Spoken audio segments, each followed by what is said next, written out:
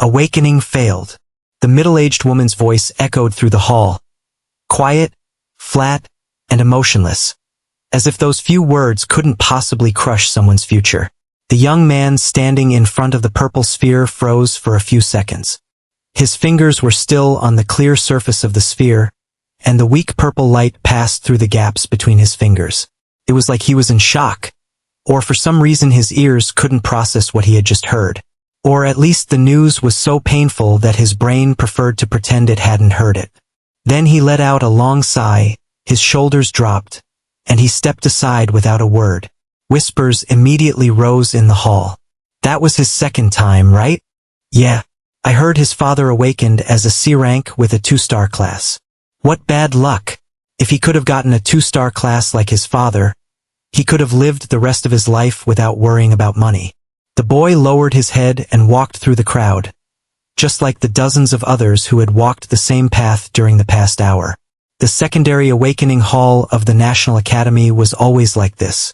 Stuffy and heavy, full of hopes that were slowly being extinguished. Unlike the main hall, which was for geniuses and newly awakened students, this was the place for those who had been rejected by the world once, but still weren't ready to give up. On both sides of the hall were rows of metal chairs. Young people with anxious faces, families who had fallen silent, and looks trapped between hope and fear. In the middle of the hall, a huge purple sphere sat on a silver-colored platform. The sphere was filled with mana, and an amazing amount of this magical energy radiated from its surface. Of course, it was this mana that made the awakening process possible. A person can only experience the awakening process when their body comes into contact with a very large amount of mana. The test administrator took a quick look at her list. Next, a girl with short pink hair stepped forward. She paused for a moment before placing her palm on the sphere, as if she was afraid of failing again. But if she failed, what then? Would her future be destroyed? A few seconds of silence filled the hall, and then a faint blue light glowed inside the sphere. The girl's eyes went wide. The sphere suddenly became brighter, and glowing lines formed on its surface. Awakening successful. Class awakened. Class. Mage, 2-star. The crowd reacted immediately. She did it. What's her rank? At least 1 star or higher, it seems. An unbelieving smile appeared on the girl's face. Her hand was shaking. For many people, this moment was the border between two lives. A normal life and the life of an awakened. Congratulations on your awakening. You have obtained a 2-star mage class. You can see information about your talent in your panel. The middle-aged woman explained lazily, then gestured for the girl to step aside. Thank you so much.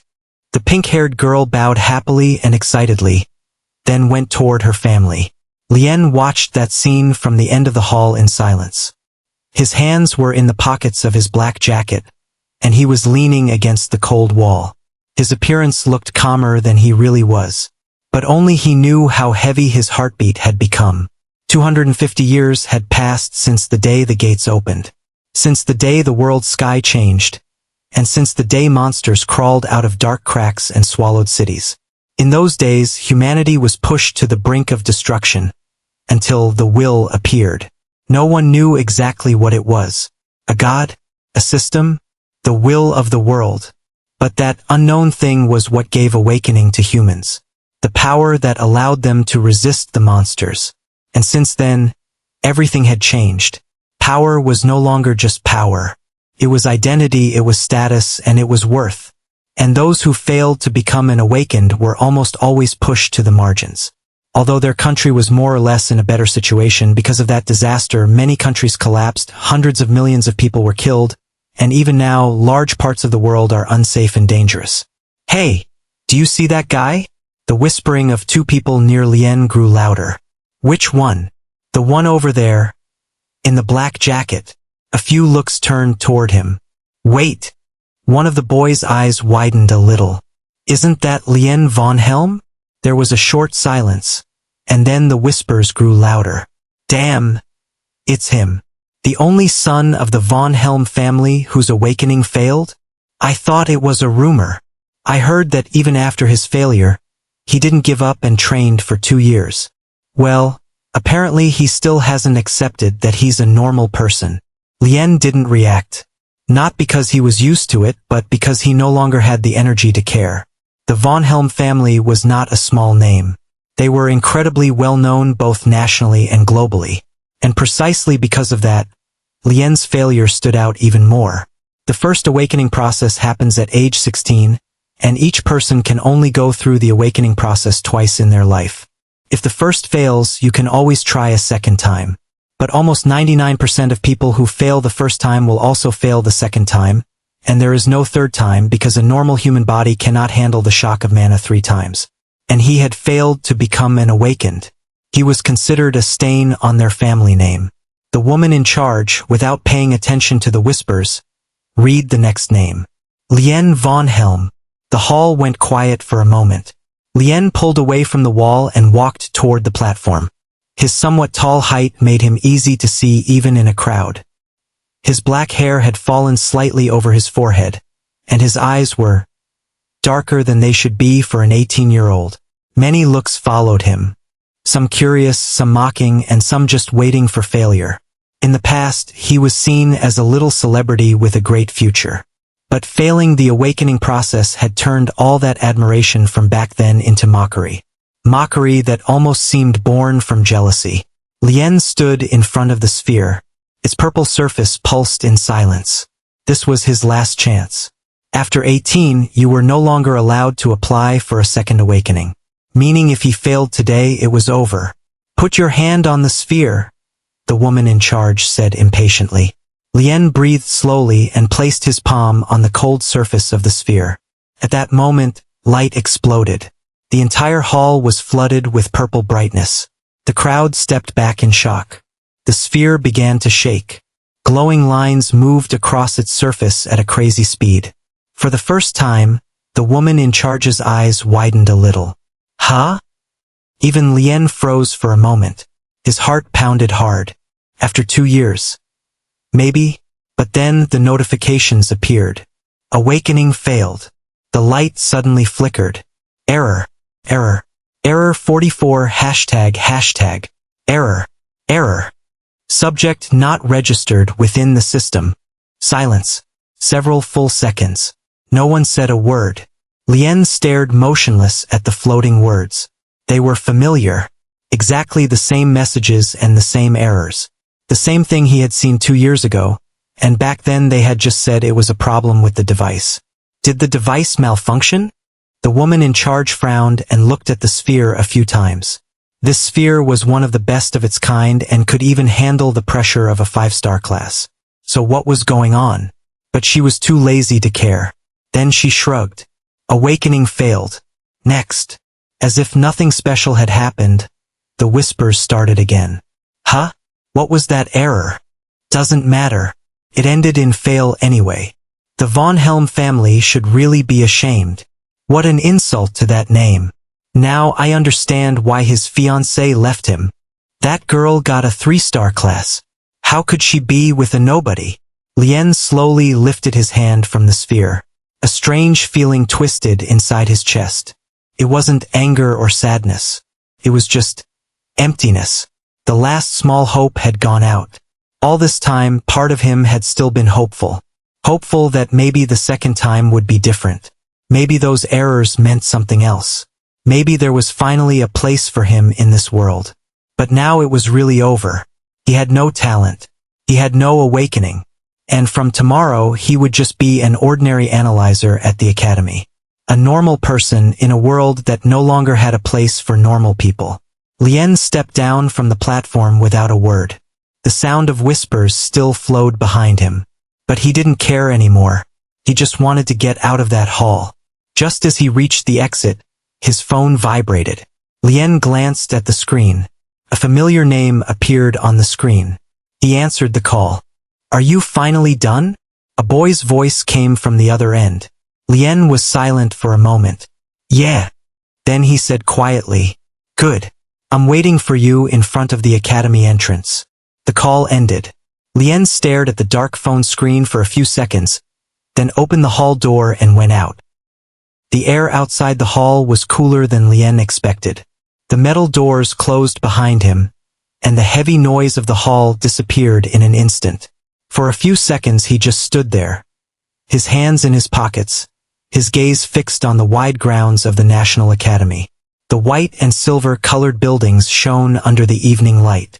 Stone paths, neat gardens, training towers, and students moving around in black and blue uniforms. A place where the future of the country's awakened was built, and a place he had practically no connection to. But luckily, the job of an analyzer did not require you to be an awakened. Anyone could become an analyzer, and he had one of the highest scores in this field. You finally came. Lien turned his head. A boy with dark brown hair was sitting on the railings by the stairs, holding a cold drink bottle. His face was calm, and his usual half-mocking smile was there. Kane, his childhood friend, and one of the few people who still treated him like a normal person. Kane tossed the second bottle toward him. Lien caught it without effort. So, people still love watching others fail. Lien opened the bottle and took a sip. At least the device didn't explode this time. Kane laughed. During Lien's first awakening attempt, the sphere had exploded. Of course, everyone thought it was because the sphere had a problem. That's a big improvement. Lien gave him a dry look. Kane jumped down from the railing and locked his hands behind his back. Well, let's take a walk around before the ceremony starts. You still haven't seen half the academy. Lien didn't object. The two entered the academy's main path. The hallways of the National Academy looked more like a military facility than a school. Holographic screens on the walls showed student rankings, and logos of famous guilds appeared on advertisement banners. Black Flag Guild, Astral Union Recruitment, Valen Corporation Talent Program. A few students were fighting in the training area. One of them blew up a metal dummy with his flaming fist, and cheers from those around grew loud. Lien turned his gaze away without interest. Does it still get on your nerves? Kane had noticed his short look. No. His answer was quick, too quick. Kane said nothing. Even though they were childhood friends, he really didn't know what was going on in Lien's mind. When they reached the central building, more people were seen. Most students were moving toward the assembly hall, where the student council president and his vice president were going to give a speech for the new students. I heard the president himself is coming this year. Seems like the 10th realm thing is pretty serious. Kane said as he put his hands into his uniform pockets. People say that every time, but if we're lucky, this could be the last one. Lien shrugged. They entered the huge hall. Long rows of seats continued up near the main platform, and white light shone in through the glass ceiling. Lien and Kane sat in the middle rows. At that moment, Lien's gaze fixed on a girl in the first row. Long light brown hair, a calm face, and a neat academy uniform. Elena Hartwell, his ex-girlfriend. His girlfriend, or more accurately, his ex-fiancée, who unfortunately or fortunately tore up their engagement contract and called off the engagement. She believed that the two of them no longer belonged to the same world, and that marrying him would only hold back her future progress. Next to her sat a tall boy with dark gray hair. The special uniform for top students had a 4-star gold badge on his shoulder. Roderick Ashton. After you two broke up, she got into a relationship with Roderick. Kane followed Lien's gaze and let out a short sigh. Lien said nothing. That guy's a monster. He got a 4-star class. They say several top-ranked guilds have already sent him offers. Kane continued. And Elena has a 3-star class.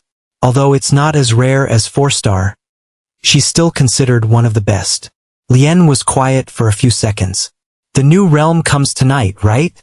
He then said quietly. Kane understood that he had purposely changed the subject and played along. Yeah. His voice was more serious this time. The 10th realm. Even those around them were talking about the same thing. Tonight, the sky would change again. 250 years ago, the first realm had entered Earth's dimensional orbit. At first, people thought it was something like a new planet or moon, but they soon realized they were wrong. Those were worlds, ruined realms that appeared in the sky like moons, and through gates connected to those realms, monsters had entered Earth. According to realm specialists, those worlds once had advanced civilizations. Cities, empires, civilizations that were now just ruins full of monsters. No one knew where those creatures had come from, only that they had destroyed everything. Even now, each realm was like a game-like world, at least for the awakened. The difference was, if you got killed there, you really died. So far 9 realms have appeared, and humanity has cleared all 9. Cain looked at the glass ceiling of the hall. They all think the 10th is the last. Lien said quietly, they hope. Actually, this wasn't just an empty claim. There were reasons and theories behind it. Cain paused, then gave him a side look. But the scary part is always the first night. Lien said nothing. There was no need. Every child in the world knew the story of the first night. The night a new realm appeared, 25,000 people would vanish randomly.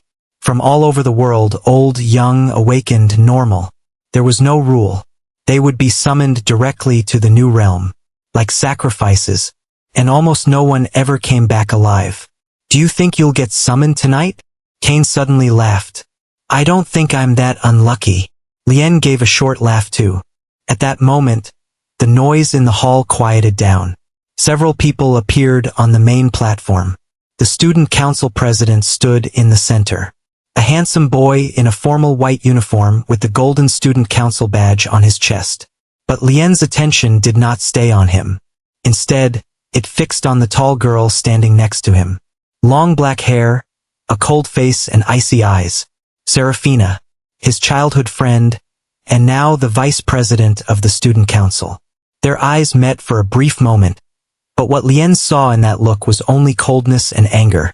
She's still angry at you, huh? Cain laughed quietly. Apparently. Lien sighed. Well, what did you expect? Cain shrugged. Lien didn't answer. The speech began, but he barely listened to any of it.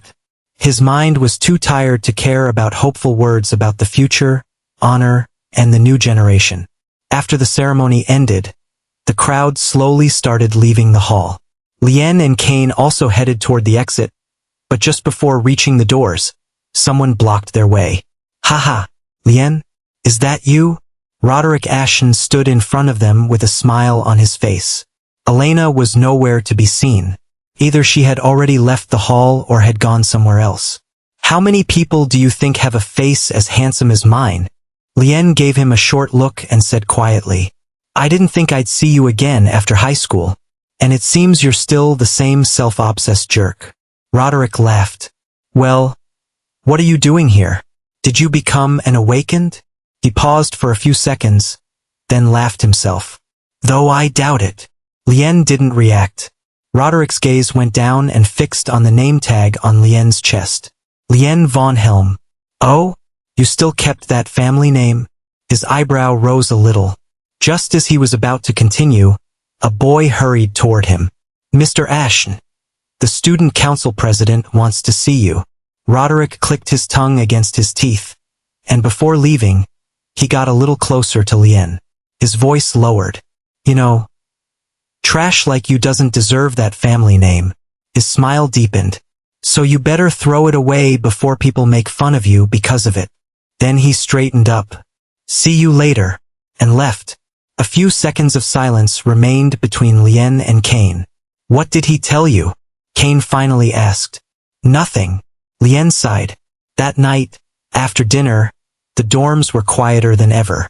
Everyone was waiting for the 10th realm to appear. You really don't want to see it? Cain stood by the window. He and Lien shared a dorm. Their dorm was like a modern one with 2 normal beds, a bathroom, and a closet for their clothes. No. Lien was lying on his bed with his eyes closed. What a buzzkill. Come on, it's the 10th realm after all. Cain laughed.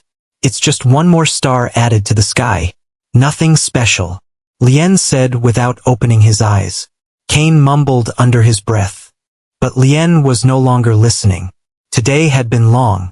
Academy registration, the awakening test, and then the speech.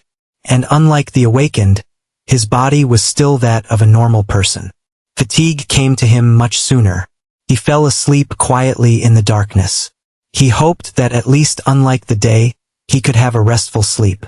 Time passed slowly, and when he opened his eyes again, a strong stench filled his nose. Something heavy was pressing down on his body. Breathing was hard. Lien moved his hand with a frown. A warm, thick liquid spread on his skin. Blood. His eyes suddenly opened wide. A reddish darkness covered everything around him. He struggled and pulled himself forward, and finally his head came out from under something. And then his body froze. He was trapped in the middle of a mountain of monster corpses. Thousands of carcasses piled on top of each other. Some were huge, some were torn apart. The smell of blood and death filled the entire space. The sky above him was red. No sun was seen, no moon either. Just red darkness. I'm not really that unlucky, right? Lien's lips moved quietly. At that moment, a glowing screen appeared in front of his eyes. You have been selected as one of the 25,000 sacrifices. Welcome to the ruined realm. The first thing Lien felt was the smell of blood. Not the normal smell of blood, but a smell that was thick, rotten, and heavy, as if it was crawling straight into his lungs. Breathing was hard. Something heavy was pressing down on his body, and every time he tried to move, he felt soft, slimy flesh crushing under his hands. His eyes slowly opened. A reddish darkness covered everything around him. For a few seconds, his mind was still stuck between sleep and reality. But soon the sticky coldness of a liquid that slid across his face removed whatever was left of his sleep. Lien raised his hand. Blood. His whole hand was blood. He frowned and struggled to move his body. Something like a bone broke under his foot, and the sound of it cracking echoed in the darkness. His heartbeat got a little faster. He pushed himself forward with more force, and suddenly his head came out from inside a heavy pile. Cold, smelly air hit his face, and then his body froze. Around him was a mountain of corpses. Thousands of carcasses piled on top of each other. Some were huge, some were half torn apart, some so big that it was hard to even tell their original shape. Dead eyes, broken horns, and teeth as big as a human forearm. A narrow river of blood flowed between the corpses and passed by his feet. The blood looked mostly dry. For a few seconds he just stared. Even his mind could not fully understand the scale of what he was seeing. Then he slowly crawled out from among the corpses. Every step he took was followed by the sound of flesh crushing or bones breaking. Lien finally stood on somewhat flatter ground and took a deep breath. But that was the wrong move. The stench went straight into his throat, and he had to turn his face away. The sky above him was red. No sun was seen, no moon either. Just a huge layer of dark red clouds moving slowly, as if the sky itself was alive. And worse than anything, there was no sound. No wind, no insect, no bird. Just the dripping of blood.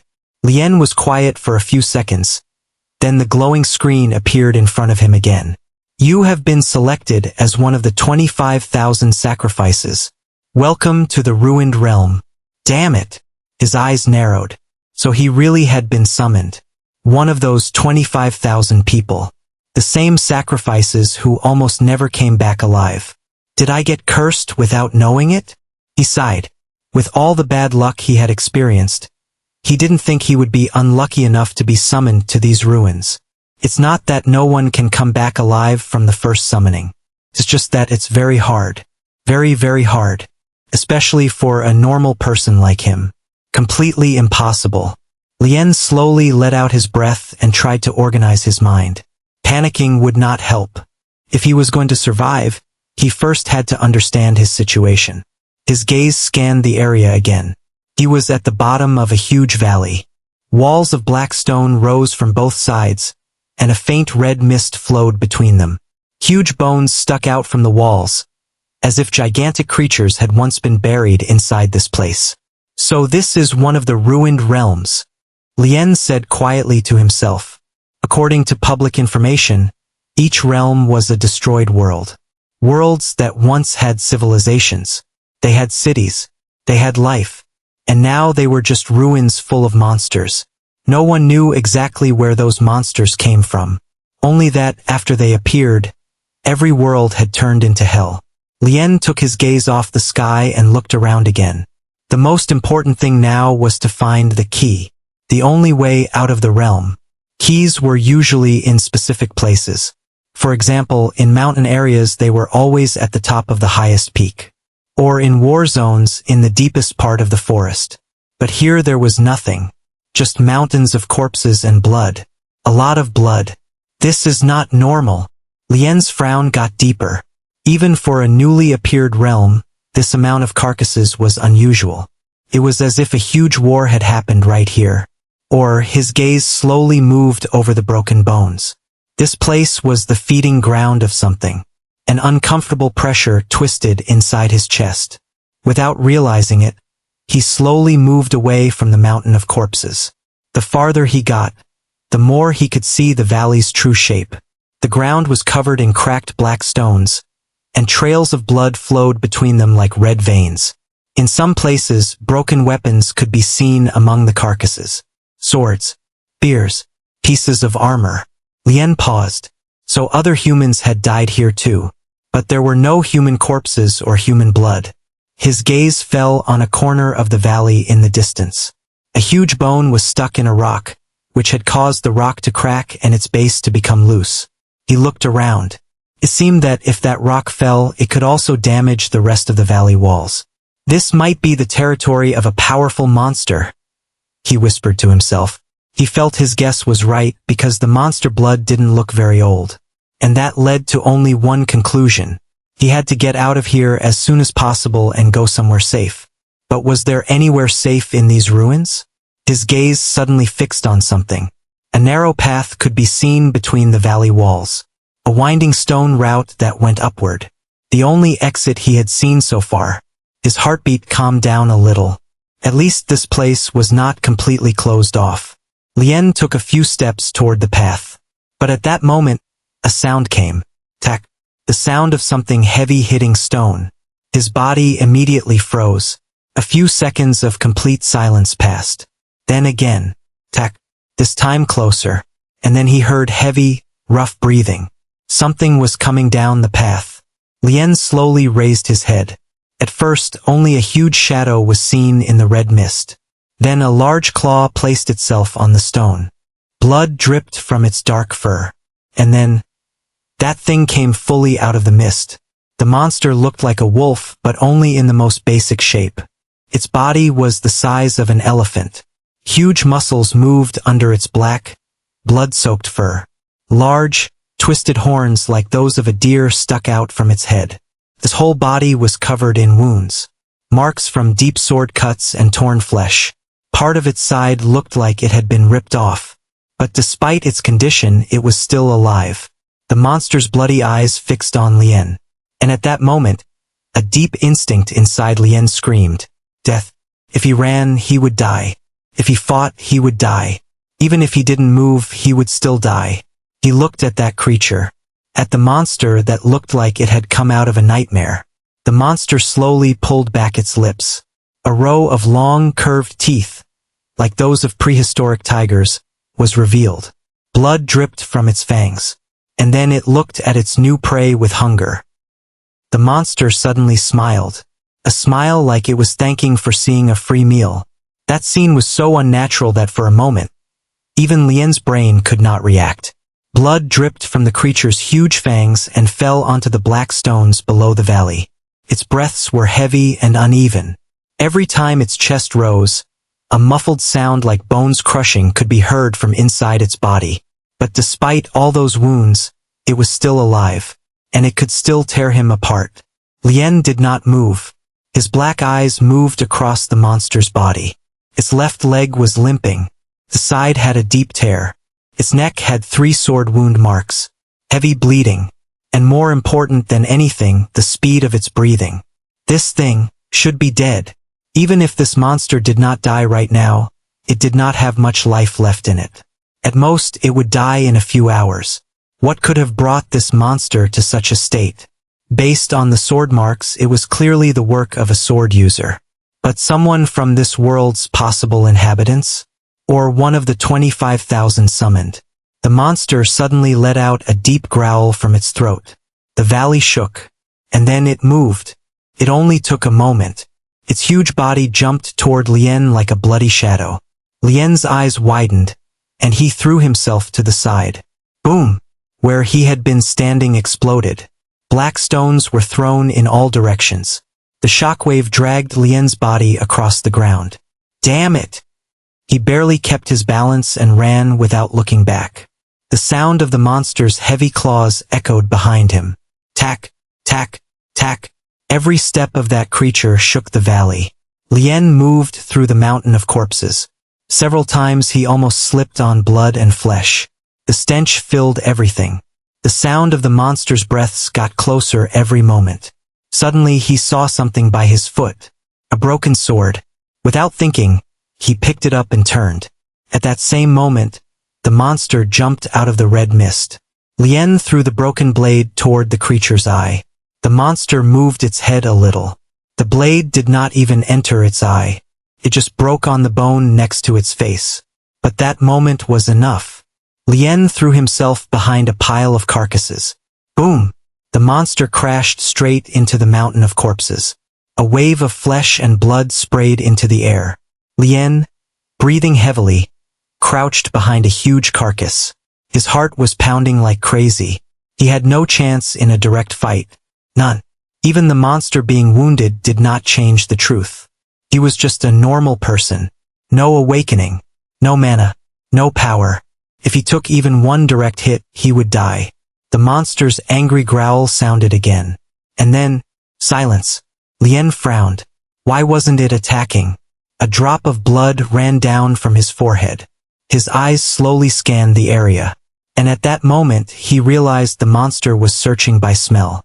Its bloody eyes moved unsteadily. Its pupils had no focus. Its eyesight is weak. It had probably lost too much blood. That had affected its full ability and its senses. If that's the case, maybe I can test him. Remembering a spot in this valley, an idea came to his mind.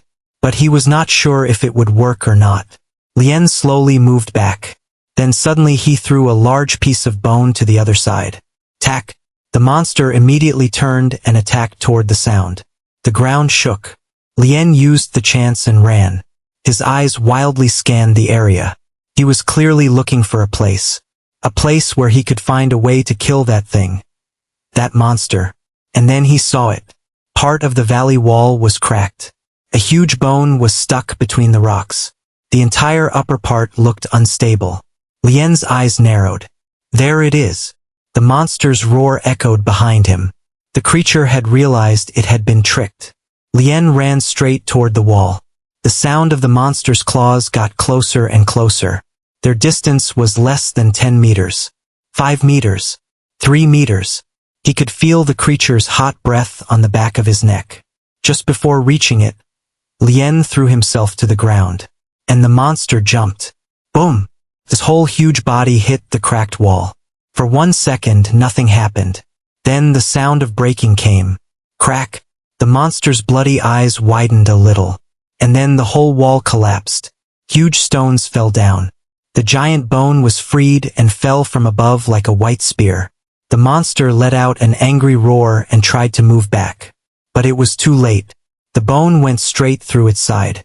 Black blood sprayed out like an explosion. But at that same moment, the monster's claw swung forward. With all the strength it had left, it pulled itself forward. And something hot entered Lien's body. His eyes shook. For a moment he did not even feel the pain. Then he looked down. The monster's broken horn had gone straight through the middle of his chest. Blood spilled from his mouth. His body fell to the ground. Breathing suddenly became hard. Very hard. The monster staggered a few steps. The sound of its bones cracking echoed in the valley. Its bloody eyes were still locked on Lien. As if even while dying it wanted to make sure its prey died with it. Then it finally fell. Boom! Lien lay on the ground. Warm blood spread under his body. His breaths were short and broken. His eyes slowly became blurry. So this is how I die. He gave a weak laugh. Honestly, it was a ridiculous end. His whole life he had been rejected by the world. And now he was going to die like a nameless sacrifice inside a forgotten realm. Worse than that, his death would not matter to anyone. Well, except maybe his best friend. But maybe this is not bad either, he whispered with a weak voice. Before dying, at least he had killed a monster. Yes, with trickery and a plan. And more importantly, the monster itself was almost dead. But still, he had managed to kill a monster. This could count as a somewhat good ending. But suddenly a strange pulse twisted inside his chest. Thump, thump, thump. Lien's eyes shook. An unnatural heat was entering his body from the blood around him. No, it was being pulled. All the monster's blood. All the essence scattered in the air. Everything was being pulled toward his body. And then glowing screens appeared. Ruined heart activated. Beginning third awakening attempt. Lien's body shook. A wild pain passed through the depths of his existence. Awakening failed. Subject not registered within the system. Blood spilled from his mouth. But the messages did not stop. Fourth attempt initiated. His heartbeat became stronger. A sound like chains breaking echoed inside his body. He felt like his bones were being crushed. Like his soul was being torn apart. This pain was thousands of times worse than his chest being pierced. Hundreds of thousands of times worse than any pain he had ever experienced. It was as if his body, or whatever was deep inside him, was forcing him to become an awakened. Ruined heart activated. The entire valley shook for a moment. And then, awakening successful. All Lien could feel was blood. Its metallic and hot taste filled his throat, and every breath hurt like a rusty blade being pushed into his lungs. His eyes were half open, watching the red sky above the valley. His body no longer moved. The monster's broken horn was still stuck through the middle of his chest, and blood was slowly leaking from around the wound. A bit farther away, the huge fallen body of the wolf lay motionless. A creature that even in death looked terrifying. Lien gave a weak, dry laugh. This is ridiculous. He had actually survived. He had managed to kill that monster. And now he was dying. Thump, thump. Suddenly a heavy pulse twisted inside his body. Lien's eyes shook. An unnatural heat came out from inside the monster's corpse. No, it was being pulled. Strings of red light like living veins came out of the wolf's body and entered Lien's chest. At that moment, glowing screens appeared in front of his eyes. You have killed a level 10 fallen wolf. Level increased. Level increased. Level increased. Level increased. Lien's eyes widened a little. 4 levels? But the notifications did not stop. You are the first individual to slay a fallen wolf within the newly opened ruined realm. Title acquired, Wolf Slayer. Suddenly a wave of heat spread through his whole body. The broken horn that had pierced his chest slowly turned to ash and disappeared, as if it had never been there. Lien held his breath. The wound was not closing, but it was healing. He forced his hand onto the ground and sat up. His body still hurt, but that feeling of certain death was no longer there. He breathed slowly and tried to calm himself, having practically returned from a state of death to life. His eyes stayed fixed on the floating panel in disbelief. I really awakened? His voice was quiet and rough. This should not be possible. Every human only had one chance at awakening. At best, people were allowed a second attempt. But even that second attempt was risky. A normal person's body should not be exposed to the huge amount of mana needed for the awakening process. If it was, it could explode. But a third attempt? A fourth? Lien had never even heard of such a thing. No body in the world was strong enough to endure and make that possible. So how had it become possible for him? He frowned. If this news spread, there would be a huge uproar. Guilds, governments, research centers, all of them would go crazy chasing after him. And honestly, that was the last thing he wanted. He did not have the energy for that kind of trouble. Lien slowly let out his breath and looked toward the fallen wolf's corpse. Now that he was calmer, he could feel the presence of that monster better. The pressure of its existence was heavy even after death. Level 10 Fallen Wolf. Monsters were not only classified by level. Their bloodline, overall ability, and talents also differed. There were 5 main ranks: normal, fallen, unholy, demon, and supreme. A fallen monster at the same level was far stronger than a normal type. It could perhaps defeat dozens of normal monsters at the same level. And now that Lien thought about it, that creature had almost destroyed him even while dying. In fact, it had succeeded. If he had not suddenly become an awakened, he would be dead right now. His gaze fixed on the huge wounds on the wolf's body, cut marks that had even split its bones. A deeper frown appeared on his face. What could have wounded it this badly? He was not really the reason that monster was killed. He had only landed the last hit.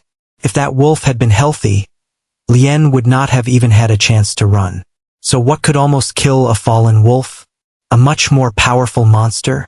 But the sword wound marks said something else. But something else bothered him more. Why only 4 levels? As far as he knew, killing a level 10 fallen monster should raise a newly awakened person to at least level 8 or 9. Unless... His eyes narrowed a little. I need more EXP for each level? And if that was true, it only meant one thing. His class was of a high rank. Lien quickly opened his status panel. A moment later, his pupils shook. Name: Lien Vorhelm. Level: 4. Race: human. Bloodline: human. Class: monster. Talent: dormant monster. Innate skills: bloodlust, butcher, glutton. Skill: wolf speed. Stats: click to see. Fragments: 5 out of 100. Titles: Wolf Slayer. Lien stared for a few seconds. Then he read the line about his class again.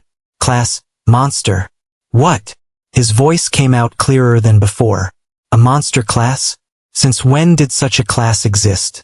In all of recorded human history, there were only 6 main classes: warrior, assassin, mage, archer, priest, and summoner. Every awakened fell under one of these 6 classes. There were no exceptions. But the truth was right in front of his eyes. He had a class outside the known system. And even stranger, there were no stars next to it.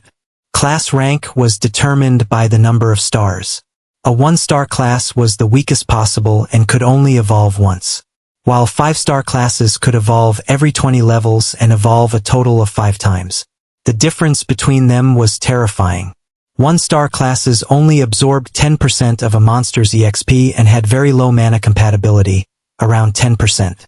But 5-star classes, after killing a monster, they absorbed 50% EXP and had 50% mana compatibility, plus monster-like stat growth. They were the true geniuses of the world. But his class had no rank. What did this mean? Could his class not evolve even once? Or did it have no limits on evolution? Unfortunately, he did not have enough information. To be more precise, he had no information to base any reasoning on.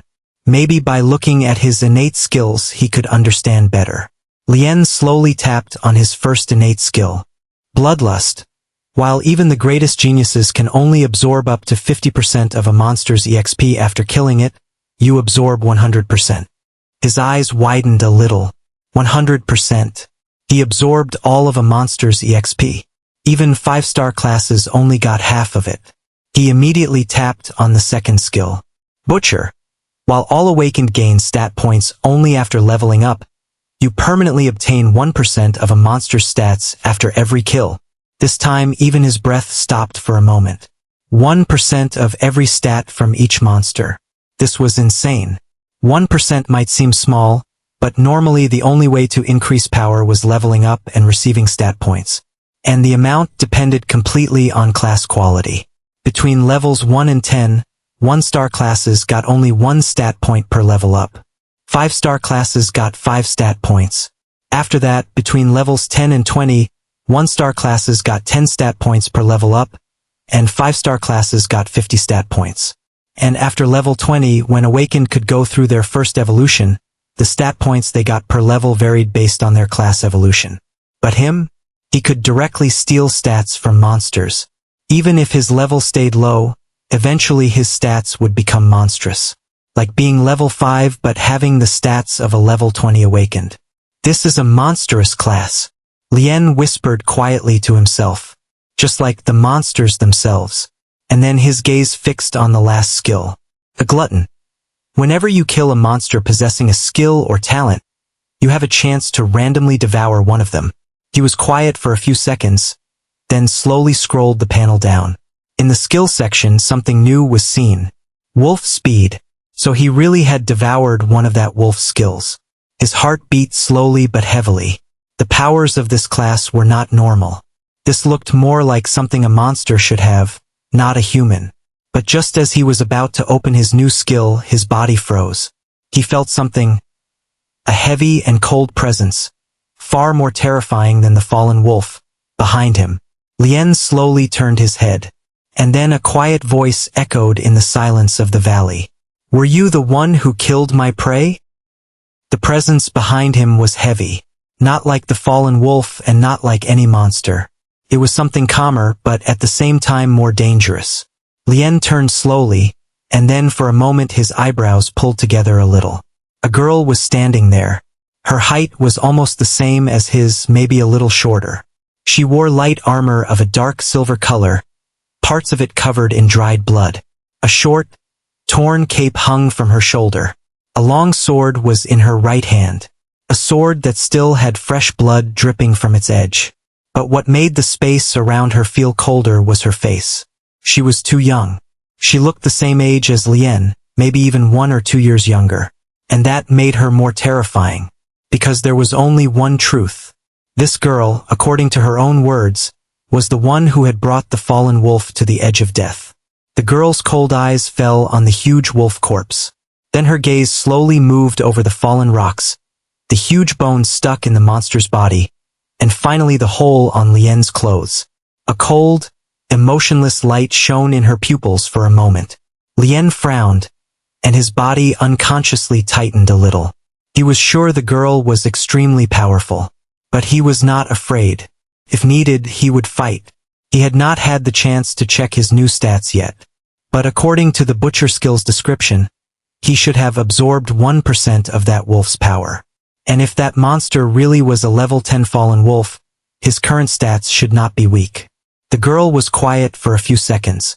Then the cold light in her eyes slowly faded. Whatever.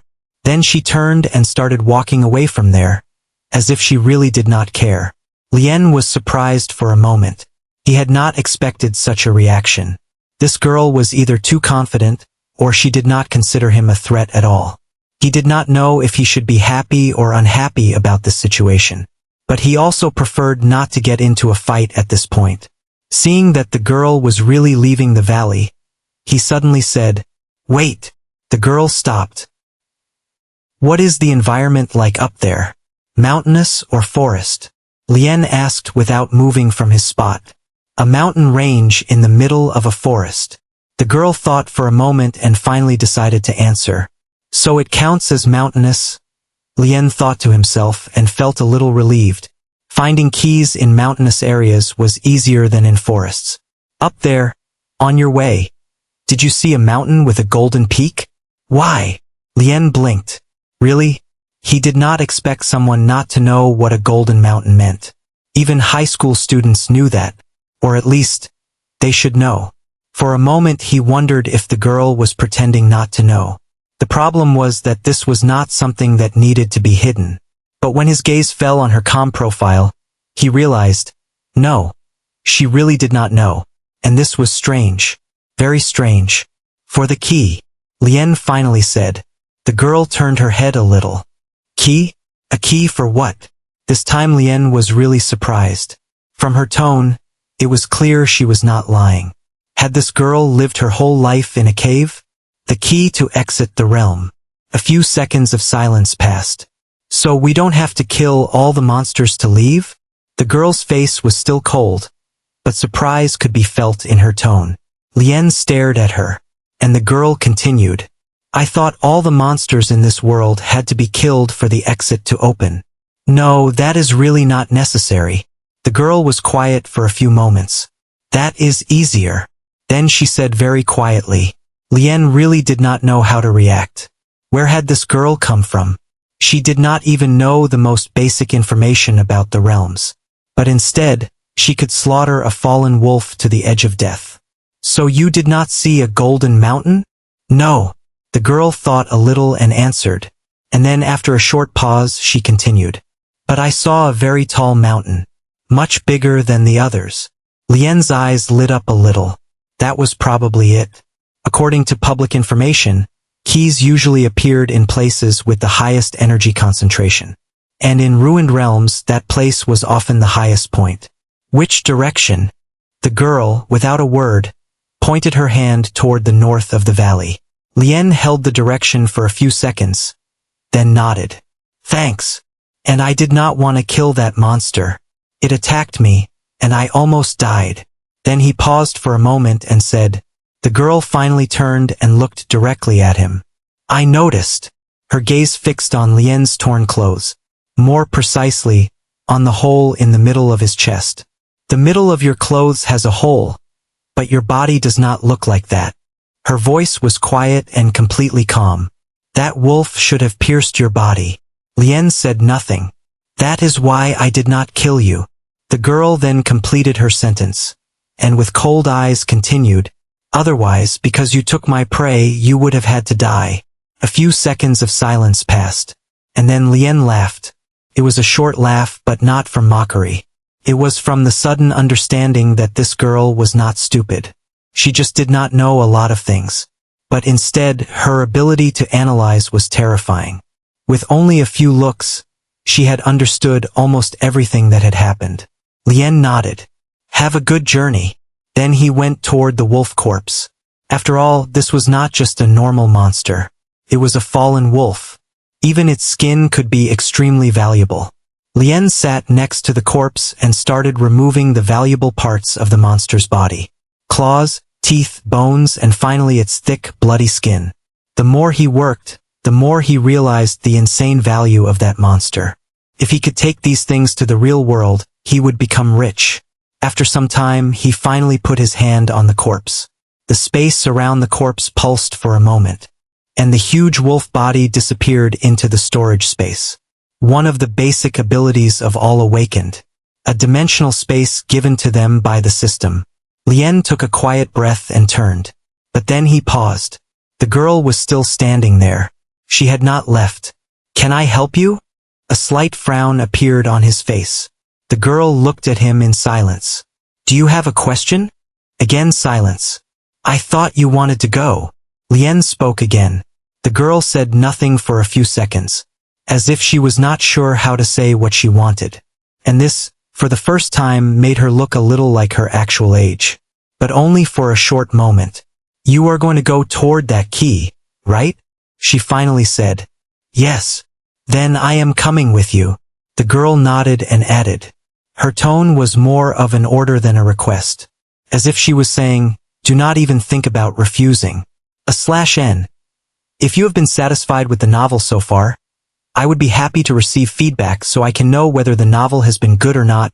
Smiley face. A cold wind passed through the black trees of the forest. Lien quietly jumped down from a large tree root and looked around.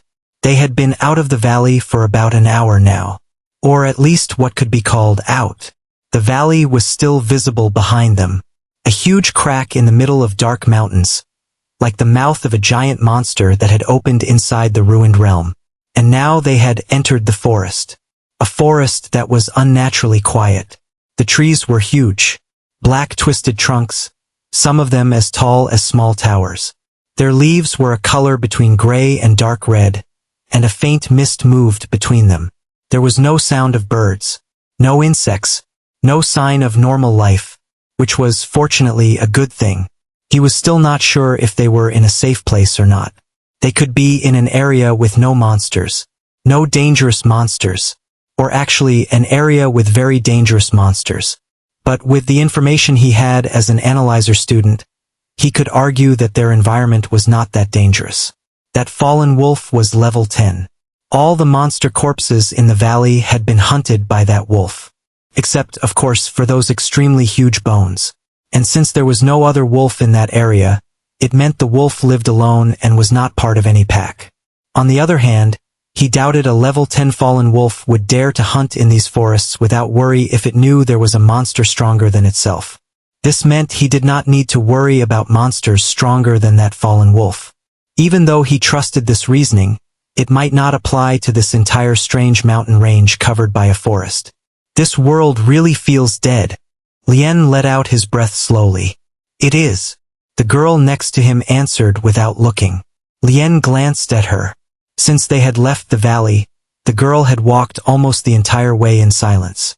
Her long sword was still in her hand, and even though her body was covered in blood, her steps were calm and completely balanced, as if she did not get tired.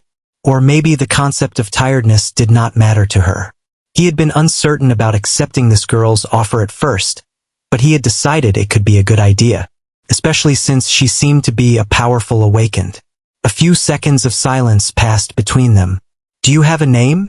Lien finally said. Saris. A short and cold name. It suited her strangely. Lien. He introduced himself as well, but only his first name, because his family name might be recognized. Saris just said a quiet and fell silent again. Lien sighed. This was probably the strangest companionship he could imagine. But at least he was sure the girl did not intend to kill him. While moving through the trees, he finally had a chance to open his status panel again. Strength 13. Soul 5. Speed 20. Mana 3. Resistance 25. Stat points 61. His eyes narrowed a little. He looked carefully at his stats. He had seen charts before that showed the normal range for stats, and his stats were completely within the normal range. No problems. Except for mana. His mana was terrible. The normal range for mana was 5 to 7. And then his gaze fell on the stat points. 61 points. The total of all his current stats was 66. And he had gotten 61 stat points. In a way, he could almost double the total of his stats. If he put all of them into strength, his physical power would become 4 or 5 times stronger. And he could increase his mana up to 20 times. The total stats of that fallen wolf must have been significant. But he could not tell exactly how much. Because aside from receiving 1% of the monster's total stats as stat points due to the Butcher innate skill, he had also gained 4 levels. He should have received stat points for those level increases too. But because his class was an anomaly, he did not know how many stat points he got per level up. I need to pay attention to this, he thought to himself. But what should he do with these stat points? Right now, he did not have enough information. Depending on the situation he found himself in, he might have specific needs for the points. For now, keeping them was more logical. Then his gaze fell on his new skill. Wolf Speed. He tapped on its description. Wolf Speed. Rank. Common. Plus. Temporarily increases movement speed by 30 points. Your instincts sharpen while active. The skill was strong. Actually very strong. If he had had it while running from the fallen wolf, he might not have been wounded at all. With such a skill, hunting monsters would be easier. Especially if he faced monsters that were slow and big. He could use this as an advantage. Lien closed the panel. But at that moment, he noticed Saris was looking at him. What? When you walk, sometimes you frown for no reason. Is there a problem? I was thinking. And then she looked forward again. Lien really did not know how to talk to this girl. But did he really have to spend this whole journey in this strange way? A few minutes later, he broke the silence. How did you wound that wolf so badly? I hit it with my sword. A few times. Saris continued without changing her expression. Lien just stared at her for a few seconds. Then he sighed. Right? That was the wrong question. For the first time, he felt that maybe the girl was not purposely being dry and strange. Maybe she really thought this way. Maybe silence really was the best option. Suddenly Saris stopped. Her movement was so sudden that Lien stopped immediately. The girl's eyes narrowed. Her hand gripped the handle of her sword tighter. Lien frowned. What is it? A sound. Saris said quietly. Lien listened. First he heard nothing. But a few seconds later, tack, tack, tack, the ground shook. Very lightly, but it really happened. Lien's eyes narrowed a little. The sound of a tree breaking came from a distance. And then a sharp smell of blood and rotten flesh spread in the air. The mist between the trees slowly moved aside, and something came out of the darkness. A monster. His body looked like a bear, but much larger. almost the size of a huge polar bear. Its fur was a mix of black and dark purple.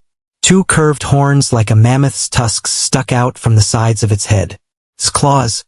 Lien frowned unconsciously.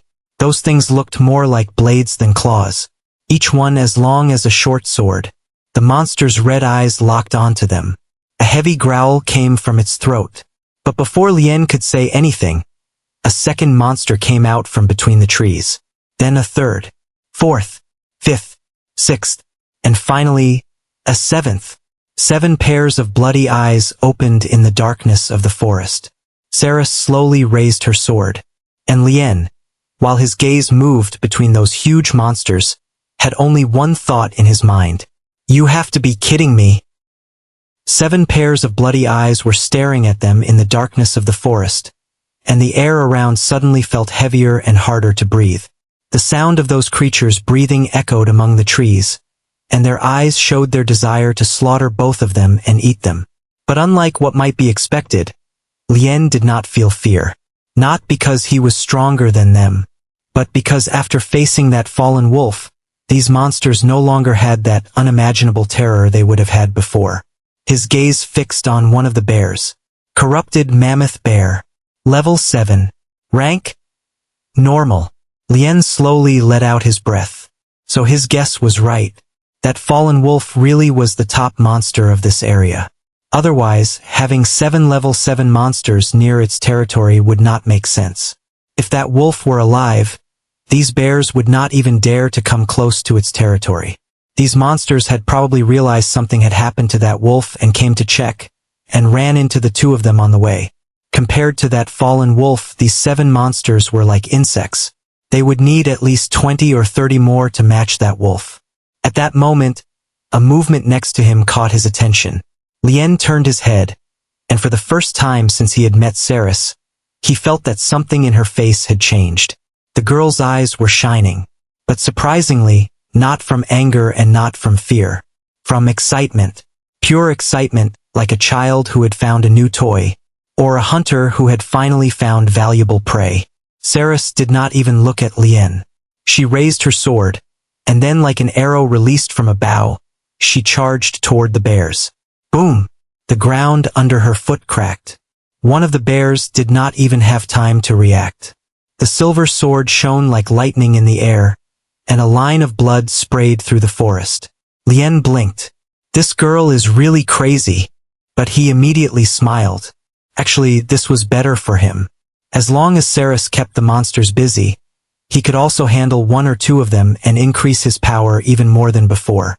After all, he needed experience and, more importantly, stat points. But this also made him think again about how powerful this girl really was. Maybe he could figure it out in this fight. 2 giant bears roared and turned toward him. The ground shook under their massive claws. Lien quickly opened his status panel. With his current power, he had no chance against these monsters.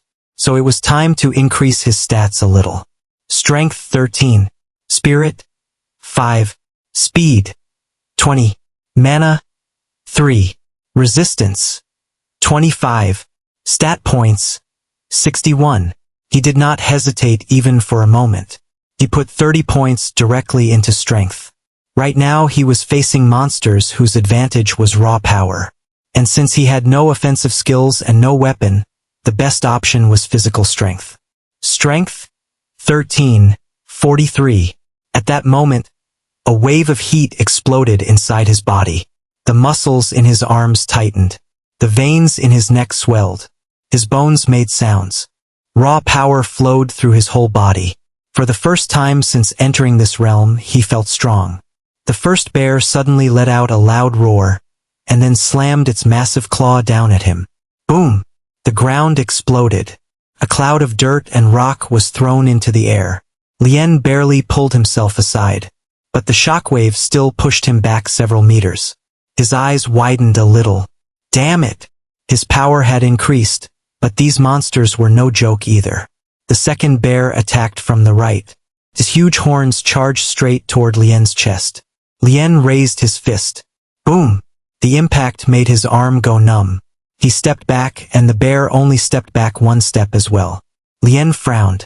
Even with 43 strength, his power was only barely equal to one of these monsters. If two attacked at the same time, things would get bad. So it was time. Wolf speed activated. Duration: 10 minutes. The world suddenly changed. He could hear the heartbeat of the bears. Their movements seemed slower. He could feel the wind on his skin. And more importantly, his body felt lighter. Much lighter. So light that it felt like he could not feel his weight at all. A smile appeared on his face. He put 5 points into strength. Strength: 43, 48. The first bear attacked again. But this time, Lien could see its movement. Before the claw came down, he moved past the monster and slammed his fist into the bear's side. Boom! The sound of breaking bones echoed in the forest. The bear let out a painful roar, but it was not dead yet.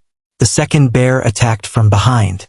Lien jumped onto a tree trunk and pulled himself aside at the last moment. The monster's huge horns got stuck inside the tree. That created an opportunity for him. Lien immediately used it. He landed on the monster's head and slammed both his fists with all his strength onto its skull. Crack! The skull cracked. Purple blood sprayed around. The monster staggered a few steps and then fell. You have killed a corrupted mammoth bear. Lien did not have a chance to breathe. The first bear attacked again. But now it was alone. And more importantly, it was wounded. Lien's smile deepened. Killing this one would not be that hard. A few minutes later, the last roar echoed in the forest. And the bear's huge body fell to the ground. Blood dripped from Lien's fists. His breaths were heavy, but he was still standing. You have killed a corrupted mammoth bear. Level increased. Congratulations. You have reached level 5. Butcher activated. 3 stat points gained. 3 stat points gained. Glutton activated. Skill successfully devoured. Skill acquired. Iron hide. Lien's eyes shone. He had leveled up and he had gained 6 more stat points. And more importantly, a new skill from his first real fight. He looked at his stat points. Stat points: 42. I used 35 points, so my points should have gone down to 26. Then I gained 6 points from killing 2 monsters, so I should have 32 stat points. But I have 42. Right? And I also leveled up once. So each level up gives me 10 stat points. He now understood how many points he got per level up. A slight smile appeared on his face. He got twice as many stat points per level as 5-star classes. He could not imagine how people would react if this news spread in the world. It would probably be crazy, right? But he knew this could also be dangerous for his life. Then he pushed his thoughts aside. He wanted to take a look at his new skill. But before he could read its description, boom! A massive explosion echoed from deeper in the forest. Lien raised his head. And then he was completely quiet for a few moments. Not too far away, the body of one of the giant bears was cut in half. Blood was raining down on the trees. And standing in that blood was a girl with a silver sword. Calm, emotionless, and completely unharmed. Around her, 4 monster corpses lay on the ground. What level is this girl exactly? When the last bear fell and the forest went silent again, Lien expected to finally have a chance to breathe. This was the first real fight he had ever had with monsters in his life. Of course, the fallen wolf existed, but that could not really be called a fight. Defeating it was a combination of luck, intelligence, and using the environment correctly. And more importantly, that monster was already near death. And his fight with these bears was one with his own raw power. But at that moment, a sound came from a distance. A sound like breaking rocks, and after that a short scream. Kaira! Help! It was a human scream. Lien unconsciously raised his head. Before he could say anything, Saris, who was cleaning blood from her sword, turned her head toward the sound. She listened for a few seconds. Let's go see. Then she said. And without waiting for an answer, she started moving. Lien just sighed and followed behind her. He still had a few minutes left on his skill and was able to move quickly toward the source of the sound. After traveling a few hundred meters, the further they went, the more signs of battle appeared. Trees were broken. Traces of blood could be seen on the ground. Some of the thick tree trunks looked like they had been crushed in half by something huge. About 10 minutes later, they reached an open space in the middle of the forest. And at that moment, Lien stopped. In the center of that open space, a giant monster was standing. A creature that looked like a massive monkey with black skin and bones sticking out of its body. Its height was over 4 meters. Its arms were so big that each swing could crush a human. But what caught Lien's attention was not the monster itself. It was 3 people. 2 girls and 1 boy. All 3 were lying on the ground. Their condition was terrible. One of the girls was wounded in her side, and her clothes were completely soaked in blood. The second girl had a broken arm and her face was very pale. But the worst condition belonged to the boy. Part of his armor was completely crushed, and the deep mark of a claw could be seen on his chest. He was breathing with difficulty, and yet he was still trying to put himself in front of the 2 girls. As if even in that state, he wanted to protect them. Lien frowned. If they had arrived a few minutes later, all 3 would have died. But before he could do anything, Saris moved past him. "I'll kill the monster," and she walked straight toward the giant creature. No plan, no questions. She just went. The monster roared, and the ground shook. A moment later, the fight began.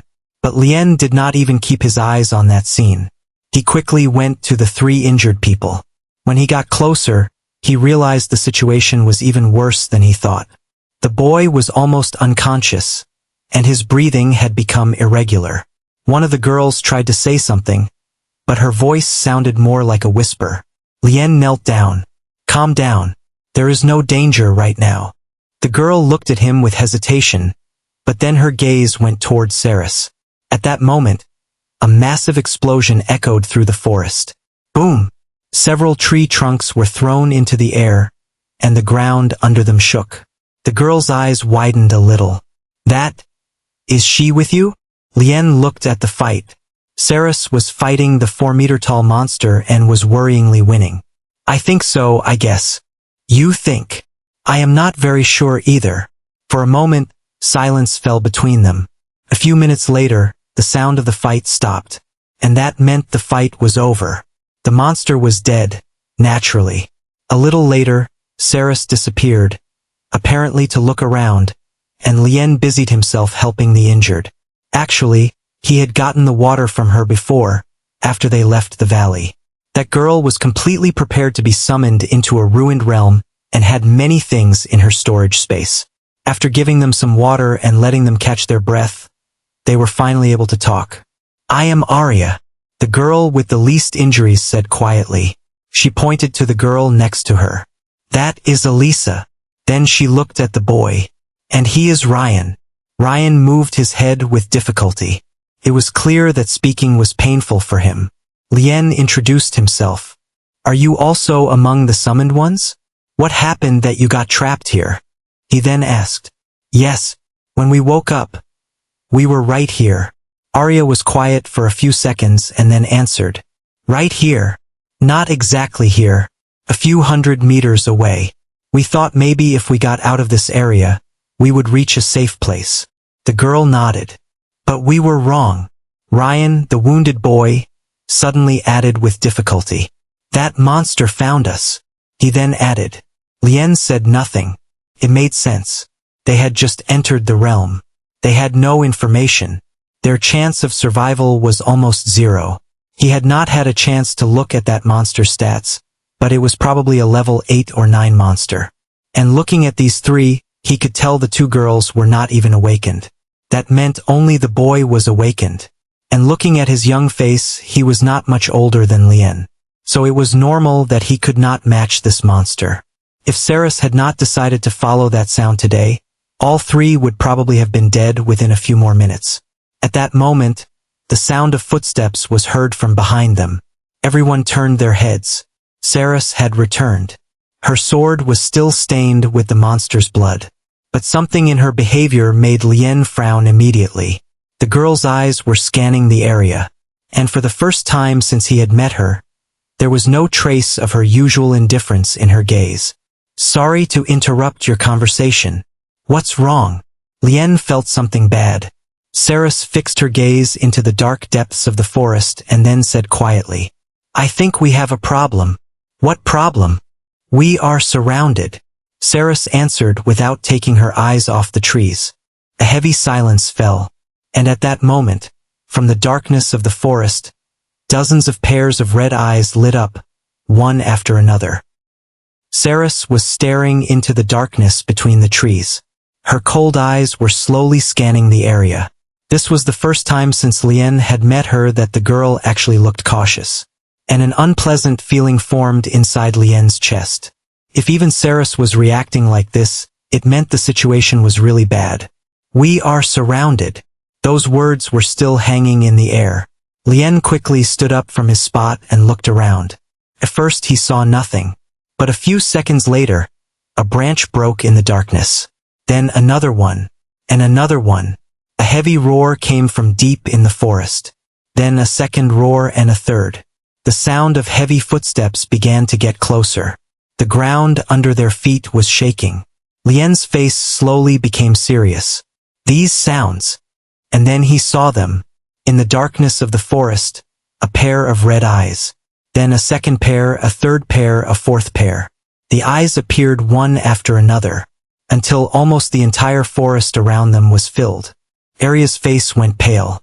Elisa held her breath without meaning to. Even Ryan's face turned white from fear. From between the trees, the first monster came out. Corrupted mammoth bear. Then the second one. Third. Fourth. And then their number became so many that Lien stopped counting. Dozens of bears had surrounded the entire open space, and each of them was at least level 7. Among them, level 8 and 9 could also be seen. "Is this number normal?" Saris frowned. And yes, it was a real frown. She asked, "No, unless there is a very large group of them. And even then, this number is too many. But I can guess why so many of them are coming this way." Lien thought for a moment and then answered, "These bear monsters probably lived somewhere nearby. But until today, because of that fallen wolf, they did not dare to come close to this area to hunt. No matter how many they are still normal rank monsters. The hierarchy among monsters is very important. They would not dare to provoke a fallen monster. But now that they had probably realized the thing they were afraid of was dead, they wanted to use the chance and take over this entire area. The situation was much worse than he had imagined. No matter how powerful the two of them were, facing this many was practically impossible. Lien looked around. An open space with trees in every direction. No high ground, no rocks, no narrow paths. Practically the worst possible battlefield. They had no environmental advantage. Besides, his gaze fell on the 3 wounded people. All 3 could barely stand. Helping them was impossible. Their presence was an extra burden. This fight would only be between him and Saris and those monsters. This will be a hard fight. Lien looked at Saris. The girl just nodded. Then she raised her sword. At that moment all the bears roared, and the attack began. Boom! The ground shook. Dozens of huge bodies jumped forward at the same time, like a wave of flesh and bone that wanted to crush everything. Lien immediately opened his panel. He still had 3 minutes left of wolf speed. Stat points: 42. Without any hesitation, he made his decision. He put 30 points into strength, 5 points into speed, and the rest into resistance. Strength: 48, 78. Speed: 20, 25. Resistance: 25, 32. At that moment, a wave of heat exploded inside his body. His muscles tightened. His bones made sounds. A wild power flowed through his being. But it was not over yet. His gaze fell on his new skill. Iron Hide. Rank: Common, Plus. When activated, resistance increases by 100%. Duration: 5 minutes. Cooldown: 30 minutes. Activate. He clicked on the activation option. This skill could help a lot in this situation. Iron Hide activated. A strange feeling spread through his whole body. It was as if his skin had become thicker, as if an invisible layer of steel had been placed under his flesh.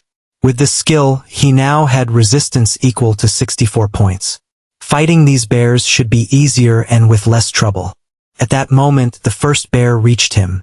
His huge claw came down. Boom! The hit struck Lien directly on the shoulder. But unlike expected, he only stepped back a few steps.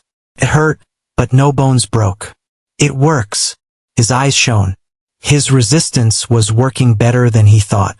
If he had not activated this skill and increased his resistance, that attack could have crushed his shoulder. Then he slammed his fist into the bear's stomach. The sound of cracking bones echoed. The bear let out a painful roar, but it was still alive.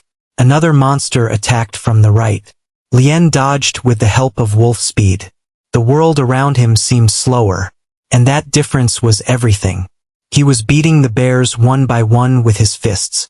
Blood was pouring from the monsters' bodies. They were falling to the ground one after another, though the bears also managed to hit him and cause significant wounds. The forest had become a battlefield. On the other side, Ceres looked more like a monster than a human. Every time her sword moved, blood spread in the air.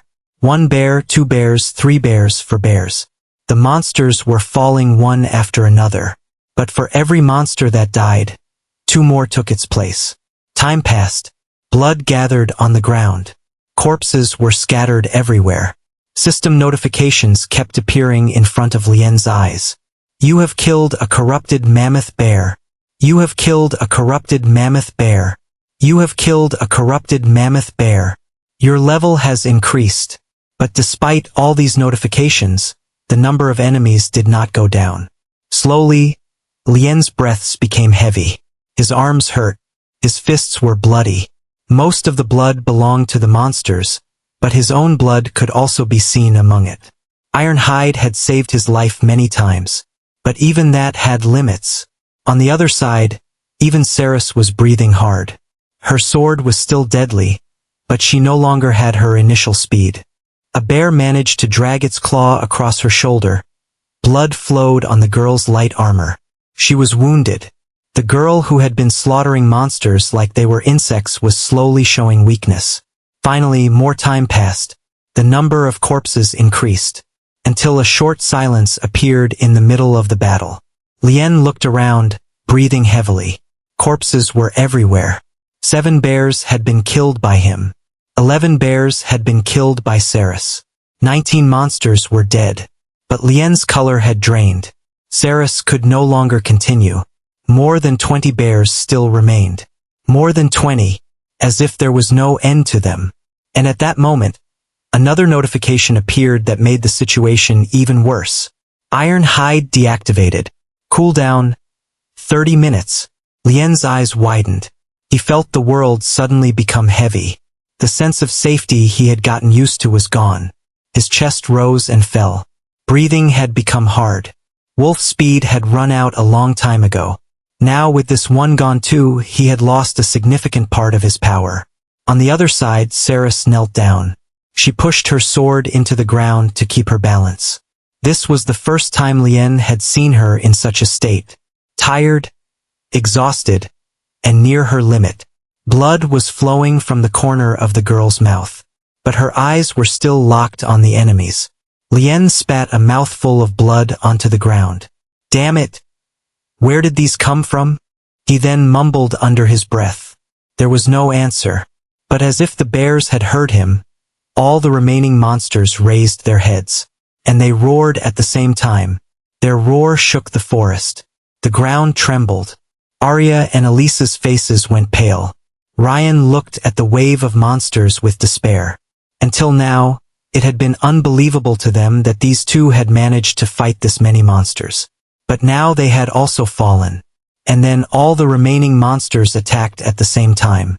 Dozens of huge bodies charged toward the group through the blood and corpses. Death was approaching like a powerful wave. Lien raised his bloody fists. Ceres raised her sword one last time. And the wave of mammoth bears rushed toward them with crazy speed. While the monsters were charging toward them, Lien quickly looked at his stat points. He still had this winning card and could continue fighting by increasing his stats again. Stat points, 41. He had leveled up twice and reached level 7. He had gotten 20 points from that. From the 7 monsters he had killed, 2 were level 8 and each gave him 3 stat points. The other 5 monsters were level 7 and each gave him also 3 stat points, and that brought his total to 41 stat points. Using these, he should be able to increase his resistance and speed by a significant amount. He did not think he needed to increase his strength because it was already very high. In addition, he did not obtain a new skill after killing one of those level 8 monsters. Overall, he realized that killing the level 7 or 8 mammoth bears did not grant him any skills. Obviously, this was because they were ordinary low-level monsters. Such monsters usually have only 1 or 2 skills at most, and those skills are generally just racial traits shared by all members of the species. He had already obtained the Ironhide skill from killing one of them before. That meant they didn't possess any other worthwhile skills besides that one, and they didn't display any additional skills during this battle either. But before he could do that, suddenly a rain of arrows covered the sky. The sound of shooting echoed in the air, fast, one after another, non-stop, as if the forest itself had turned into a weapon. The mammoth bears were still charging, but the first wave collapsed before reaching their target. Their huge bodies fell to the ground one after another, mixing dirt and blood together. For a moment, Lien just watched. Not the bears, but the direction of the arrows. The accuracy. The coordination. This was not amateur work.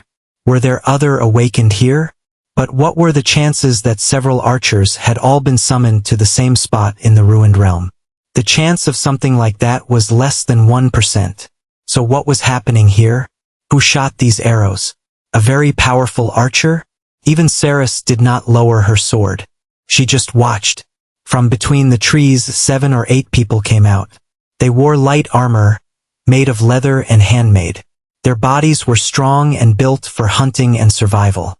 Like people who had done only one thing for years. Stay alive. Easy. We are not enemies. One of them stepped forward and raised his hand. Lien frowned a little, but the frown quickly disappeared. These people did not give him the feeling of awakened. In fact, they did not give him the feeling that they were from his world at all. Ceres did not react either. She just lowered her sword a little. Not completely. The man who stepped forward looked at the group. At the wounded ones, at Lien, and especially at Ceres. Then at the bear corpses. You must be good fighters to have killed this many mammoth bears. The man said with admiration. When you are trying to survive, it is natural to fight with everything you have. A few of the group smiled briefly, but not as a joke. It looked more like agreement. We are guards from a nearby village. We heard the sound of fighting. We came to check. Another person stepped forward and said. This sentence worried Lien more than the previous attack. Village guards in a ruined realm? In a place that should only have monsters? It was not that there were no natives in the previous ruined realms, but their numbers were very low, and the chance of meeting them by chance was extremely low. But that did not make him show hostility right away. After all, this was a ruined realm. It could be completely different from the previous ones that humans had cleared. One of the natives looked at the wounded. Ryan was still half-conscious. Arya and Elisa were breathing with difficulty. These 3 are badly wounded. We need to take them to the village. He then said. Lien wanted to refuse. His instinct was screaming that this was wrong. He really did not want to go to the village with these natives. Besides, everything looked too good. Please, help us. But before he could speak, Ryan said in a weak voice. That one sentence was enough to make Lien stay quiet. Ceres did not take her eyes off the natives either. But in the end, neither of them agreed. They just had no choice. The 2 of them were also wounded and tired. They needed to rest. Maybe that village was safe. A good place to rest. The natives picked up the wounded. Light and fast, as if their weight meant nothing to them. They started moving. They left the open area and went back into the forest. The trees around them became denser. The path was clear. The 2 of them followed the natives quietly. Time passed slowly. Without facing any trouble, they got closer to their destination. On the way, no monsters attacked them. No strange things happened. This made Lien think that maybe he was being too guarded against these people. But he did not like that thought. With every step forward, the air became heavier. Breathing became harder. And the further they went, the colder the air became. So cold that even Lien, with his resistance higher than a normal person, felt it clearly. But before he could think too much about it, his gaze went forward. Between the branches, something was seen. A mountain range. And in the middle of it, a peak that was higher than all the others. Shining and golden, as if it was producing its own light. Lien stopped for a moment. Something clicked in his mind. The key. That mountain itself was the same mountain where the key should be. The same mountain that could be his way out of this ruined realm. So this is why breathing gets harder the closer we get. Near the golden mountain, the energy is very dense and intense. Breathing in such a place is hard. The natives walked slowly ahead. No fear, no hurry. Besides, breathing did not look hard for them at all. They seemed to breathe without any problem. Maybe they were just used to it. After some time, the trees moved back. The ground opened up. Finally, a village appeared. But it was exactly at the base of the Golden Mountain, a little above ground level. Houses made of wood and stone. Weak light and smoke rose from a few spots. This appearance was simple, exactly like a normal village with no problems. Lien quietly looked at Saris. Saris looked back at him and neither spoke. But both of them had very coincidentally reached the place they were looking for. But was that coincidence really a coincidence? The village was more normal up close than Lien had expected. The houses were made of stone and wood. Not so poor that they looked like a camp, and not so advanced that it could be called a real city. Smoke rose from the chimneys. Yellow lights were on behind the windows. And for the first time since entering this realm, Lien smelled cooked food. But what caught his attention more than anything was the silence. The moment the guards entered the village, people came out of their houses one after another. Old men, women, children. Practically everyone stared at them. No one said anything. No one smiled. No one came forward. They just looked. Lien felt like he had entered a zoo and he was the animal being shown for the first time. Even a child holding a wooden doll stood still and stared at him. "We found outsiders." Then one of the guards shouted. As if a spell had been broken, the people suddenly started whispering. Quiet voices rose from all sides. "Are they really outsiders? They are so young. But where did they come from? Why are they wounded?" Lien frowned. These people seemed like they had not seen any new person for a long time. Or at least very rarely. At that moment, the crowd moved aside. But this was not that strange. After all, in ruined realms, it is very rare for civilizations or intelligent humans or races to exist. An old man stepped forward from among the people. He was about 60 years old. White hair and a simple robe. But something in his gaze made it impossible to see him as a normal old man. His eyes were too sharp, too alert, as if he did not miss the smallest detail. The guards immediately lowered their heads. Even the village people fell silent. The old man smiled. "Welcome to our village." His voice was calm and warm, but Lien did not feel comfortable for some reason. "I am Aldrich, the elder of the village. Do not worry. You can stay as our guests for as long as you want. Thank you very much. I am Lien." Lien thanked him but was still cautious. He had many questions. Too many. What is this village? Who are these people? How have they survived in a ruined realm? But before he could ask anything, Aldrich looked at Arya, Elisa, and Ryan. His face became serious. "The wounded must be treated first. After that, we will have plenty of time to talk." Lien was quiet for a few moments. Finally, he nodded. It was logical. For now, nothing was more important than staying alive. The village's treatment center was a stone building in the center. Inside, it smelled of medicinal plants. Shelves full of bottles and various medicines could be seen.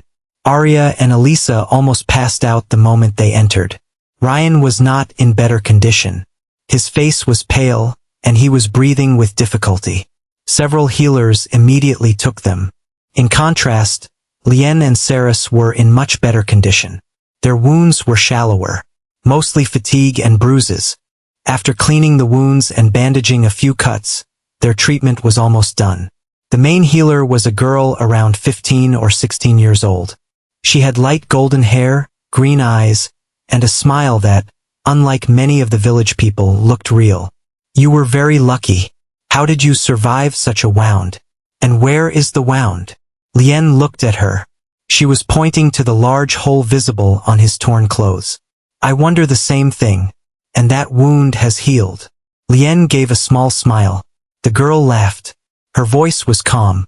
For the first time since arriving at the village, Lien felt like he was talking to a normal person. So he decided to gather some information. "Your village is big. It used to be bigger." The girl sighed while organizing the medicines and said, "Monsters." Lien noticed. His tone had changed. What else could it be besides those damned monsters? The girl thought for a moment and nodded. "Move your arm. Let me see if it hurts." And she immediately changed the subject. Lien's eyes narrowed a little. He had gotten his answer. A while later, his gaze went out the window. The golden mountain could still be seen. Even from this distance, it had a strange shine, as if it was really made of gold. "What is up there?" "The mountain god," the girl answered almost without thinking. "The mountain god?" Lien raised an eyebrow and asked. This answer was strange and unclear to him. What is the mountain god? Could a monster be living up there? If that was the case, it could become a problem. "Yes, he protects us." The girl gave a sweet and innocent smile and said, "When the world was destroyed, when the monsters destroyed everything, the mountain god saved the remaining people. That is why our ancestors settled here, to live under his protection." It was clear that this girl truly believed what she said. Lien stayed quiet. The story sounded like an old legend. But in this world, many legends had truth to them, so he could not completely reject it. But this itself could become a problem. If something was up there on the path to the key, or worse, protecting the key, it would be a big headache for them. He had heard that powerful monsters might live in places where keys are located, because around the keys, energy is at its most dense. For monsters, that is like paradise. Has anyone ever seen the mountain god? Then an important question came to his mind and he asked. For the first time, the girl was quiet. Took a few seconds. Then she smiled. But this time, her smile was a little different. It seemed somewhat fake. Of course not. No human is allowed to go to the peak. That is the god's territory. And if someone goes? Lien asked with curiosity. The girl looked at the window, at the golden mountain, and immediately, devotion, faith and belief appeared in her eyes. Those who went never came back. She then said quietly. A few hours had passed since they arrived at the treatment center.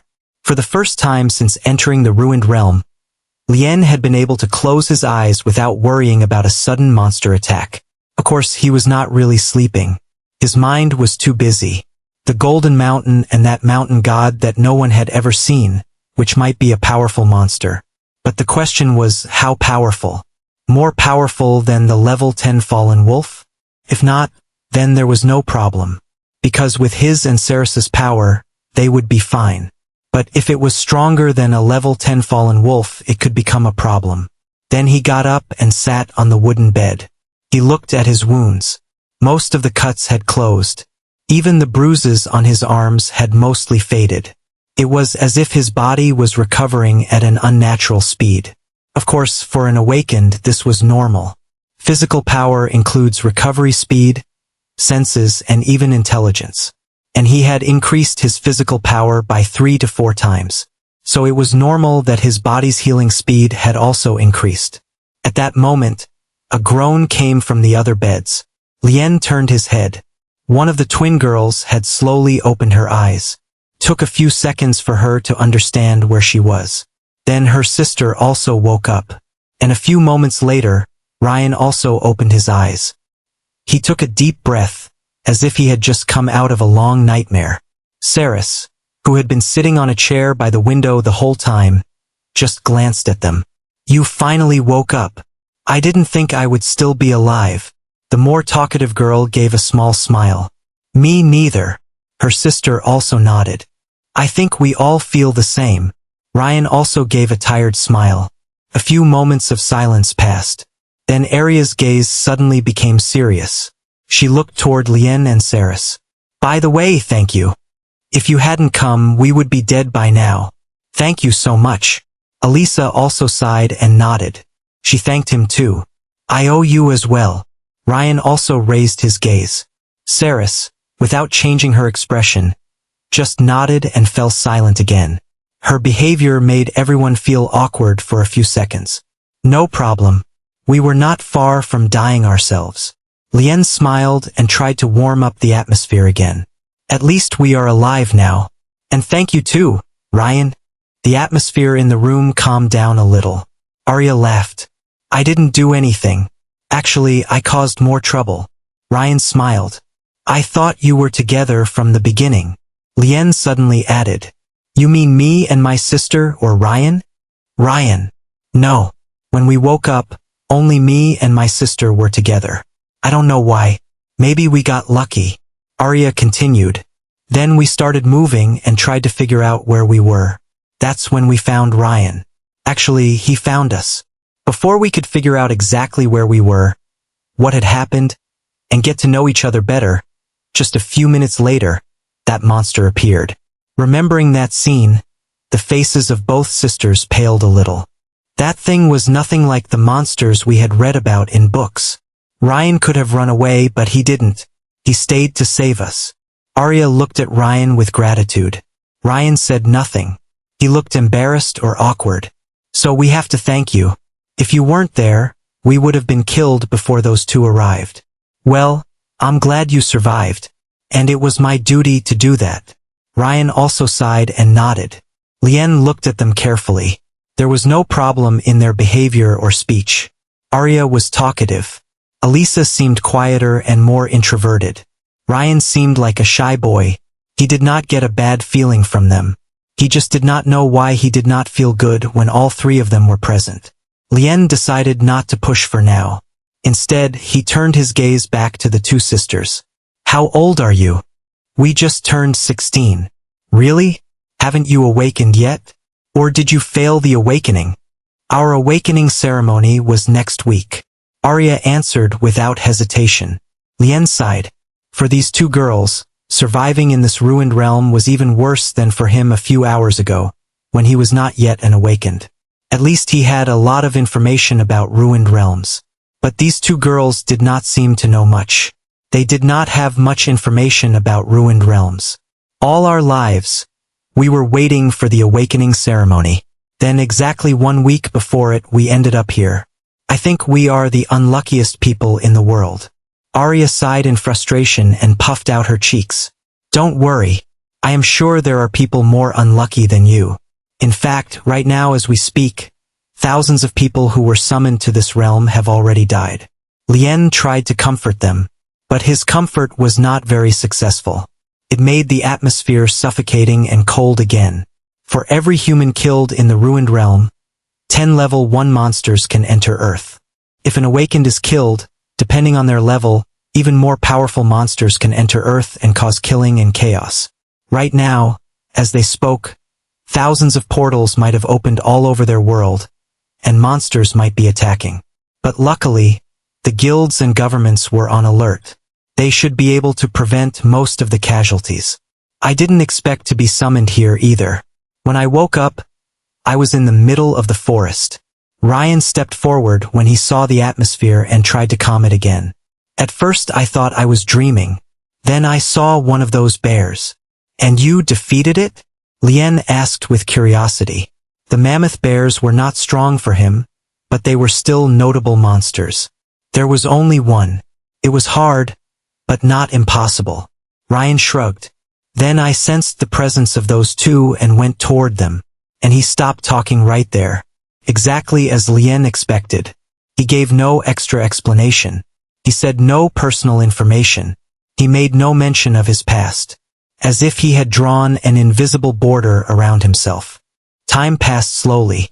The talk moved from monsters to different cities. To the awakening ceremony. to life before the ruined realm, to things they wanted to do if they got back alive. Arya did most of the talking. In fact, 99% of the talking was done by her. Lien, Elisa, Saris, and Ryan spoke very little. Except for Elisa and Saris, who really did not seem like talkative people. But Ryan seemed like he just preferred not to say anything about himself. At that moment, a knock on the door was heard. Everyone fell silent. The door opened. Mira, the same girl who had been taking care of them, entered the room. The young village girl had her usual smile on her face. But this time, she seemed a little excited. Her gaze moved across the group. Luckily, you all look much better. Your wounds are healing well too. The village elder sent me. Lien frowned slightly. For what? He wants to see you. She kept her smile. Her gaze moved past Lien, to Saris, to Ryan, and then to the twin sisters. He wants to see all 5 of you. The village elder is waiting for you. Lien got up from the bed. His wounds were almost closed. On the other side of the room, Saris also stood up. Ryan and the twin sisters had not fully healed yet, but at least they could walk. Their injuries had been extremely severe, especially since the twins were not even awakened. Their bodies were completely like normal people, so they did not have the self-healing power and recovery speed of awakened. Mira took them out of the building. The air outside was strangely cold. Even though no snow could be seen, their breaths came out of their mouths as white steam. Lien raised his head. The golden peak was still there, right above the village, like a golden sun planted in the heart of the earth. The more he looked at it, the worse he felt for some reason. As if something from up there was watching them. An unpleasant feeling went up his spine. He turned his gaze away. I am thinking too much. But even he did not believe that. He looked at Saris, and seeing that the girl was completely calm, he pushed his thoughts aside for now. The village elder's house was in the center of the settlement. A 2-story building made of dark wood. Not grand but not poor either. As if it belonged to a modest rich person. When they entered, the first thing that caught Lien's attention was the walls. Monster skins, huge horns, and skulls, some of which were larger than a human body. And among all of them there were several paintings. Paintings of the same golden mountain.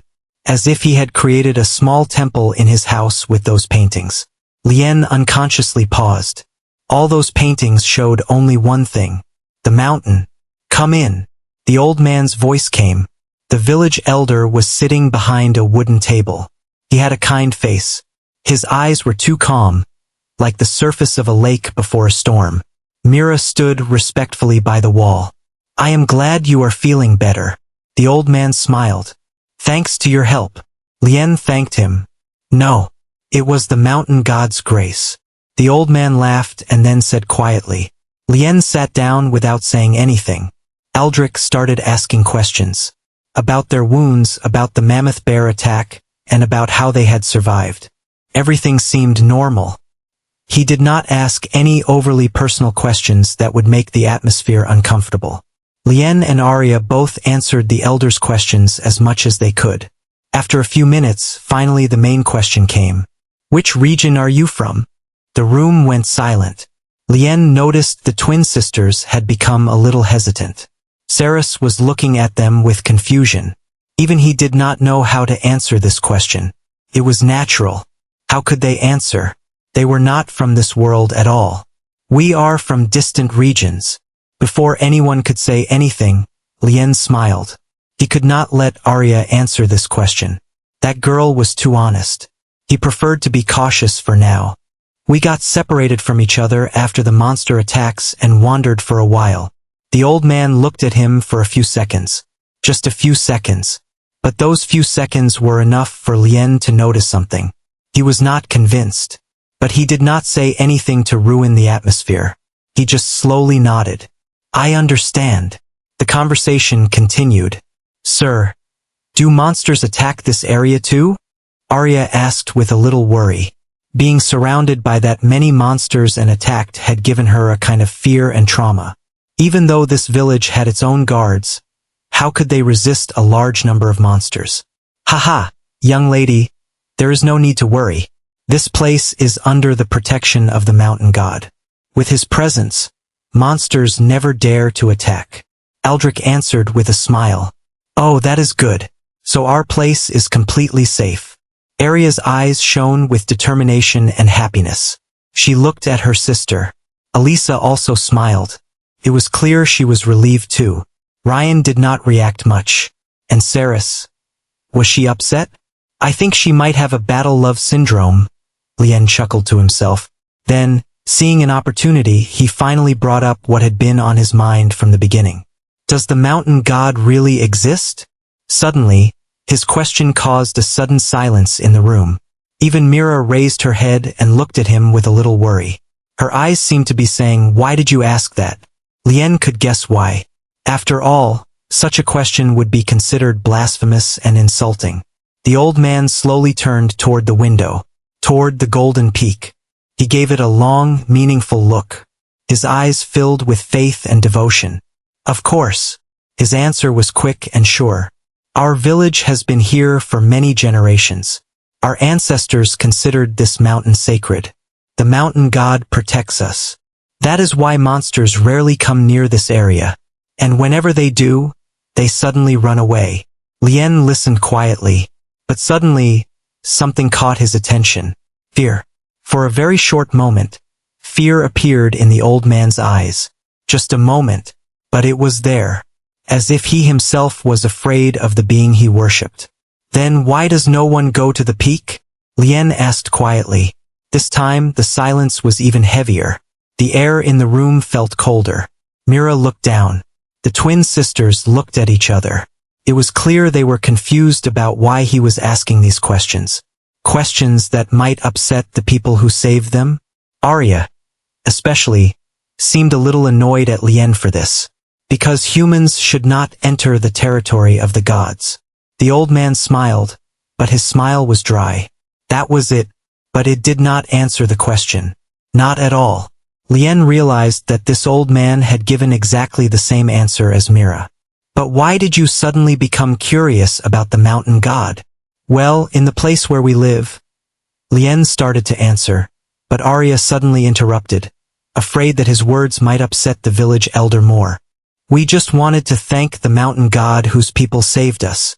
In any case, you are still wounded, and the paths outside the village are dangerous.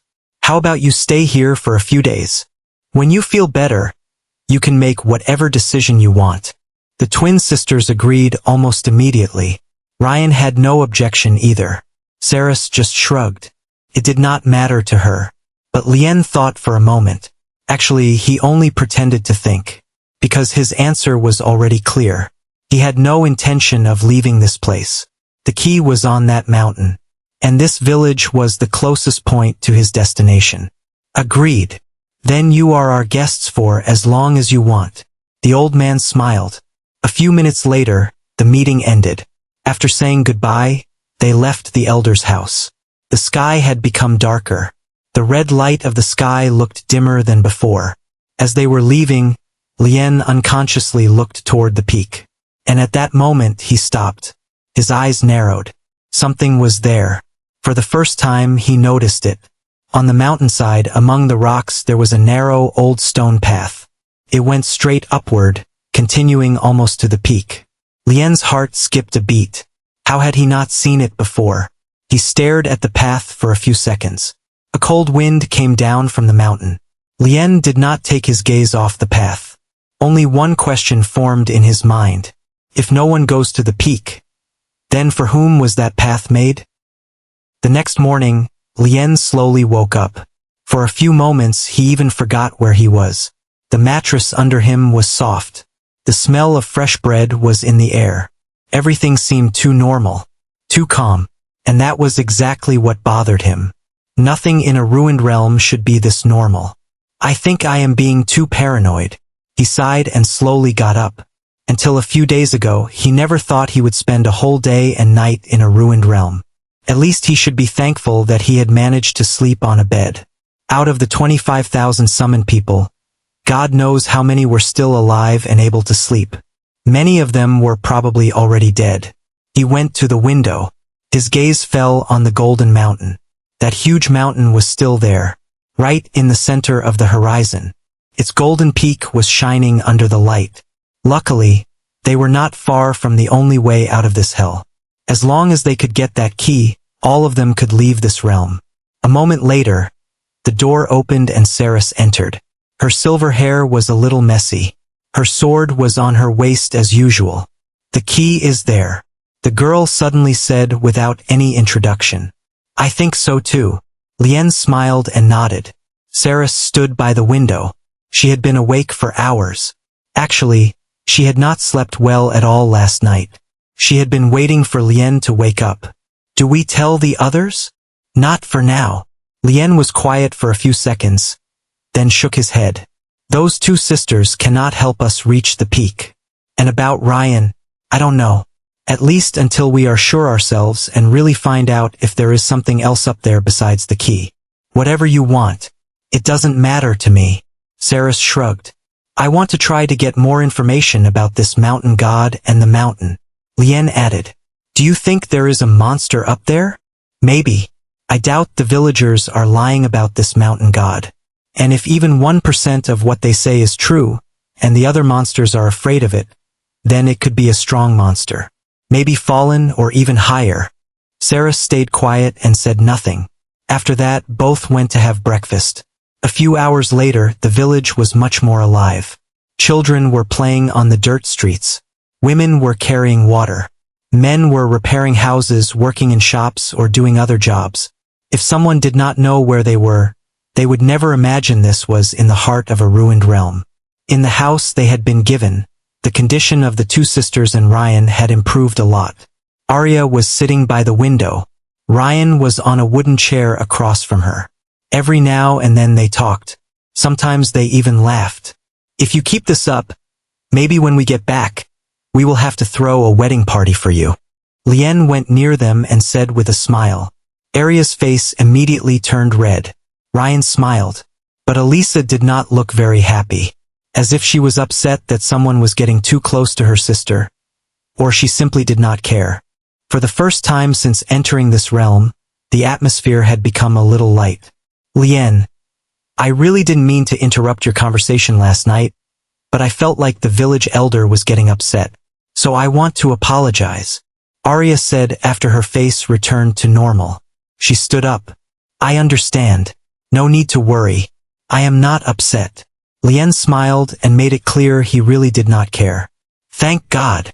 Arya sighed and sat back down. She had been worried that he might be upset because of her behavior last night. Time passed slowly. Lien went out with Mira to walk around the village. Last night on the way back from the elder's house, he had asked this girl to show him the village today if she could. The village girl had her usual kind smile on her face. She was carrying several baskets of vegetables. Lien had taken one of them to help. Are you sure you don't need to rest? You were wounded. I am fine. Don't worry. I have experienced worse.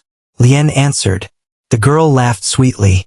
Her face might not be as beautiful as those models, but her innocence could melt any ice. Have you ever left the village? No. Mira shook her head and answered. Never. No. Really? Most of the villagers are like this. Our life is here. We have no need to go outside. Besides, out there is dangerous. I understand. Out there can be really dangerous. You must really thank the mountain god for protecting this place. We thank the mountain god from the bottom of our hearts. We are always grateful to him. Mira said with a smile and a thankful tone. How do you worship this mountain god? Does it have a temple? Or special ceremonies? What are those? We just thank him in our hearts. The girl asked with confusion. Lien was a little surprised. They call that being a god, but they have not built a temple for it. Nor do they have special ceremonies for worship. This was a bit beyond what he expected. It was not that this made him suspicious or anything. After all, this was a different world. Cultures can be different. But before he could say anything else, something suddenly caught his attention. They had been walking for a while. They had almost reached the end of the village. And at the end of the village, far from the other houses, several ruined buildings could be seen. Decayed houses, broken windows, collapsed roofs, as if no one had lived there for years. Besides that, the area was blocked off to prevent others from entering. But something was wrong about that area. The air around it seemed heavier, colder, quieter, and for some reason, Lien smelled blood from there. After increasing his physical power several times, his senses, including his sense of smell, had become much stronger. He was sure he was not wrong. What is that place? A moment later, for the first time since he had met Mira, the girl's face lost its color. Her smile disappeared. Her eyes trembled a little. Nothing. Just some old houses. Entering there is forbidden. Only the village elder is allowed to go in. Her answer was too quick. By the way, do you want to try some fresh bread later? Mira immediately changed the subject and also changed their path. Lien said nothing, but he registered those houses in his mind. He would definitely visit that place later. Then Mira took him away from there and they returned to the center of the village. The girl then said goodbye, saying she had to go home to do her family's work. Lien returned to their accommodation. Saris was sitting on one of the chairs, her hand under her chin. She was completely bored. I am going hunting. Just like that. Lien laughed. Yes, I am bored. It made sense. In this realm, only power mattered. Every minute wasted could later cost them their lives. And besides, this girl loved fighting. I am coming too. Lien thought for a moment and then said. He also wanted to become stronger. The stronger he was, the more security he would feel and the more confidence he would have to face threats. Saris nodded. Then she looked at the others to hear their thoughts. We can't come. I still can't walk properly. Arya said sarcastically. I prefer to stay here. Ryan also waved his hand. A few minutes later, Lien and Saris headed toward the village exit. The streets were quiet. A cold wind blew between the houses. But the closer they got to the gate, a strange feeling formed in Lien's chest. When only a few meters remained to the exit, suddenly two guards stepped forward. They blocked the way. Is there a problem? Lien stopped and frowned. He received no answer. At that moment, two more guards appeared from the left. Then three more from the right. Then several people behind them. Within a few seconds, they were surrounded. Saris quietly put her hand on the handle of her sword. Her eyes turned cold. The air suddenly became heavy. Lien looked around. At least 30 people. Maybe more. All armed. All silent. All staring at them. Then one of them left the area. It was not clear where he went. A few minutes later, the sound of slow footsteps was heard. The village elder came out from among the crowd. It was clear that the guard had gone to inform the village elder. But something was different. His usual smile was gone. Mr. Aldrich, is there a problem that we cannot go out to train and hunt? Sorry, but outside is dangerous. For your safety, it is better if you stay inside the village. Is that a suggestion or a threat? Lien asked with a calm tone but with an indifferent and cold look. It is a recommendation. The village elder answered in his own way. At that moment, Lien noticed something. Something that made his spine freeze. A very bad feeling formed in his heart. Maybe they had been wrong from the beginning. Maybe they were not guests of this village. They were its prisoners. He just hoped his guess was wrong. A cold wind passed through the trees around the village, making a sound like a quiet moan that spread through the mountain space. Lien and Saris stood in front of the village's wooden gate, while several village guards blocked the way. The atmosphere was calm, but this calm felt more like the silence before a storm. Saris's eyes were completely cold. At any moment, she might attack the ones who had surrounded them. Aldrich, the village elder, came forward with a flat and indifferent face. His old face did not have its usual kindness. But for some reason, the more Lien looked at him, the more uncomfortable he felt. Sorry if we caused a misunderstanding, but these days, the situation around the village is not good at all. The old man put his hands behind his back. Then he looked toward the distant forests. The number of monsters is increasing, much more than before. If you go out and those creatures track you, they might come straight here. Then all the village people will be in danger. A short silence followed. Lien looked into the old man's eyes. His words were logical. There was no problem with them. They had indeed killed a large number of monsters on their way. There was a chance that more monsters would be attracted. Especially because that fallen wolf was dead and other monsters were no longer afraid of being suppressed by it. More monsters would come to this area. But still, that unpleasant feeling did not go away. The old man, as the village elder, was just protecting his people. There was nothing wrong with that. But why did he not feel good about this? Too much paranoia? I understand. In the end, he just nodded. Thank you for your cooperation. I just want to protect the village people. If you want to leave and not come back, that is fine. But I cannot let you leave and then come back. That is dangerous. Eldrick smiled. Then the old man left with the guards. Lien and Saris stared at his back for a while until he was out of sight. He is lying. Saris was the first to speak. Her tone was completely emotionless. I know, and I don't feel good about him either, but his reasoning was not wrong. However, I also feel he is lying. It's just that for act like we don't know. Lien glanced at her. Okay. Then the silver-haired girl turned and walked toward their accommodation. Lien followed her. When they returned to the house, Arya almost jumped up from her chair. What happened? Weren't you going hunting? Elisa and Ryan also looked at them with curiosity. Lien explained what had happened. About the guards and being surrounded, about Aldrich, and about the restriction on leaving. After he finished explaining, Ryan was the first to react. Well, to be honest, what they said makes sense. Lien raised an eyebrow. You remember how many monsters attacked us? Ryan continued.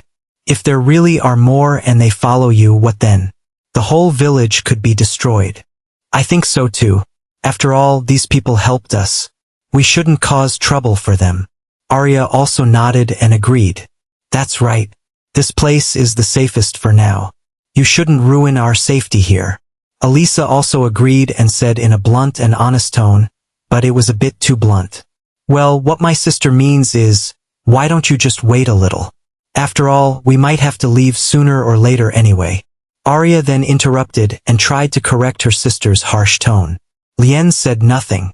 He just glanced at Saris. The girl was sitting by the window.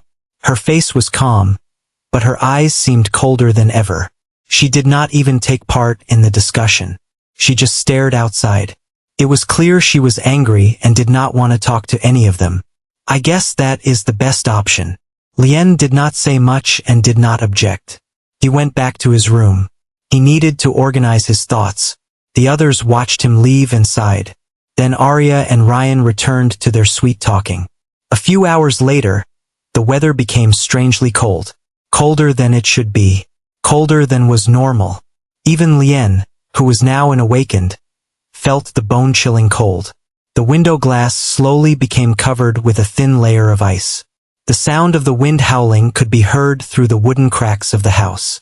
At that moment, Mira entered the house. She was carrying a large tray. The smell of food filled the room. I brought dinner. She smiled. But when her gaze fell on Saris, her smile trembled for a fraction of a second. Very short, very faint. She felt like Saris was so angry that she wanted to tear her apart. But Lien saw it. Mira quickly turned her gaze away. She placed the food tray in front of them. Like last night, she had brought them meat soup. Meat soup is good for your bodies and speeds up recovery. I also put some herbal medicine in it. With this, you should be fully healed within a week. She then said with a big, innocent smile on her face. Wow, smells so good. I always hated soup. How do you make soup like this? You have to teach me. Arya felt like she was intoxicated by the smell of dinner. Well, sure. Mira laughed. Don't you want to have dinner with us? Lien also sat at the table and looked at her. I already ate, and I have to go back to my family. My mother has not been feeling well lately. I need to take care of her. Then she said goodbye and left. After she left, they ate their dinner quietly. They planned to go to their bedrooms. But after dinner, the weather became even colder. Their rooms had become so cold that they were not livable or suitable for sleeping. In the end, they decided to gather around the fireplace. Lien went to the toolbox by the wall. Where are the matches? But before he could find them, Ryan raised his hand. A small flame appeared on his fingers. Then he threw it toward the wood. The flames immediately blazed up. A pleasant warmth filled the room. I didn't know you were a mage. Lien gave him a short look. You didn't ask. Ryan shrugged. Fair. He also sat by the fire. But he still looked at this mage. Mages are one of the 6 basic classes and one of the most powerful classes. Of course, their power also depends on their talent and innate skills. And since this boy could use fire, his talent was probably related to elements or only the fire element. For element or more mages are rare. So he probably only has the fire element ability. He became a little curious about how many stars Ryan's class had. Unfortunately, he had no information about him to base any reasoning or guess on. Asking such a question could also be rude. Now that I think about it, I never saw him in battle either. And yesterday on the battlefield, there was no sign of fire being used. He frowned a little. Even though they were in a chaotic situation yesterday, he did not remember seeing any trace of fire being used there. His gaze fell on Ryan. He saw Arya asking about Ryan's fire abilities with excited eyes. It seemed that girl was also amazed by seeing those flames. Am I thinking too much about him? They all sat around the fire. The 2 sisters sat together. Elisa was holding her sister's arm. Sarah sat a little farther away, as cold and emotionless as ever. Ryan also sat next to Arya. For a while no one spoke, as if no one knew what to talk about, until Arya suddenly whispered, "Do you think we will go back?" Her voice trembled. "I miss my family." The sound of burning wood and the wind outside the window replaced her voice. Elisa held her sister's arm tighter. She was scared too, but she tried to look stronger and not be a burden on her sister. Ryan reached out his hand and gently took Arya's hand. "We will go back. We will definitely find a way." Arya's face immediately turned red, but she did not pull her hand back. She just lowered her head. A warm and sweet feeling spread through her being. Suddenly, that bone-chilling cold disappeared. Seeing that scene, Lien sighed. These 2 were still children. The 2 sisters had not even had their awakening ceremony yet. But now they were trapped in the middle of the most dangerous ruined realm. He was quiet for a while. "We will get out of here," he then said. Everyone looked at him. "Maybe not today. Maybe not tomorrow either. But sooner or later, we will get out of this hell." His voice was calm but firm. There was a strange confidence in his words. But the effect of his firm tone was clear. Arya became calmer. Elisa breathed a sigh of relief. Even Saris took her gaze away from the window for a moment. "That's right. As long as we are together, we will definitely find a way," Arya also said with shining eyes. Time passed. The flames became smaller. One by one, everyone fell asleep. The sound of their quiet breathing filled the room. But Lien could not sleep. No matter how hard he tried, he could not. The feeling of danger and that unpleasant feeling still boiled inside him. He had lost the sense of security he had in this village. Finally, he got up from his spot and went to the window. He looked outside. The village was covered in darkness. But suddenly, something came to his mind. Those ruined houses and the forbidden area and that stench of blood came back to him. As if even from this distance, he could still smell it. Besides Myra's fear, everything fell into place in his mind again. He made his decision. If there was a secret in this village, that secret was hidden there. Lien looked behind him. Everyone was asleep. Even Saris, or at least that is how it seemed. He quietly opened the door without making any sound. The freezing night wind hit his face. Then he stepped into the darkness, heading toward the abandoned houses. Lien opened the door and went out without making any sound. The sky of the realm was still spread above him. He looked around to make sure no one was nearby. With his senses, he could hear even the smallest sound within a 20-meter radius. But luckily there was no sound. He pulled up the collar of his shirt and moved toward the end of the village. The further he went, the colder the air became. Much colder. Breathing had become harder. And the smell that he could barely sense at noon was now completely clear. The smell of blood. Old blood and rotten blood. The ruined houses slowly became visible. Worn-out buildings that looked like they had been abandoned for years. But it was strange. Very strange. No one was guarding them. No guards were there. No fence could be seen. As if they had been deliberately left alone. Lien checked the area for a few moments. No one was there. Then he went toward the nearest building. Before entering, just to be safe, he looked around again. He was entering a place that was practically forbidden. If the villagers find out, it will definitely cause trouble. He thought for a moment and chuckled. He did not know what he would find inside. He just hoped that whatever it was, it would be worth getting into trouble for. But he was also prepared for the possibility that there was nothing inside. He pushed the rotten wooden door quietly. Creak. The door opened. Absolute darkness faced him. Lien took a step inside. And at that moment, a sound came from behind him. Why did you come here? Every muscle in his body tightened. His heart almost jumped out of his chest. He immediately turned around. But when he saw the face of the person, he let out his breath. Damn it! Saris was standing there. She was looking at him with the same emotionless face as always. You could have appeared a little quieter. Lien rubbed his face. No. Of course not. Lien did not even know why he asked. He was still surprised that he had not gotten used to this girl's personality. What are you doing here? Saris shrugged. I followed you. Since when? Since you got up from bed. Lien was quiet for a moment, then sighed. It seemed this girl could still hide from his senses. But since she was stronger than him, that was normal. Okay. He looked around. Something has been wrong since we entered this village. I know. Saris nodded. This is the forbidden area. Mira told me I cannot come here. So because she told you that you cannot come here, you came here? Yes. And I smell blood coming from here. Now that we are close, I really do smell blood. For the first time, Saris wrinkled her nose a little and noticed the stench of blood. Of course, she had sensed it earlier too, but she thought she was wrong. After all, what reason could there be for blood to be coming from here? Lien moved forward without another word. Inside, the building was completely intact, unlike its outside appearance. A long hallway stretched in front of them. Stone walls and torches that were burning quietly. And silence. A silence that became more uncomfortable by the moment. They walked forward for a few minutes, but the hallway did not end. It seemed too long.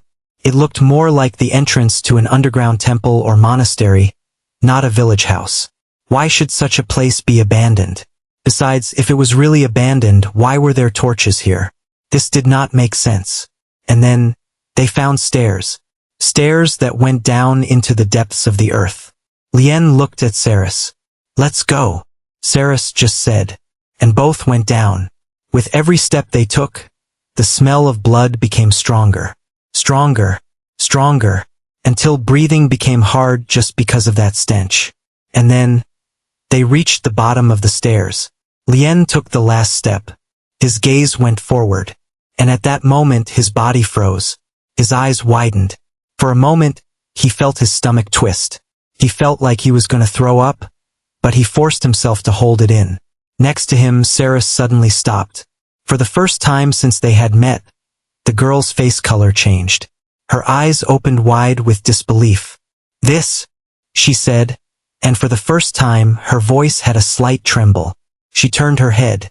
Seeing that damn scene was very hard even for her. Not just for her, but for any human. Seeing that scene was scary, terrible, and sickening. What the hell is this? His voice echoed in the huge underground space. What the fuck is this? In front of them was a huge pit. A lake of blood. Really blood. And a lot of blood. At least hundreds of thousands of liters of blood. The surface of the blood rippled slowly. And above it, hundreds of bodies were hanging. Humans. Men, women, old people, young people. All hanging from the ceiling. Their stomachs were cut open. Their chests were opened.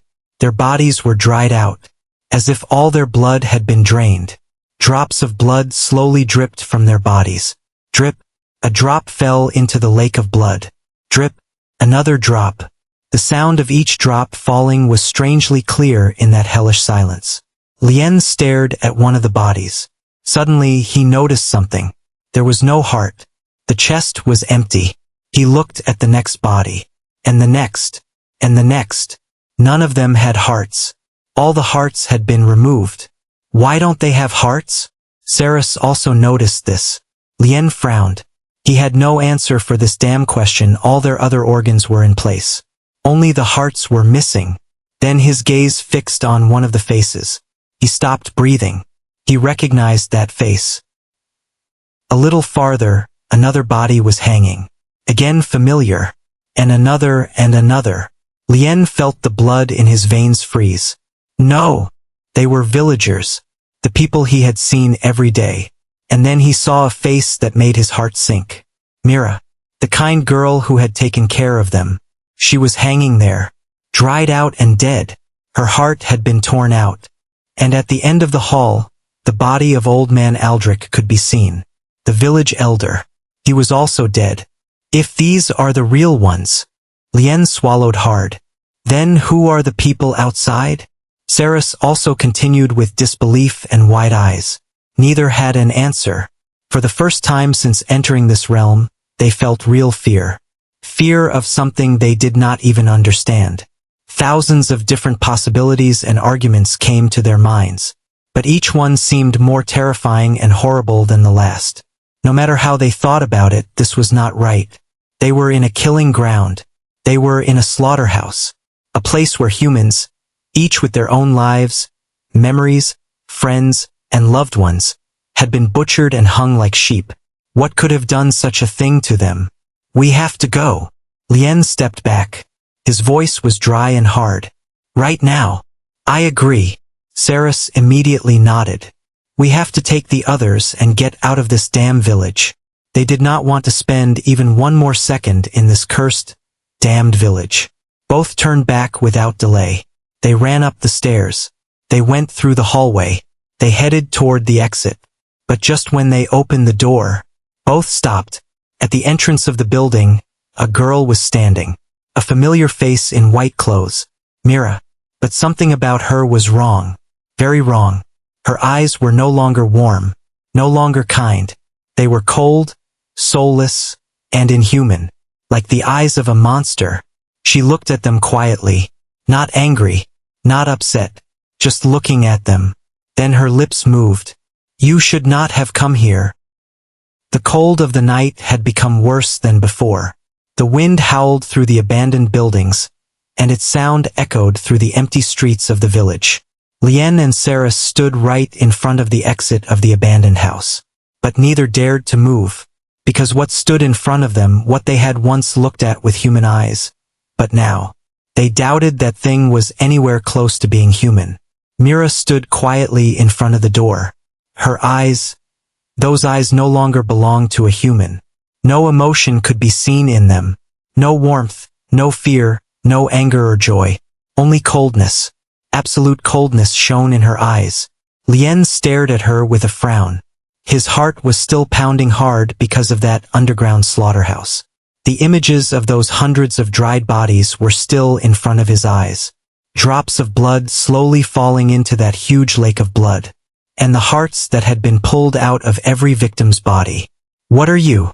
He tried to stay calm and asked. Mira showed no reaction. She just kept that same cold look. You should not have come here. Then her lips moved and she answered. Lien's frown deepened. We should not have come? His voice became louder. Down there is a slaughterhouse. He pointed to the building behind him. Hundreds of humans were butchered like sheep. They were hanging from the ceiling. All their hearts were torn out. And you tell me we should not have come? So you could hide such a horrible secret from us? So you could do the same thing to us? For the first time, anger could be heard in his voice. But Mira just looked at him. As if all those events did not matter. As if they had nothing to do with her. Talking to her is useless. Saris let out a cold sigh. She did not like wasting time. Especially since she was worried that the other guards of this village might also notice and come here. It was better to defeat this one as soon as possible and leave the village. The sound of metal echoed in the air. Her sword came out of its sheath. Without any further warning, she charged forward. Boom! The ground under her foot cracked. The 10-meter distance between them disappeared in a fraction of a second. The blade of her sword went straight toward Myra's neck. But what happened made even Lien shocked. Myra's body suddenly dissolved. No blood sprayed. No flesh was cut. Her body turned into mist. Ceres's sword passed through the mist. What? At that same moment, the mist gathered behind Ceres. Suddenly, dozens of black branches shot out from inside it. Branches covered in thorns. Branches that looked like living creatures. Ceres's face changed. She tried to dodge, but it was too late. The branches hit her body like huge snakes.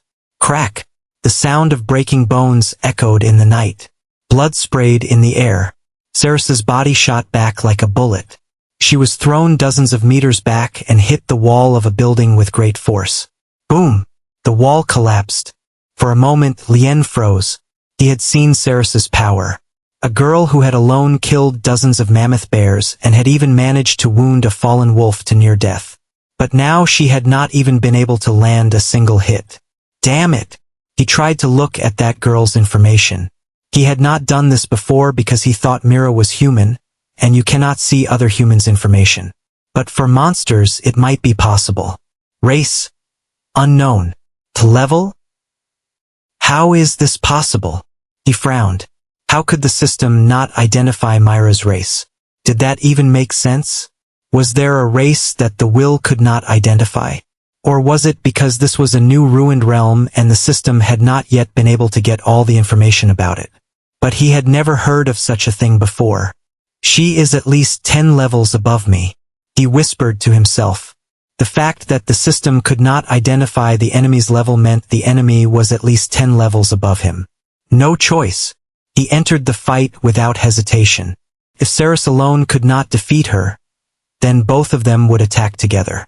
His body moved like a shadow. He charged straight toward Mira. His fist went toward the girl's face. But just before impact, a branch shot out from the ground. Crack!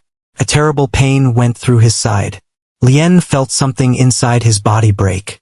Then the second hit came, and the third, and the fourth. Each time, before he could even react, his body was thrown like a rag doll among the branches. Blood spilled from his mouth. The ground under his feet broke. But he could not land a single hit on the enemy. There was no chance. No hope. No way to win. This was no longer a fight. It was a hunt. And they were the prey. If they could not even wound this one, then what chance did they have against the whole village? Lien's eyes went to Ceres. The girl was breathing with difficulty. Blood covered all her clothes. If this continued, she would die. Lien clenched his teeth. Wolf speed activated. Not enough. He immediately opened his panel. Stat points. 41. Without any hesitation, he put 30 points into speed. Speed. 25. 55. Suddenly, a wave of energy exploded inside his body. He went to Ceres, put her on his shoulder, turned, and ran. That was the only option left.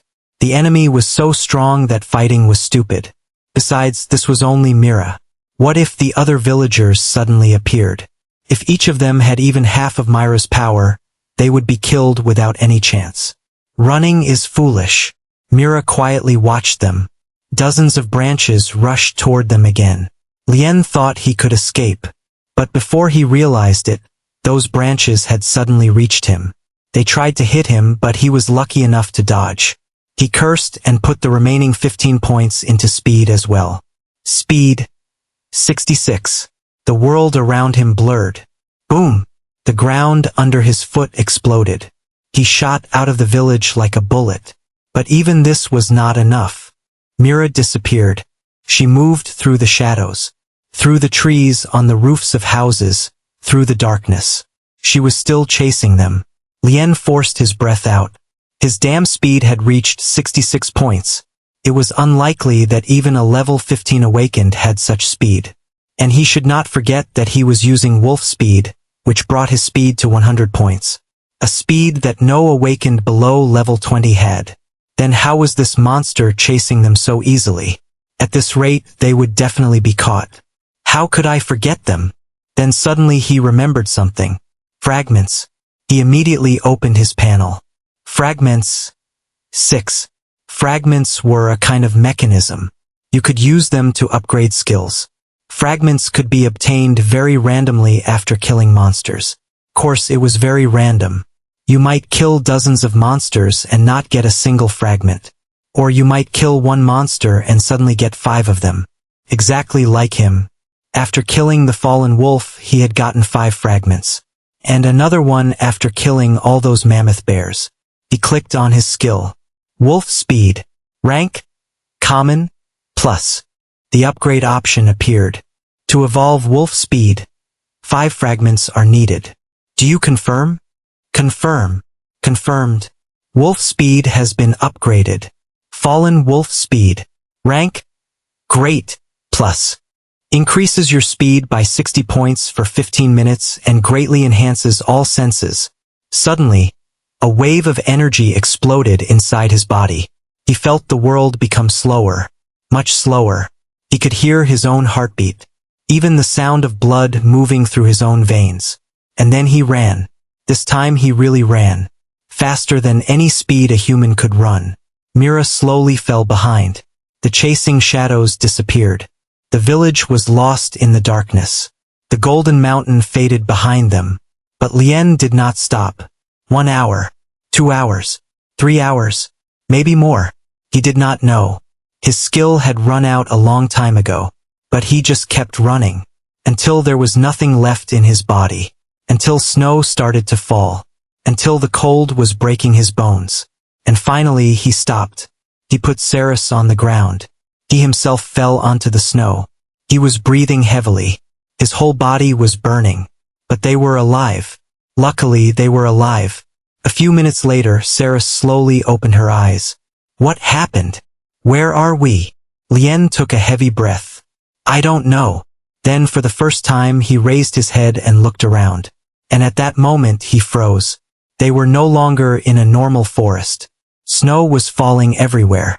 Terrible snow that looked like it wanted to swallow everything. And in the distance, behind the blizzard, something could be seen. A city.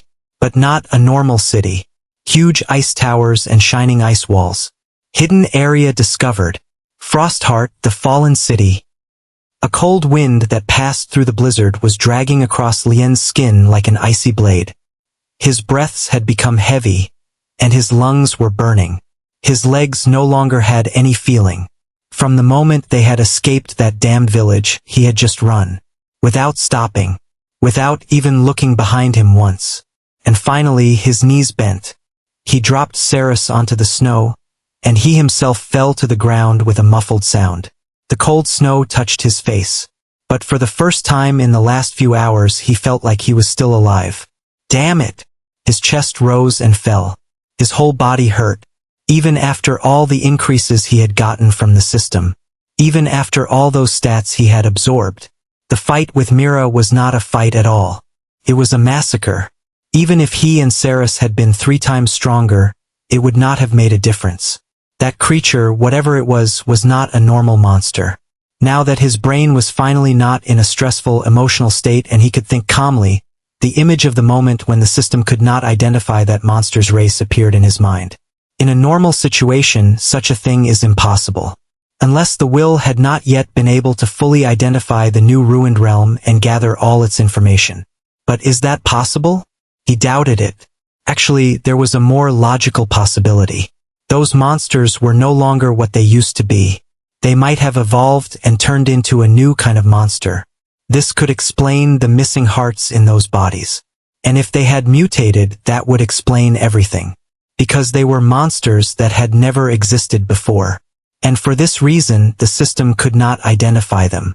The more he thought, the more sure he became of his reasoning. But the question was, how had they actually mutated? And what exactly were they now? Next to him, Saris slowly opened her eyes. She stared at the gray sky for a few seconds. Then she frowned. What happened? Her voice was weaker than ever. Where are we? Lien was quiet for a few moments, then shook his head. I don't know. For the first time he looked around. The blizzard was still continuing. A white, endless world of snow and ice, huge rocks and frozen valleys, and silence. But suddenly, something in the distance caught his attention. In the middle of the blizzard, behind the white curtains of snow, there was a massive shadow. Lien blinked. Then he sat up higher, and his eyes widened. That! Next to him, Saris also noticed. In the distance there was a city. A massive city, but not made of stone. Made of ice. Towers that stretched to the sky. Walls that shone like crystal. Hidden area discovered. Frostheart, the fallen city. First discoverer of the area. Lien Vorhelm, Saris Pendragon. Reward received. 10 fragments. 20 stat points. New title received. Explorer of the Lost City. Lien stared at the notifications. His eyes shone with surprise. He had not expected to discover a hidden area. Hidden areas are very attractive. The people who find them first become rich. Aside from the amazing rewards they get from the will, these areas are always full of valuable items and objects. Hidden areas are places that show the remains of civilizations from ruined realms. Civilizations that once had passion and life. And aside from all the wealth that might exist in that fallen city, he had gotten 20 stat points and 10 fragments. Plus a title. With this title he now had 2 titles. But that was not the only thing that caught his attention. It was Saris's family name. Pendragon. The family name of one of the 6 founders of the modern era. Actually, one of the first 10 awakened and a member of the group that had cleared the first ruined realm by themselves and saved the world from that apocalypse. So you are a Vorhelm. Saris also stared at him with a cold tone. Her tone was colder than usual. And you are a Pendragon. Lien also frowned. The relationship between their families was not very good. But you don't act like one of them. But I guess you really do seem like one.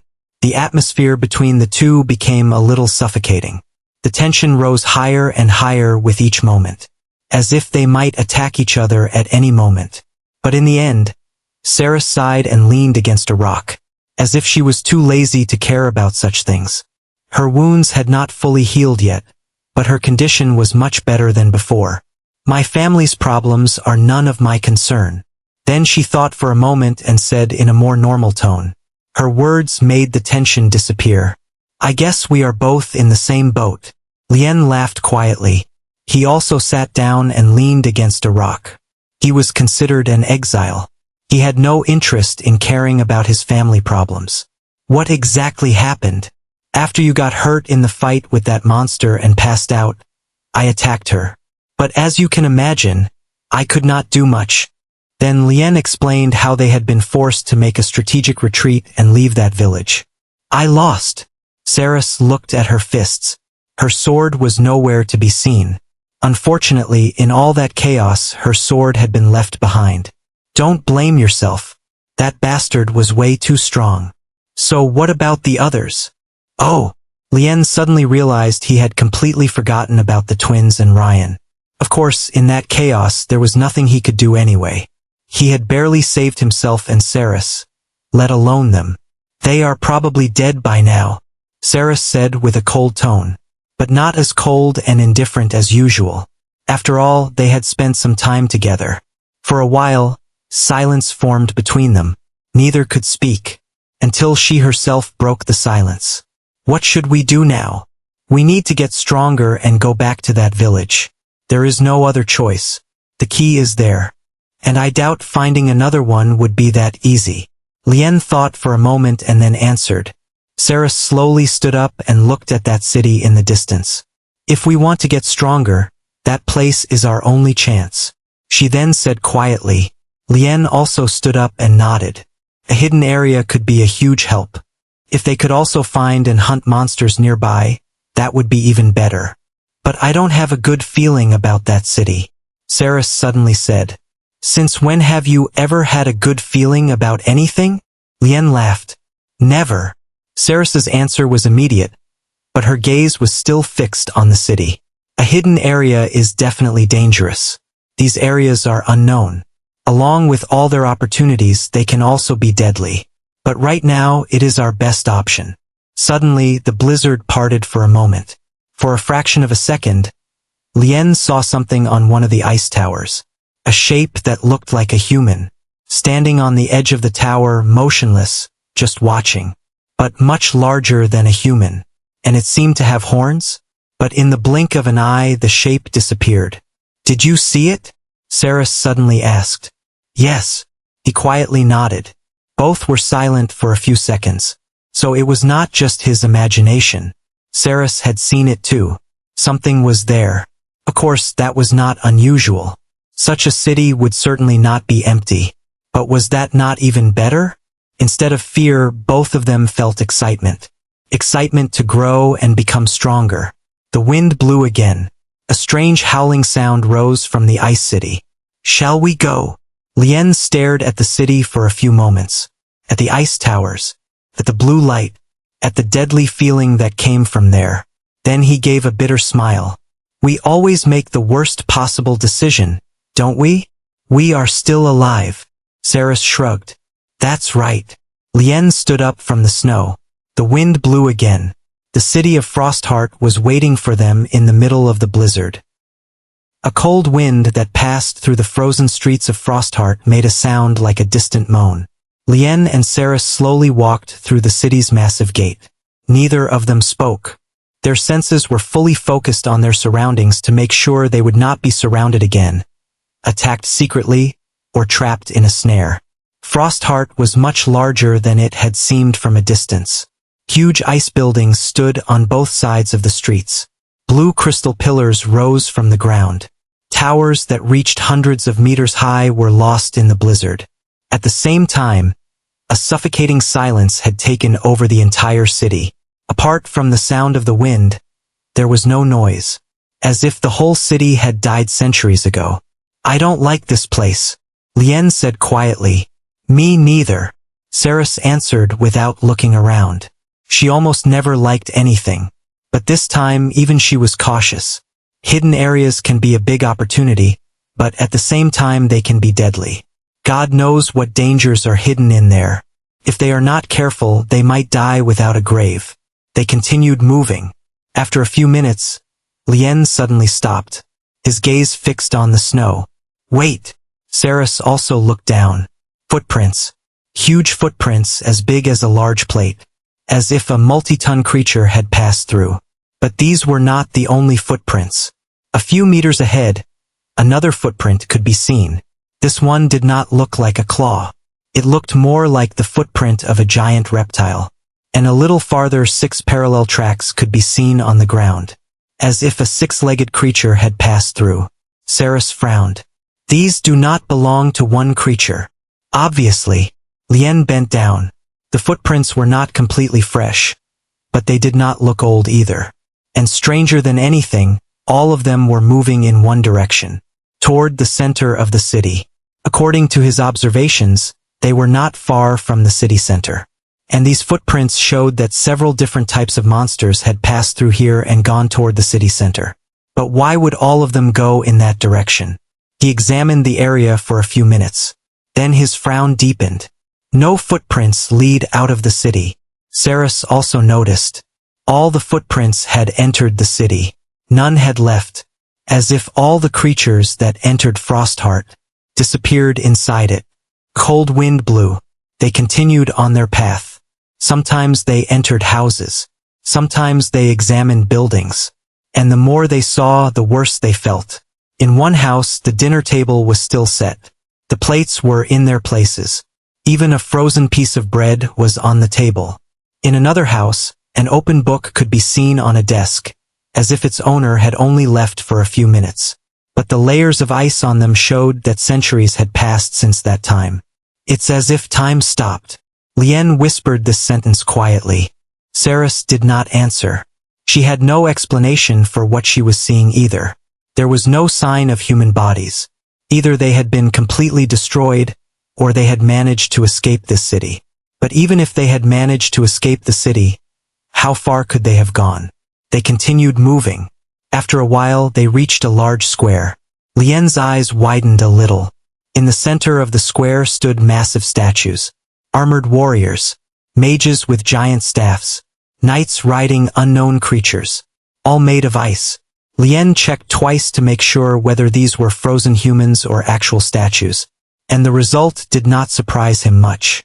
They were real humans once, but now they are completely frozen. Lien sighed. These were probably the guardians of this city. Guardians who wanted to protect this city from something. But this was what happened to all of them. But they are all looking at one point. Saris, who had noticed something, added. The strange thing was that all the statues were looking at one point. Toward the center of the city. Toward a castle. A massive castle that was taller than all the other buildings in the city. Its towers were lost in the blizzard. A faint blue light shone from its ice windows. Saris was the first to break the silence. We go there. Lien nodded. He was thinking the same thing. If any place was going to have information or treasure, it would definitely be there. They continued on their path toward the city center. The closer they got, the more footprints appeared. Bigger, stranger, and of course more terrifying. On some walls, claw marks several meters long could be seen. Some buildings looked like they had been cut in half with a single blow. But despite all this, there were no corpses. They did not even see any more frozen guardians. There were no monster corpses either that would show a fight between monsters. After a while, they reached the central square. And then, both stopped. In the middle of the square, something stood. At first glance, it looked like an ice hill. But when they got closer, they realized they were wrong. This was a creature. A monster. An ice giant. Over 15 meters tall. His body was like a mountain of blue crystal and ice. Two massive horns stuck out from its head. Its hands looked like the claws of an ancient giant. And on its chest, dozens of broken ice spears were embedded. As if an entire army had once fought to stop it but had failed. Lien swallowed. A panel immediately appeared in front of him. Frost-fallen Titan. Rank? Fallen. To level? His eyes narrowed. A fallen monster. This creature was on the same bloodline and status level as that fallen wolf. And worse than that, this monster's level was at least 10 levels above him. That meant it was many times stronger than that fallen wolf. This monster had power equal to a normal rank level 30 or even 35 monster. And this was not good news at all. Can you see its level? He looked at Saris. This girl had a higher level than him. She might be able to see this monster's level. Yes, level 19. Saris nodded, but a small frown could also be seen on her face. Lien also frowned. Level 19. That was 12 levels above him. And it was a fallen monster. This was a big problem. Can you defeat it? I don't think so. Saris thought for a moment and then said in a normal tone. But her answer did not make the situation much better. Lien stared at the ice giant for a few seconds. No movement could be seen. No breath. No sound. Just a massive pile of ice. Do you think it is alive? He added. I don't think so. But at that very moment, a sound was heard. Crack. A weak sound like ice cracking. Both immediately fell silent. Their eyes locked onto the ice giant. A few seconds passed. Nothing happened. Then again. Crack. This time clearer. One of the layers of ice on the creature's chest cracked. The silence of the square suddenly became heavier. Neither spoke. But both understood one thing. Whatever was in front of them was not completely dead. And it might wake up soon. Crack. The sound of ice cracking was heard from the center of the square for the second time. Lien did not hesitate for even a moment. His gaze fixed on that massive ice monster frozen in the middle of the square. Then he said in a completely serious tone, "If that thing wakes up, we cannot defeat it." For the first time, Saris did not disagree. The silver-haired girl just stared at the frozen ice monster for a few seconds, then shook her head. "I think so too." And that alone was enough. Saris was not the kind of person who was afraid of anything. If she herself had decided to retreat, it meant that creature was truly dangerous.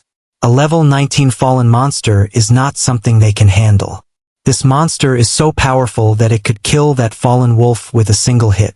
They were not stupid enough to fight such a monster. Both of them left the square silently. The massive monster remained motionless. The city was still submerged in silence. Snow quietly settled on the frozen streets. Massive crystal buildings stood on both sides of the path. Statues of unknown warriors could be seen in different corners of the city. Everything was frozen. Everything was dead. But the further they went into the city, the stranger they felt. Footprints. Lien suddenly stopped. Saris also looked down. On the fresh snow there were footprints. But these footprints did not belong to just one creature. Some looked like wolves. Some looked like reptiles. Some were so strange that they could not even be identified. And more interestingly, the footprints were fresh. Very fresh. We are heading toward where the monsters probably are. Lien frowned. Stronger than that titan? Saris asked. I am not sure, but I doubt it. He thought for a moment and then answered. It is unlikely that a monster stronger than that fallen monster is near here. But that is not the important question. The important thing is, what does that castle have that makes all the monsters go toward it? Lien added. Monsters do not go toward one point for no reason. They continued on their path. Through narrow streets, past collapsed buildings, past squares that were probably once the center of life in this city. But no creature could be seen. No sound, no movement, no sign of life. The only thing that existed were the many footprints. Footprints that increased more and more the further they went. As if hundreds of different creatures lived in this city. But none of them could be seen. And that was even scarier. A few minutes later they saw the castle. In the distance, in the heart of Frostheart, a massive castle made of ice and crystal. Its towers were hundreds of meters high. Walls that shone even through the blizzard. And a blue light that shone from the highest tower up to the sky. If there is anything valuable in this city, it is there.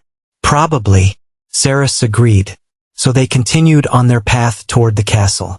But at that moment the footprints suddenly ended. As if the creatures of the city did not dare to go further from this point. Lien noticed this, and that made him feel bad. But before he had time to think, a sound was heard from behind them. Crunch, crunch, crunch. The sound of footsteps on snow. A lot of them, very close. Saris immediately turned around. Her eyes narrowed. We are getting visitors. Shadows dropped down from the icy roofs. 1, 2, 5, 10, 15. Within a few seconds, the street around them was filled. Lien stared at the creatures in front of him. Bodies that were almost human. About 2.5 meters tall. White skin covered in frozen fur. Massive horns like a deer's. Hands with long, deadly claws. But the worst part was their faces. Faces that looked human but were not complete. As if something had tried to imitate a human and failed. Frosthorn Stalker. Rank? Normal. Level 10. Frosthorn Stalker. Rank? Normal. Level 11. Frosthorn Stalker. Rank? Normal. Level 10. 15 monsters. But instead of being a threat, they look like a reward. Lien chuckled. They needed to increase their power somehow. And what better way than these monsters? They were like free prey walking into the lion's mouth. Saris smiled a little, but her eyes shone. Finally, she could fight again and release her anger on these poor creatures. And then the monsters attacked. Everything exploded. The monsters charged from all four sides with terrible speed. Lien moved. Boom! His fist hit the first monster's face directly. The sound of bones crushing echoed in the street. The monster was thrown several meters back. But before it could hit the ground, Lien appeared in front of it. Second hit. Its neck broke. The corpse fell on the snow. You have killed a level 10 Frosthorn Stalker. 4 stat points gained. Congratulations. You have obtained a talent. But there was no time to stop. A claw came toward his neck from behind. He ducked, turned, and drove his elbow into the monster's chest. Bones crushed. Icy blood sprayed on the snow. You have killed a level 10 Frosthorn Stalker. On the other side, Saris moved like a crazy storm. She had no sword, but her body itself was a weapon. Fist, knee, elbow. Each hit put one of the monsters on the ground. But their number was high. Too high. The monsters attacked non-stop. The more time passed, the more wounds they had. But it did not matter how many there were. Unfortunately for them, they had run into monsters among humans. The creatures that thought they were hunters had now become the hunted. And as expected, the monsters realized what a mistake they had made. They thought they had found easy prey. But they did not know that they had run into butchers. 10 minutes later, the last Frosthorn stalker fell to the ground. Lien's chest was rising and falling. Blood had dried on his fists. Saris was also standing a few meters away. She was breathing heavily, but a small smile could still be seen on her face. System notifications appeared. You have killed a level 9 Frosthorn stalker. Several notifications appeared one after another. But Lien did not even have a chance to look at them, because Saris suddenly frowned. They are coming. Saris looked at the icy streets, at the buildings, and at the darkness between them. A lot of them. She then said quietly. Lien could also feel the many presences coming toward them from all sides. Their presences were not scary, but there were so many that they could completely surround them. At that moment, a howl echoed in the distance. Then another. Then dozens more. Then the sound of roaring and footsteps was heard from all directions, from all parts of the city, as if their fight had woken up all of Frostheart. Run! And both started running. They ran through the icy streets, past abandoned buildings, through snow-covered squares. And all the while the sounds were getting closer. More monsters had woken up. Many more. Dozens, maybe hundreds. They did not want to wait to find out exactly how many there were. So they just ran toward the castle, the only possible destination. And finally they reached it. But at that moment they stopped, because in front of the massive castle gate, a pack of ice wolves was standing. More than 20 wolves, bodies covered in ice crystals, fangs so big they looked like small horns. From their foreheads, a very sharp horn that looked like it was made of steel stuck out. Their eyes were completely icy and bright. And in the center of the pack, a massive monster stood, about 5 meters tall, 3 tails hanging from its back, blue eyes staring directly at them. System notifications appeared. Frostfang Alpha Wolf. Rank? Normal. Level 15. Then more notifications appeared. Frostfang Wolf. Rank? Normal. Level 14. Frostfang Wolf. Rank? Normal. Level 14. Frostfang Wolf. Rank? Normal. Level 13. Lien looked forward at the wolves. Then behind him, at the streets where the sounds of monsters were getting closer. But after a certain point they stopped, as if they did not dare to come further. And now he understood why the monsters did not dare to come near this castle. Because it was surrounded by a pack of monsters. There was no way to escape. But was there even any need to worry? The sound of the wolves' howls still echoed through all of Frostheart. The frozen winds passed through the crystal towers, creating a sound like the moaning of ghosts.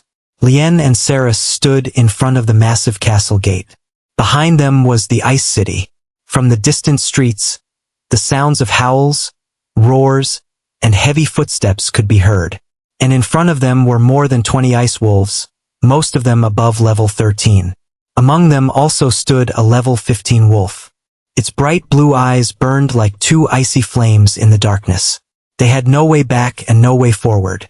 But neither of their faces looked worried.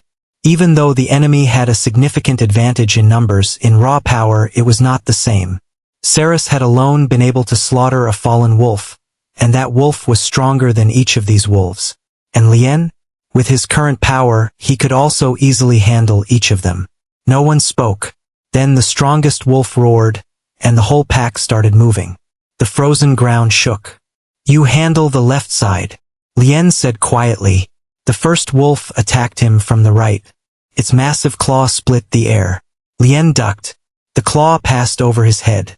For Lien, who now had speed several times that of a normal human, speed that at least none of these monsters had, the speed of this attack seemed too slow. Then he gathered all his power into his right fist. Boom! His fist hit the wolf's jaw directly.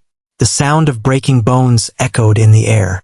The wolf was lifted off the ground like a bullet and hit an ice wall several meters away. Frostfang Wolf level 12 killed. You have gained 4 stat points. Skill obtained. Blood Hunt. Rank? Common? Plus. Passively enhances all of the user's senses by 2 times. Hunting instincts become stronger. Tracking monsters becomes easier. Can identify different blood smells. But he did not have a chance to look at the notification. 3 other wolves attacked him from both sides.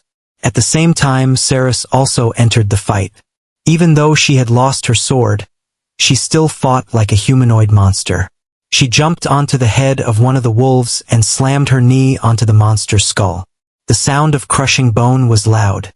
Then she grabbed the monster's body and threw it directly at another wolf. The 2 monsters rolled on the ground. Ceres charged toward them without stopping. Meanwhile, Lien was in his own fight.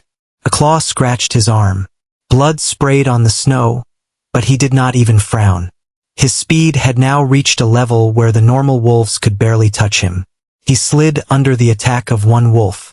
He stood up and drove his fist into the monster's throat. Crack! The neck's spine broke. The monster fell to the ground. Frostfang Wolf level 12 killed. More monsters attacked. But as time passed, Lien became more adapted to his new power and more skilled in fighting these monsters. He was no longer that weak young man who had to fight a deadly battle to kill one mammoth bear. Now his physical power had reached a level where his fists were truly deadly. A few minutes later, the body of the 5th wolf fell to the ground. Frostfang Wolf level 12 killed. You have gained 4 stat points. Skill acquired. Frost Claw. Rank? Common? Plus. Effects. Focuses mana on the user's hands and turns the nails and fingers into ice blades for 10 seconds. Effect. Plus 15 penetration power. Wounds caused are hard to heal.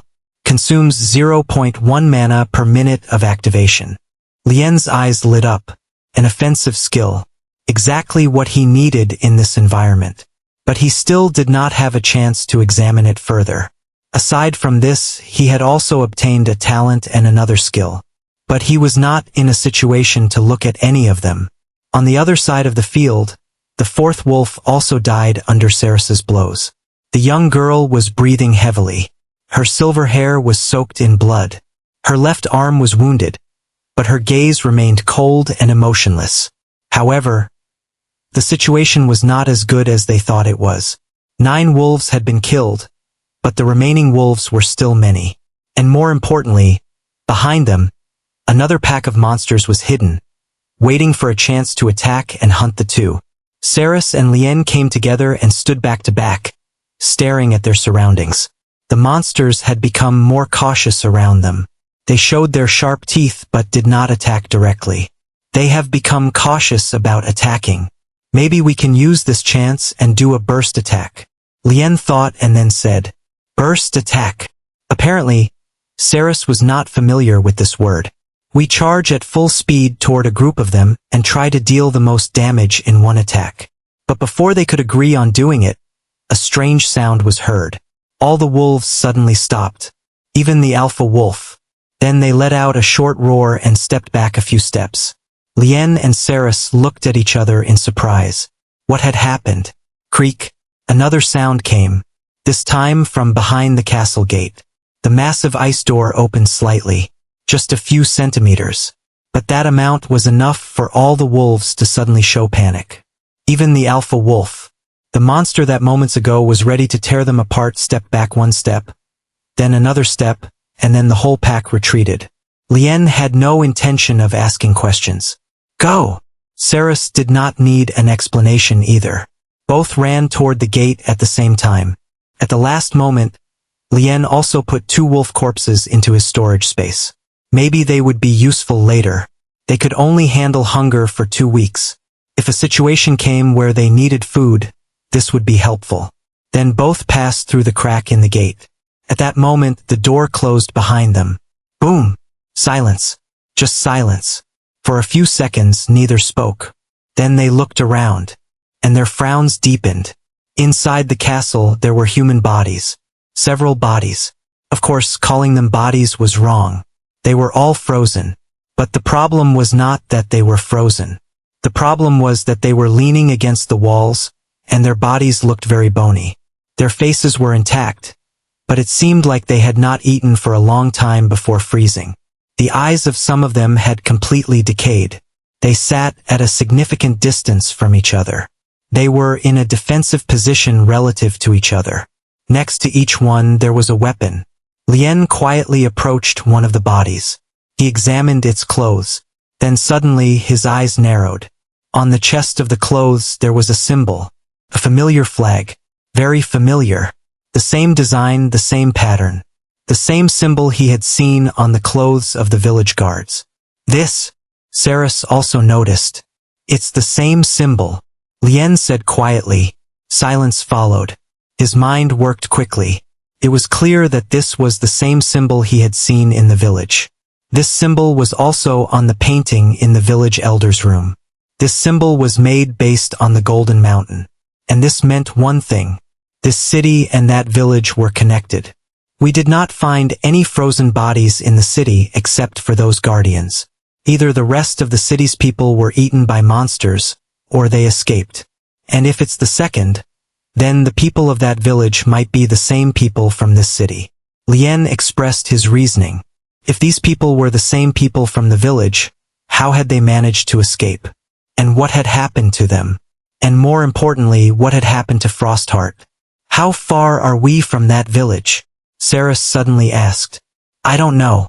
Maybe a few 100 kilometers. But not more than 1,000 kilometers. He thought for a moment and answered. At that time he had run for hours. Even he himself did not know how far they had gotten from the village. Saris was silent. It was clear that she also had questions about how the people of this city were connected to that village and that mountain. But for now there were no answers. They continued moving. A large part of the castle was buried under dozens of meters of ice. Hallways were blocked. Stairs had collapsed. Many rooms were completely unreachable. Almost a large part of the castle was frozen. However, the further they went, Lien noticed something. The cold bothered him less. Looking at Saris, it was clear her body was shivering from the cold. As if the further they went, the colder the air became. But strangely, he did not feel anything. Could it be related to the new talent he had received? Even breathing had become easier. Something is strange. A few minutes later, Saris suddenly said, What? Those wolves. Lien looked at her. If they wanted to enter, they could have. Their number was too high. Saris continued. That's right. Then why were they just waiting outside? Lien thought for a few moments. Probably something is here. Something that stops monsters from entering and advancing. He then said quietly. Saris said nothing. But both of them were thinking about exactly the same thing. Unfortunately, they had no information to base any reasoning on. Finally, they reached the end of one of the main hallways. There, a massive door stood. Bigger than any door they had seen before. Its entire surface was covered in ice. Saris stepped forward and raised her fist. And she hit. Boom! Just a small scratch. Damn it! Then Lien stepped forward. They looked at each other and attacked at the same time. Boom! Boom! Boom! The sound of their hits echoed in the castle. After several consecutive hits, crack, the door finally broke. Pieces of ice were thrown around. The path was opened. They entered. Inside was a massive royal hall. The ceiling was dozens of meters high. Giant ice pillars filled both sides of the hall. And at the end of it there was a royal throne. On the throne sat a human skeleton. Lien quietly walked forward. He looked at the bones. The size of the skeleton was relatively delicate. Probably a woman. Saris shrugged. But at that moment, something under the bones caught Lien's attention. A small object. He bent down and pulled it out. The surface was frozen, but it was still usable. A notebook. An old leather cover. Lien and Saris looked at each other. Then they opened the notebook. The first page slowly turned, and they understood what they had in their hands. This is a diary. Lien stared at the notebook for a few seconds. A heavy silence had taken over the frozen hall. Saris stood next to him, looking at the notebook. This was a diary written by one of the residents of this city. A diary that might answer some of their questions. Can you read it? Yes. Lien nodded. He drew his finger across the first page. The writing was in a completely unknown language. Not like the language of their world, and not like any language he had seen before. But at that moment, a notification appeared. The will's translation ability activated. Language identified. Automatic translation started. Lien's eyes widened a little. As expected, the will had shown its strange ability again. He could read the text without any problem. He slowly turned the first page. First day of winter. Today, snow started to fall. Father says this winter will be a little harder. But the people are not worried. The city of Frostheart has always survived harsh winters. Lien flipped ahead a few pages. The writing had slowly changed. Week 3. The snow is still continuing. Mother says this is not normal. Some of the surrounding farms are completely buried under snow. Month 2. The snow does not stop. The people of the city are slowly becoming worried. Month 6. We can no longer go far from the city walls. Everything is white. No animals remain. No plants can be seen. This is no normal winter. Could this winter be the reason for the city's destruction? Saris said quietly. Lien said nothing. He just opened the next page. There was no need to answer. Naturally, the further they went, the more answers they would get. And the further he went, the darker the diary's atmosphere became. First year. Today, 5 people died from the cold. No one laughs anymore. No one is happy because of the snowfall. The snow that once brought life to the city is now causing death and destruction. Second year. Many houses have become empty. Some families go to sleep at night and do not wake up in the morning. Third year. I turned 18 today, but there is no celebration. No one celebrates anymore. Lien paused for a moment. 3 years. 3 years of non-stop snow. Even imagining it was hard, especially in such a remote city that had no access to anywhere. Such snow would cause animals to die or flee. That meant there would be no food or supplies left for the people. They could go to distant places to hunt. But how far? And who knew if distant places would be safe? He continued. The city council decided that we should leave Frostheart. If we stay, we will all die. Our only hope is the mountain god. The Golden Mountain. The symbol of our city. Father says it is still sacred there.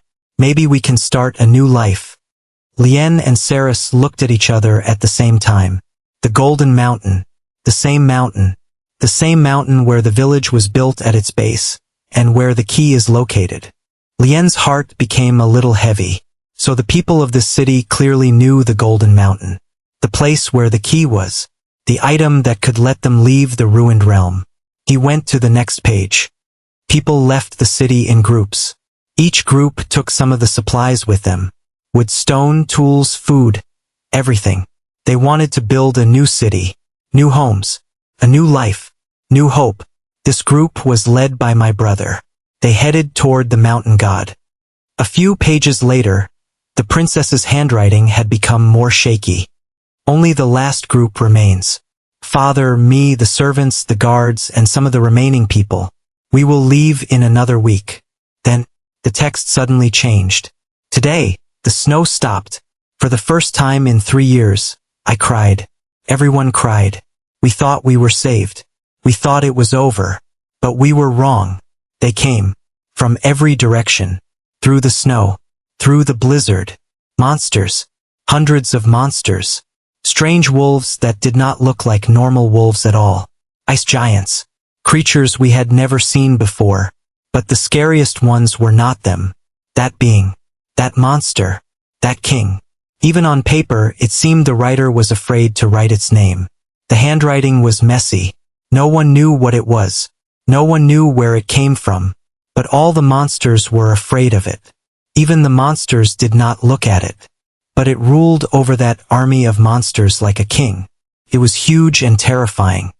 That same fallen one, Saris said quietly. Probably. Lien nodded. He remembered the image of that frozen giant in the center of the city. That massive creature. That monster that was terrifying even while sleeping. In this entire city, they had not seen any other monster as powerful as that one. A monster that was only one level away from its first evolution. Just like humans, monsters can evolve every 20 levels. Then he continued and turned to the next page. The battle began. Father personally took command of the defense. The guards fought. The knights fought. Everyone fought. But it was useless. I saw Father get killed. I saw my friends get torn apart. I saw people running.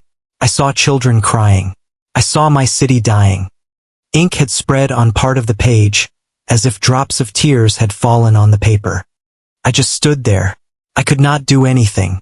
I was weak. I was not like my brother. I could not defend anyone. I wish my brother was here. If he was here, could everything have gone differently? We retreated to the castle. Only a few remained alive. Me, some servants, some guards, and some ordinary people along with my father's chief advisor. We were barely 20 people. More than 40 had been killed.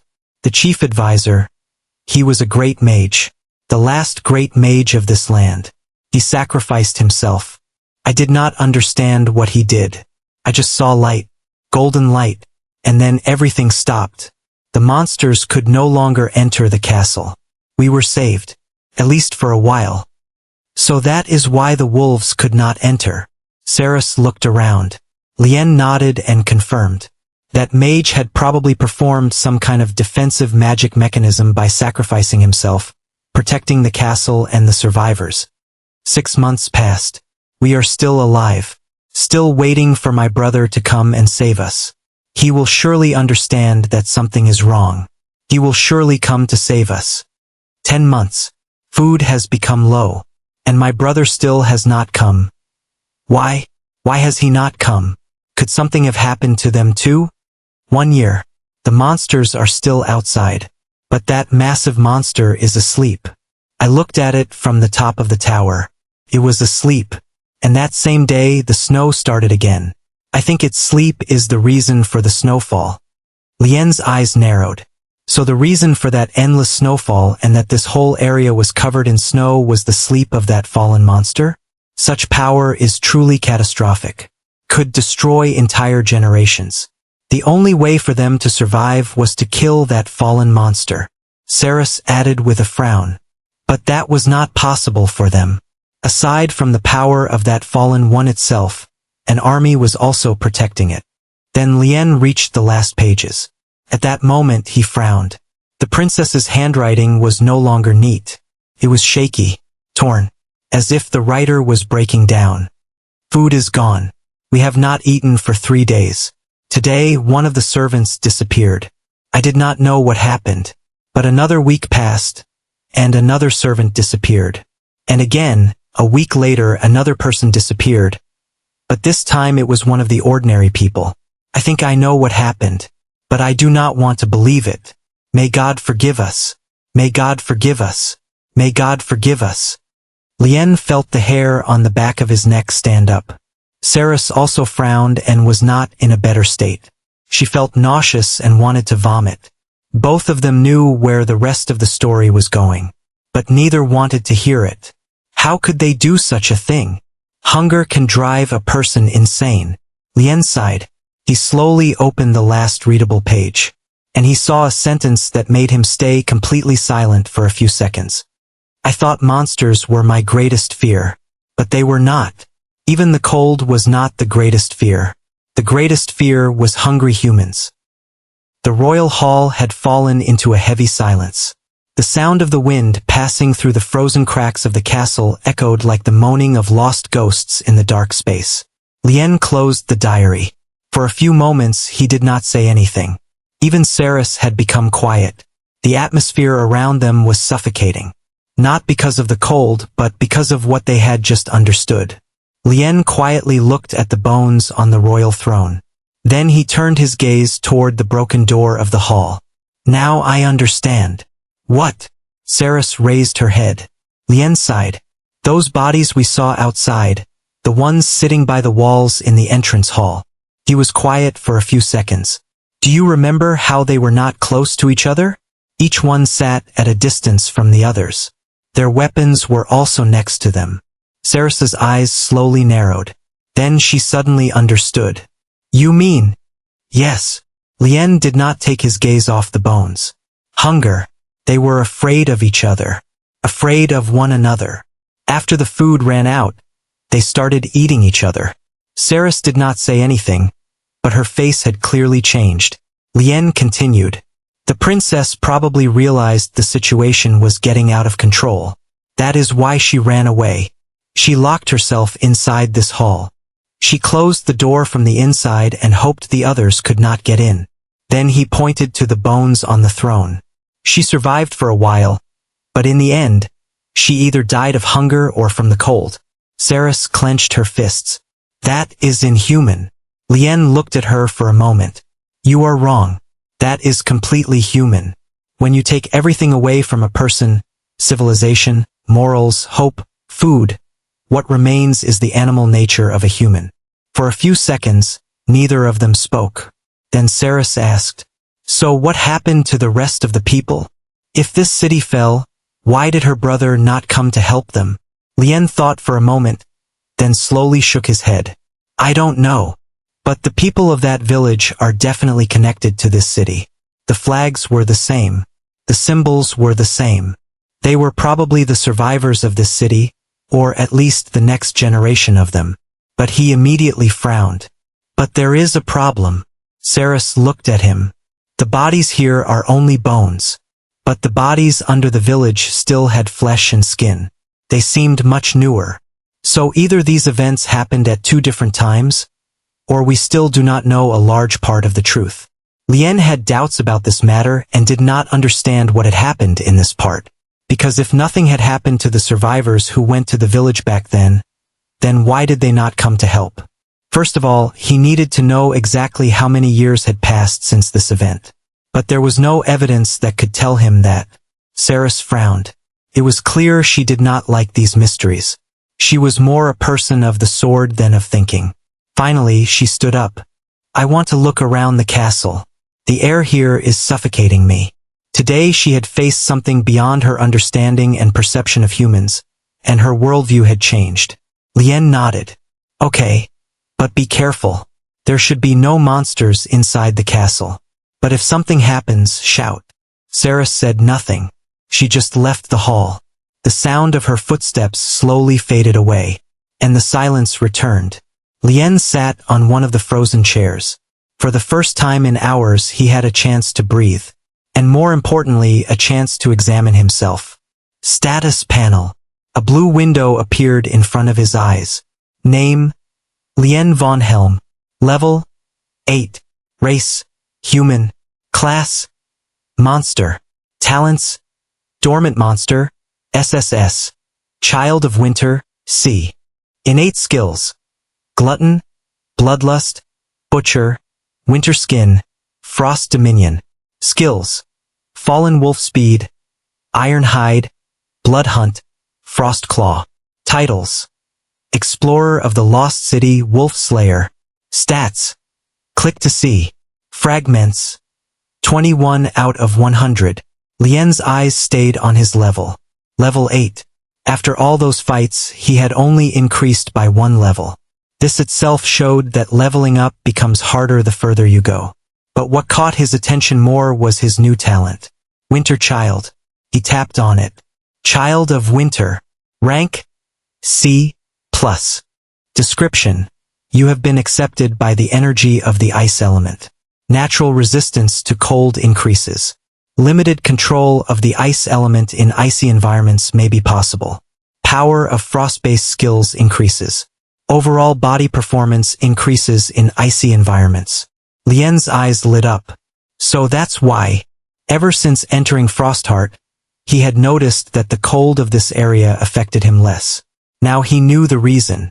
But that was not the only change. His gaze fell on the new innate skills. Winter skin. Winter skin. Description: your body gains more resistance against cold, freezing, and damage or attacks caused by frost attacks or monsters. Lien gave a small smile. A simple skill but very useful. Besides, when he goes through his first evolution, this skill will definitely become even stronger. In general, talents and innate skills can only be upgraded through evolutions, increasing their rank and abilities. And of course, not every talent and innate skill can be upgraded. Only those that have a plus can be upgraded. Then he clicked on the last one. Frost Dominion. Frost Dominion. Description: ability to have limited control over frost present in the environment. At lower levels, creating ice is not possible. Uses 0.2 mana per minute of use. Lien raised his eyebrow. Currently, his mana was very low. But this innate skill could become something terrifying in the future.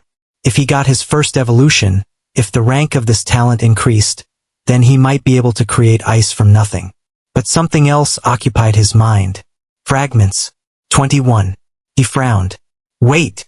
Before entering the city, he only had one fragment. He had gotten 10 more from discovering Frostheart. So where had the 10 extra fragments come from? There was no way he could have gotten that many fragments by killing that many monsters. Something came to his mind. He looked at his old title. Wolf Slayer. He opened its description. Wolf Slayer. You are the first person to have slaughtered a fallen wolf. From now on, for every wolf you kill, plus 2 fragments. For a moment, Lien's eyes widened. Then a smile appeared on his face. So that is the reason. He had killed 5 frost wolves. So that was why he had gotten 10 fragments. Everything fell into place. And more importantly, outside the castle, there were more than 20 other wolves. If he killed all of them, the amount of fragments he would get would be insane. That way, his number of fragments would reach more than 60. Would it not be possible to easily upgrade all his skills like that? Then he clicked on stats to take a look at them. Strength. 78. Spirit. 5. Speed. 66. Mana. 3. Resistance. 32. Stat points. 68. 68 stats points. A number that surprised even himself. He had earned 20 points from discovering the city, 28 points from killing 7 Froststalker monsters. Each kill gave 4 points. And then another 20 from killing wolves, each again giving 4 points. He had also realized that the system rounds the points. For example, if a monster stat is actually 466%, his talent only gives him 4 points for it. His strength and speed were insanely high, but he also had clear weaknesses. Mana, soul, and resistance were all low. If he faced a creature like Mira again, these weaknesses could be deadly. Especially for using his new innate skill and his other offensive skill, he needed mana. Lien leaned back on the chair and stared at his stats points. His finger hovered over the floating window.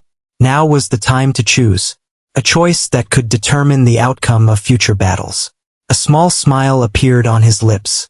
The best way to use these points. At that moment, a heavy sound was heard from deep inside the castle. The sound of something very large being hit. Lien immediately stood up. His eyes narrowed. Saris? He was sure that girl had done something again. The sound of the castle suddenly shaking echoed through the entire royal hall. A deep roar rose from within the stones, and the frozen ceiling trembled for a moment. Lien, who had been sitting on the chair checking his status panel, immediately raised his head. A deep frown appeared on his face. This shaking was not normal. It was as if something deep inside the castle had been activated. Something that should not have been activated.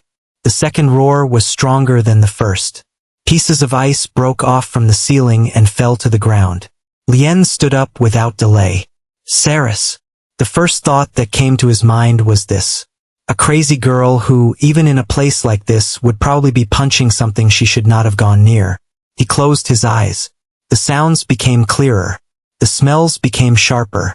He could even feel the weak flow of energy from surrounding creatures better. Naturally, because of the passive skill Blood Hunt, and at that moment he realized. He could sense Saris's familiar presence, and then he moved quickly. The frozen hallways were passed one after another. Without wasting time, he headed toward where he felt that girl's presence. The further he went, the clearer the signs of shaking became. Cracks had formed on the walls. Masses of ice had collapsed. Finally, he reached the end of one of the hallways. There, a stone staircase stood. Stairs that extended down into the underground darkness. Lien went down the stairs without stopping. A few minutes later, he finally reached the end of the path. At that moment, he saw Saris. The young girl was standing by the wall. Part of her clothes was torn. Burn marks could be seen on her arm. Several fresh wounds were on her body. But fortunately, her condition did not look dangerous. When she noticed Lien's presence, she turned her head. "You finally came." Lien frowned. "What happened?" Saris pointed with her finger toward the front. "I think I found the castle's treasury." Lien followed her gaze, and a moment later he stopped. At the end of the underground hall, a massive golden door stood. Its height was at least 5 meters. On its surface, thousands of complex patterns were carved. Symbols that looked like ancient magic, and even after all these years, a faint light still flowed through those lines. Around the door, several magic circles could also be seen. This made Lien frown even more. A defense mechanism? Yes. Saris nodded. This same defense mechanism had left her in this state. Then, without any further explanation, she stepped forward. She stood in front of the door, clenched her fist, and delivered a heavy blow. Boom! At that moment, one of the magic circles lit up. A blue light spread in the air. Suddenly, dozens of spears made of mana appeared in front. "Watch out!" Lien's eyes widened a little and he warned. But his warning was late. The spears came down like rain. Saris jumped back. She dodged several, but 2 spears hit her shoulder and side. Blood sprayed on the ground. Her body was thrown back several meters. "Damn it!" Saris landed on her feet. She wiped the blood from the corner of her mouth and stared at the door with anger. "I don't like this door." Lien stepped forward and examined the mechanism for a few moments. "It almost killed you. You should be a little more cautious." He added, "Should we attack it together?" Saris shrugged. Then she stepped forward again. This time, both of them attacked together. Their fists landed on the door with power. But the result was almost zero. On the contrary, the mechanism activated again. This time even more violently. Lightning bolts, magical blades, and small explosions of energy shot toward them. Both were forced to retreat. But that was not enough. The spears followed them. In the end, Lien had no choice but to stop them, which was not without cost, and he received several wounds. After a few minutes of fruitless effort, Lien finally stopped attacking. "Wait! What?" Saris looked at him. "I think I understand the problem." Lien stared at the door. "Tell me. This mechanism attacks us because we are outsiders. So? You figured that out by yourself?" "That is completely obvious." Saris frowned. A few seconds of silence passed. Then Lien's eyes narrowed slightly. An idea formed in his mind. Without any explanation, he turned and moved toward the stairs. "Where are you going?" "An experiment." A few minutes later, he returned. But this time he had something in his hand. A frozen bone. The princess's hand bone. Saris raised an eyebrow when she saw it. She quickly understood his plan. But she doubted that a simple bone would be enough to break the mechanism. "Do you think it will work?" "I don't know." Lien stepped forward. First step. Nothing happened. Second step. Silence. Third step. Then he hit the door hard with his fist. But again, nothing happened. The magic circles remained off. Saris's eyes widened. "It worked." "Apparently yes." Lien gave a small smile. He broke part of the bone and gave a piece to Saris. "Hold this." Saris took the bone. A few moments later, both approached the door without the mechanism activating. Now the only remaining problem was the door itself. A massive lock could be seen in its center. But there was no key. Lien examined it a little, but soon realized there was no normal way to open it. In the end, he stepped back. Sarah stared at the door. "Step back," she then said. Lien glanced at her briefly, but said nothing and just stepped back a few paces. For a few seconds, silence ruled. Saris took a deep breath. For the first time since Lien had known her, a strange aura appeared around her body. An invisible heavy pressure spread in the air. The stones around cracked. The ice on the ground broke. Lien's eyes narrowed a little. This was her power. He had never seen such a thing from Saris before. Saris pulled her fist back, and all the muscles in her body tensed. And then she struck. Boom!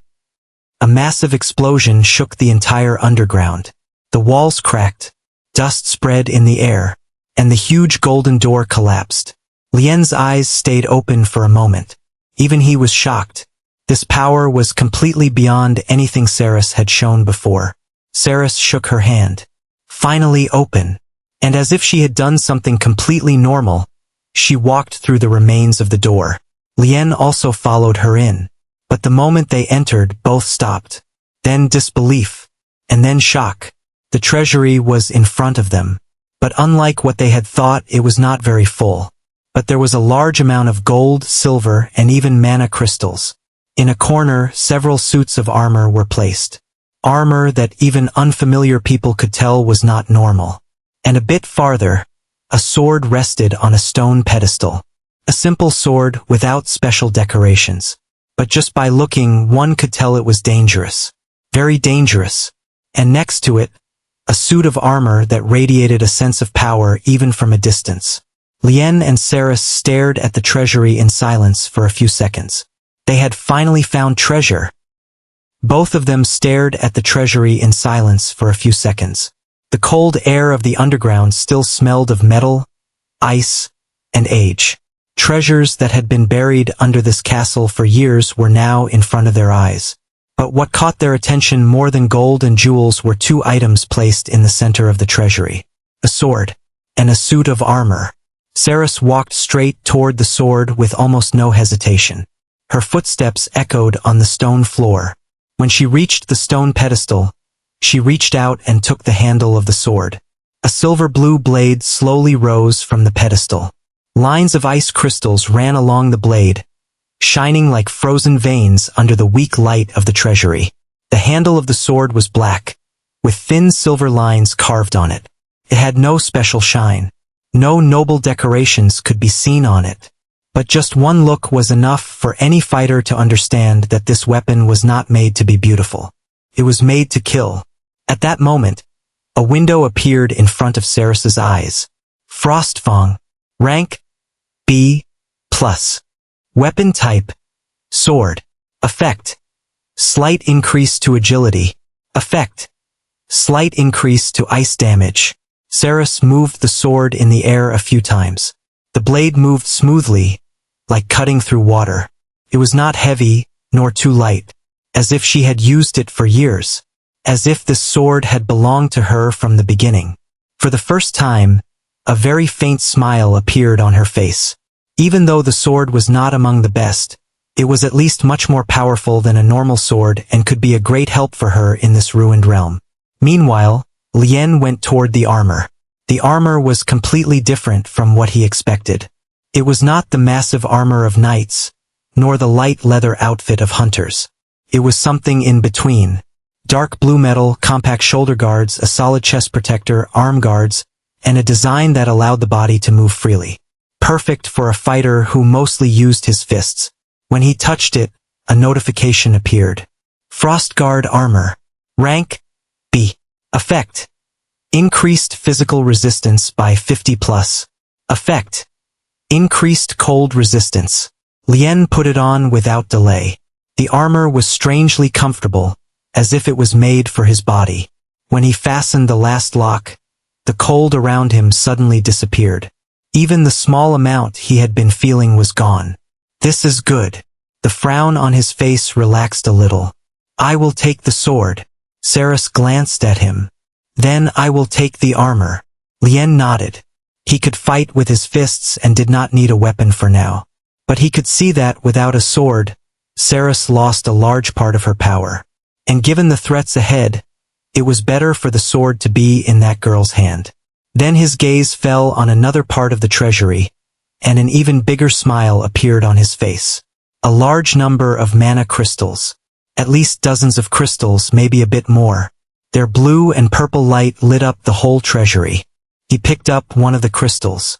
Pure energy pulsed from inside it. Mana crystals were the main currency among awakened. Of course, they could be absorbed to increase permanent mana. Each one could increase mana by between 1 and 5 points permanently. But for Lien, their real value was something else. Money. A very large amount of money. He did not need more stat points because he already had a lot of them. But money? Right now he was lacking that. Do you want to split them? He looked at Saris. I don't need them. The girl did not even look at them. Lien looked at her for a few seconds, then remembered. Pendragon. One of the 6 founding families. For a girl from that family, this wealth was probably nothing more than pocket money. Your loss. And he started collecting as much as he could. Mana crystals, gold, silver, jewels. He took everything. The more the better. When he finished, he felt the treasury had become a little emptier. Do you really take everything you see? Saris looked at him from the corner of her eye. It's not called taking. Then what is it? Resource gathering. Saris sighed and decided not to argue. After searching for a while, they were almost sure nothing valuable remained. I am curious why the treasury was not completely empty. Weren't the city's people supposed to leave? Although dozens of mana crystals are not a small amount, it is not a lot for the treasury of an entire city. Most of them were probably taken by the first groups that left the city. This remaining amount was probably meant to be taken by the city lord. But then that incident happened. Lien answered after thinking. Saris showed a sign of understanding, and they were about to leave the treasury. But just as they were leaving, Lien noticed a chest in the corner of the treasury. A stone chest, larger than the others. He and Saris went toward it together. They opened the lid. But inside it was empty. Completely empty. Saris frowned. Why would they put an empty chest in the middle of the treasury? Lien said nothing. He just looked inside the chest. At the bottom, there was a strange indentation. A shape roughly like a heart. Or maybe a crystal. It was clear that something had been kept there for years, and later taken away. He frowned briefly, but he did not care about it for now. In the end, both left the treasury. When they returned to the castle's main hall, the sky had become completely dark. Through the frozen windows, only darkness could be seen. The wind howled outside. The sound of ice hitting could be heard from a distance. Sometimes, the howls of ice wolves echoed through the city. But despite all these sounds, for the first time since entering Frostheart, they felt safe. No monster could enter this castle. At least for now, they could sleep in safety without any problems. Lien sat by one of the walls. Saris also leaned a little farther away. The fatigue of the past days weighed on both of them. First they had to flee from the village, then they were caught by the monsters of this city. For a while silence ruled. Only the sound of the wind could be heard. Do you think we will succeed? Then Saris spoke, looking at him. Lien raised his head. For a moment he was really surprised. This was the first time he had heard such a question from her. Saris had always been like a sword. Cold, ruthless, and direct. But now, for the first time, she looked tired. Lien thought for a few seconds. Definitely. He then said, How can you be sure? Saris stared at the ceiling. Because we are still alive. And as long as we are alive, it means we can succeed. Lien gave a small smile. Silence followed. But this time, the silence was not heavy. Saris closed her eyes. It was clear those words had calmed her. It was not clear if she was asleep or just resting. A few minutes later, Lien also closed his eyes. Time passed quietly. The wind blew. The ice moaned. Darkness ruled over Frostheart. But in the middle of the night, Lien's eyes suddenly opened. He had heard a sound. A weak sound. The sound of something being dragged on stone. Scrape, scrape, scrape. He immediately stood up. All his senses activated. He looked around. The hall was empty. The hallways were empty. He felt no presence. A few seconds passed, and then absolute silence returned. As if there had never been a sound. Lien waited a few more moments, but found nothing. In the end, he slept again. He attributed the sound he had heard to his paranoia. Though this time his sleep was lighter than before. The next morning, a faint blue light entered the castle through the frozen windows. Lien slowly opened his eyes. Saris also stood up almost at the same time. Both were ready. New armor and a new sword. More power and a clearer goal than before. They went to the window, but when they looked outside, both stopped. Frowns appeared on their faces. The city streets were filled. Dozens of monsters, maybe hundreds. Ice creatures moved through the alleys. They could be seen on the rooftops. They wandered through the frozen squares, as if all of Frostheart had become aware of the two. But these monsters did not dare to enter the castle grounds where the wolves were. Lien stared at the scene for a few seconds. Then he gave a bitter smile. Well. Saris placed the Frostfang sword on her shoulder. Her cold eyes were fixed on the city. Time to hunt. The frozen air of Frostheart pierced the skin like thousands of invisible needles. The massive castle gate slowly opened, and its heavy sound echoed throughout the area. Outside, more than 20 frost wolves were waiting. Their blue eyes shone in the snow, and cold steam came out of their mouths. In the center of the pack, the alpha wolf stood. Bigger, scarier, and more dangerous than the rest. But for now, Lien's gaze was on his status panel. Stat points. 68. He thought for a moment. Then he made his decision. Strength. 78. 100. He felt his muscles tighten, as if new force was flowing through his entire body. But he did not stop. Then he spent 15 points to increase his resistance. He did not use more because the armor itself already increased his resistance enough. Resistance. 30. 45. And finally, the remaining 31 points went to mana. Mana. 3. 34. Suddenly, he felt the surroundings differently. As if, for the first time, he could feel the presence of mana in the air. Invisible particles of energy were floating around him. It was a strange feeling, but he had no chance to examine it. Can you handle half of them? Of course. Faster than you. Saris drew the Frostfang sword from its sheath. I don't think you can kill half of them faster than me. Lien chuckled. A moment later, both moved at the same time. Explosion of snow, cracking of ice, and the beginning of a slaughter. The first wolf jumped toward Lien. Its massive claws went straight for his neck. But Lien was faster. His skill activated. Frost Claw activated. Consumes 0.1 mana per minute. Ice gathered on his fingers. Long blue nails emerged from his hands. And feeling that this might not be enough for these monsters, he used his other new innate skill to strengthen this skill. Of course, his talent itself also made any frost-related skill automatically stronger. Frost Dominion. In one motion, his hand passed by the wolf's neck. The monster's head spun in the air, and its body fell to the ground. Frostfang Wolf level 12 killed. Fragment +2. Lien's eyes lit up. He had intentionally looked at the notifications to check if the title worked. And the title was indeed working. The second and third wolves attacked almost at the same time. But Lien went straight between them. His ice claws acted like real blades. One hit, and the second wolf's stomach was torn open. The next hit tore open the third wolf's chest. Hot blood sprayed on the white snow. Frostfang Wolf level 12 killed. Fragment +2. 4 stat points gained. Frostfang Wolf level 12 killed. Fragment +2. 4 stat points gained. On the other side of the field, Saris was no less than a monster. The Frostfang sword danced in her hands. Each hit equaled 1 death. Each movement a body cut in half. The wolves could not even get close to her. In less than a few minutes, 4 corpses, 6 corpses, 8 corpses lay on the ground. Meanwhile, 3 more wolves attacked Lien. He did not dodge. He went straight toward them.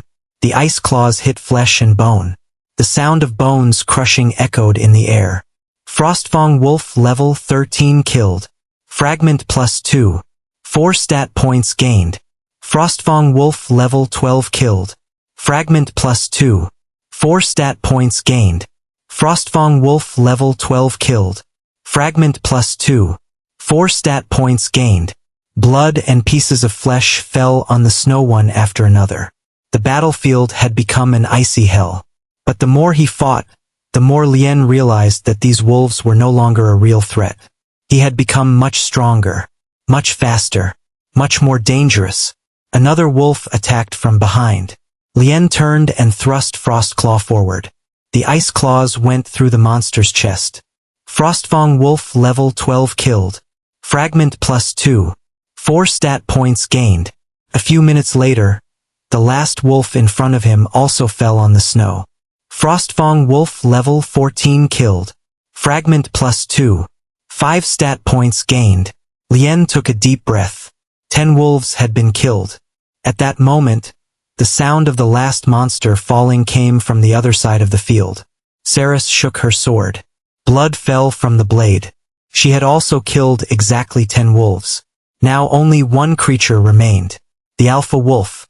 A heavy silence took over the field. The wind howled through the ice buildings. The level 15 monster slowly raised its head. Frostfang Alpha. Level 15. His bright blue eyes locked onto Lien. Lien smiled. Finally, in an explosion of speed, he charged forward. The ground under his feet cracked. In the blink of an eye, he appeared in front of the Alpha. Frostclaw went toward the monster's neck. This time, the attack hit. Icy blood sprayed in the air. The massive wolf was pushed back several meters. His claws dragged on the ground. Even Saris stopped for a moment. A level 15 creature had been pushed back by Lien's hit.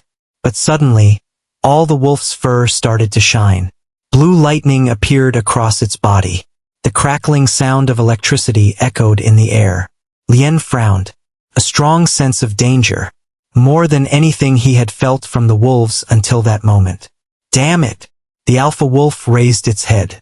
All the lightning gathered toward its mouth. And then an explosion. A column of electricity swept through the entire ice street. There was no chance to escape. The hit struck Lien directly. The Frostguard armor shook, and several parts cracked. Blood sprayed from Lien's mouth.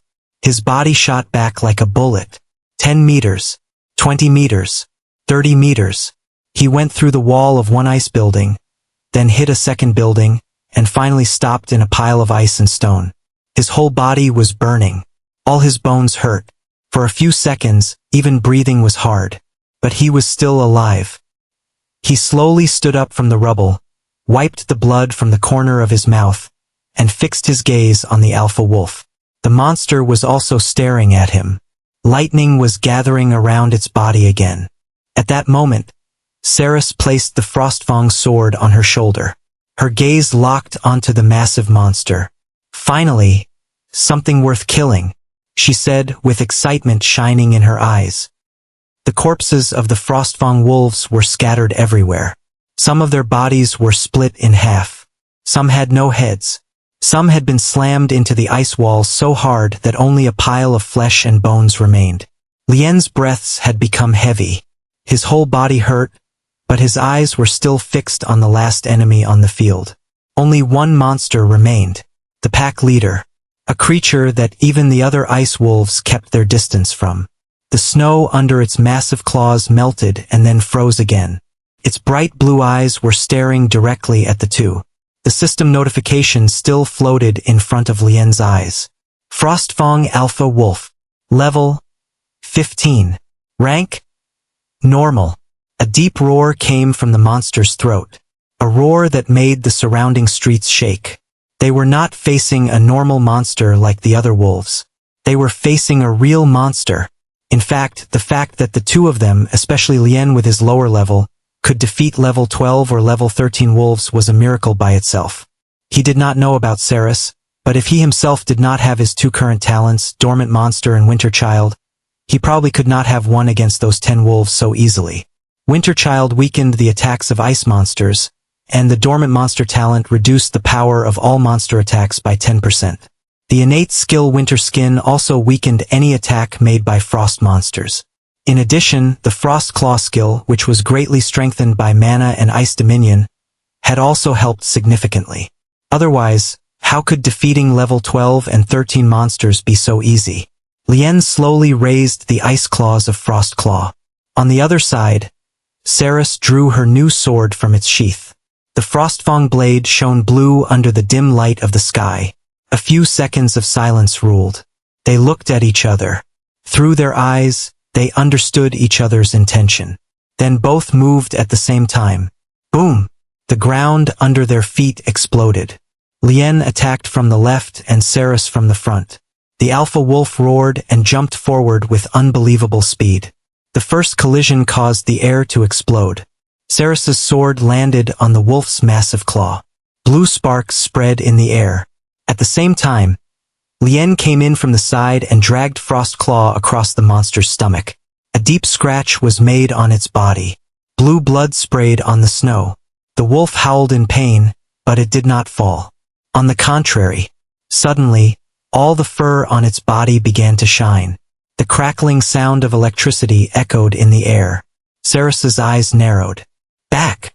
But it was too late. The monster's roar reached the sky, and then the lightning exploded. Boom! A column of blue electricity came out of the wolf's body. Lien only had time to put his hands in front of his face. A second later, he felt like a mountain had hit him. His body was thrown dozens of meters through the air. The Frostguard armor cracked, and blood sprayed from his mouth. Boom! His body hit the wall of an ice building. The whole building shook. On the other side of the field, Ceres's situation was not better. She had put her sword in front of her body, but the wave of electricity still pushed her back several meters. The snow under her feet was plowed. For a few seconds, no one moved. The alpha wolf was breathing heavily, and many wounds could be seen on its body. But it was still standing. Lien came out of the rubble. His body was burning, but a small smile appeared on his face. Damn it! It is tougher than I thought. Ceres also stood up. Her cold eyes stayed fixed on the monster. Its power is not the problem. That lightning skill of its is what causes trouble. Lien nodded. In hand-to-hand combat, that monster had no chance. But every time it released the lightning, everything changed. This is where the difference between monsters that have skills and monsters that do not becomes clear. And this made him understand how dangerous and powerful monsters that have gone through their first evolution are. The wolf started gathering electricity again. Thousands of blue sparks formed around its body. But this time, Ceres suddenly lowered her sword. Her silver eyes shone. The air became heavy. The wind stopped. Even the sound of the blizzard disappeared for a moment. King's Dominion. Rank. Great. Description. Releases the aura of a King's Dominion. All enemies within range are suppressed, and all their stats are decreased. An invisible pressure spread throughout the field. The ground shook. The snow settled. The alpha wolf's eyes suddenly widened. For the first time, fear appeared in its gaze. Its roar became weaker. The electricity around its body became unstable. As if something was squeezing its throat. Ceres took one step forward. Kneel. Boom. All the pressure of the aura landed on the monster's body. The wolf's massive legs trembled, and one of its knees hit the ground. Lien immediately noticed the opportunity. His eyes lit up. That was it. Just this one moment was needed. He transferred all his mana to Frost Claw and used his new skill for the second time. Ice Dominion, and by controlling the ice element, the ice claws became larger and more powerful. Ice crystals formed around his hands. Even the ice on the ground was pulled toward him. The air froze from the cold. Boom! Lien shot forward like a bullet. The distance between them disappeared in an instant. The wolf had just raised its head when the ice claw passed through its throat. Silence. Time seemed to stop. Then blue blood sprayed into the air. The monster's massive head was severed. Its 5-meter body stayed motionless for a moment. And then, boom! The huge carcass fell to the ground. The entire street shook. For a few seconds, no sound was heard. Only the heavy breaths of Lien and Ceres remained. and then the system notifications appeared. Frostfang Alpha level 15 killed. Fragment +2. Skill gained. Lien's eyes lit up. But before he could read the last notification, a sound echoed throughout the city. Crack, the sound of ice breaking. A massive sound. So massive that it seemed like all of Frostheart was cracking. The smile on Lien's face disappeared. He and Saris simultaneously turned their heads toward the center of the city, where that massive ice giant had been sleeping. The sound of ice breaking was heard again. Crack, this time louder, heavier, more terrifying. And then, in the middle of the white blizzard, 2 blue dots lit up. 2 eyes. Massive eyes. Eyes that were slowly opening. For the first time, Saris frowned deeply. Lien also involuntarily held his breath. The thing that had destroyed all of Frostheart was waking up. A heavy and unnatural silence had taken over the fallen city of Frostheart. The massive corpse of the alpha wolf lay on the frozen snow, and its blue blood slowly spread on the ground. But what had caught Lien's attention was not the wolf's body, but the presences that were disappearing. With the help of the blood hunt skill, his senses had become unnaturally strong, and now he could feel the presence of living creatures around him. And now all those presences were moving away. Fast. Very fast, in fact. As if something had terrified them. Lien frowned. Next to him, Saris also raised her head. They are leaving. Yes. But they are not running from us. Lien did not answer because he had understood the same thing. They were running from something else. Something that had just woken up. And if his guess was correct, and he was sure it was correct, that monster was the Titan. The monster responsible for the destruction of this city. A level 19 fallen monster. In this situation, they had no chance against that monster. He had killed 7 level 12 wolves, 2 level 13 wolves, and 1 level 14 wolf. And above that, with Saris's help, he had killed the alpha wolf. He had gained 4 stat points for level 12 and 13 monsters, and 5 stat points for level 14 and 15 monsters. Everything matched his calculations. Finally, his eyes fell on the status panel. Available stat points. 46. His eyes lit up. He had 46 stat points. For other awakened below level 10, this amount is insane. But not for him. Without any hesitation, he made his decision.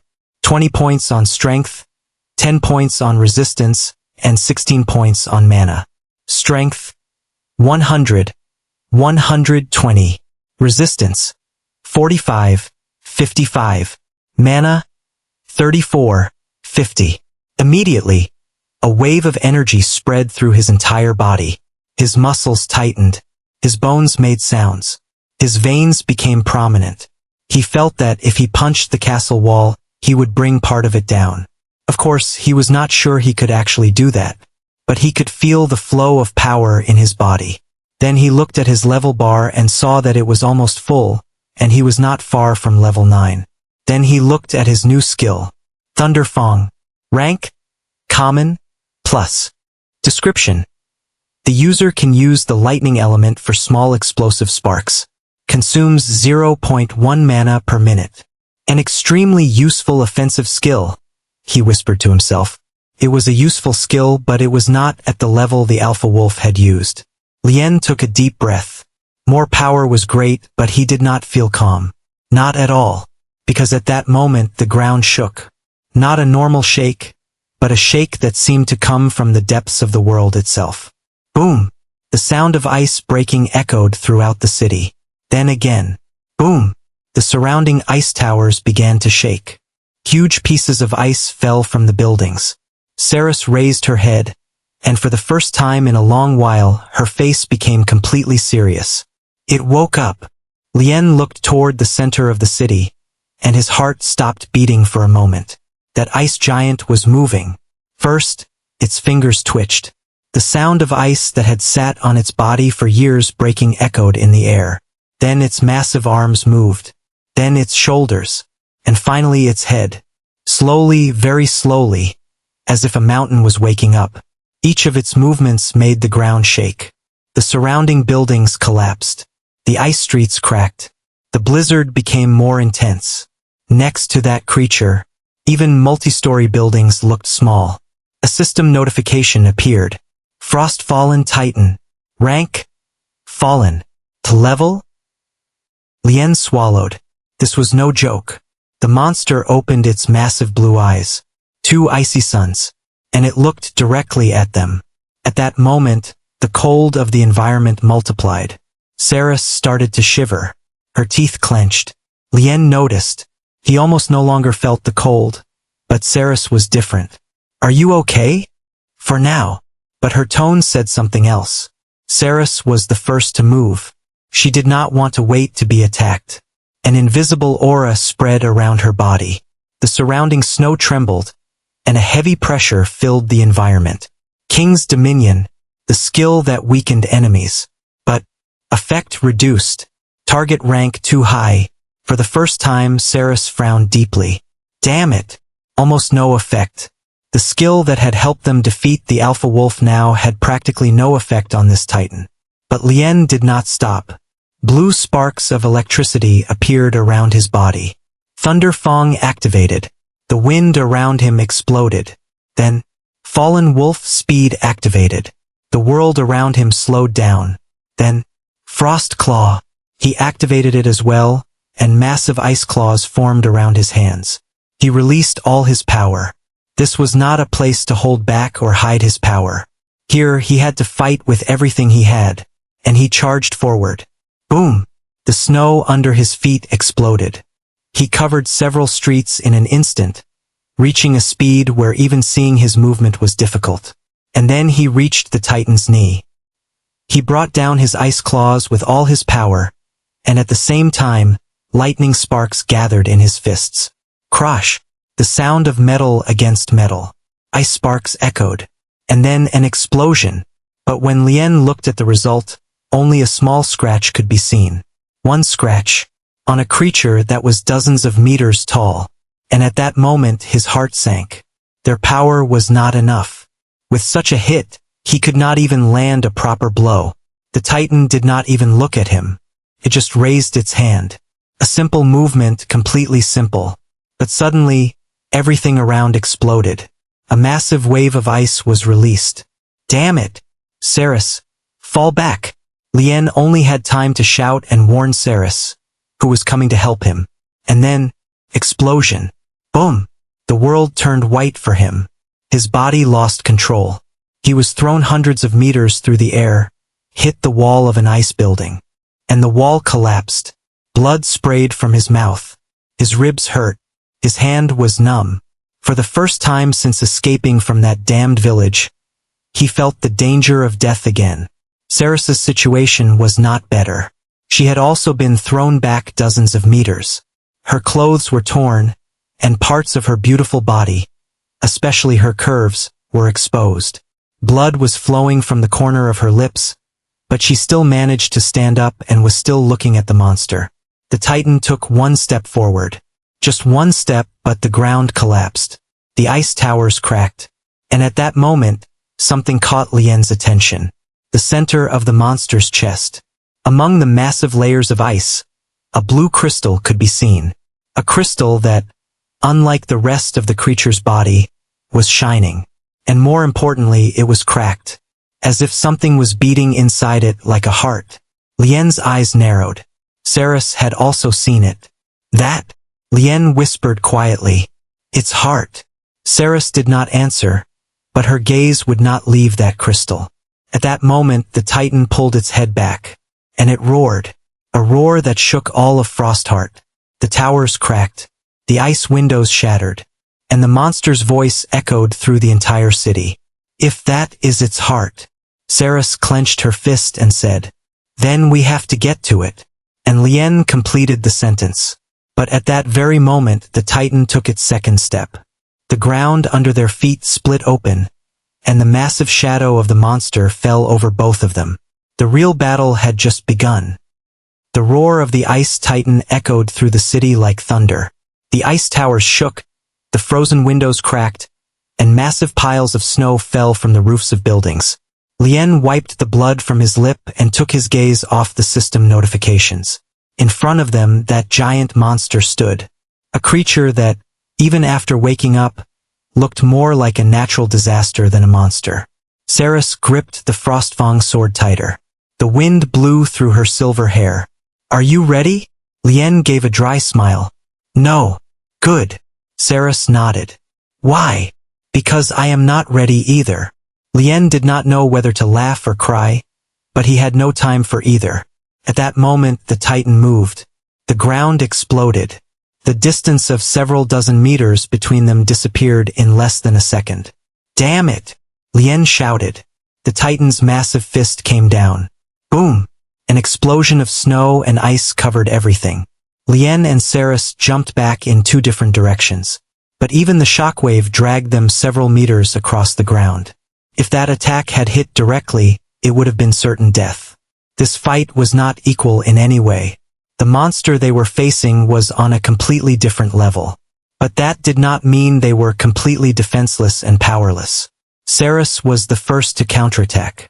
Her sword flashed in the air. Moon step. Whoosh! Her body vanished, and a moment later she appeared on the Titan's shoulder. Her sword came down with all its power. Crack! For the first time, a piece of the Titan's natural ice armor, its skin, broke. A crack appeared, but that was all.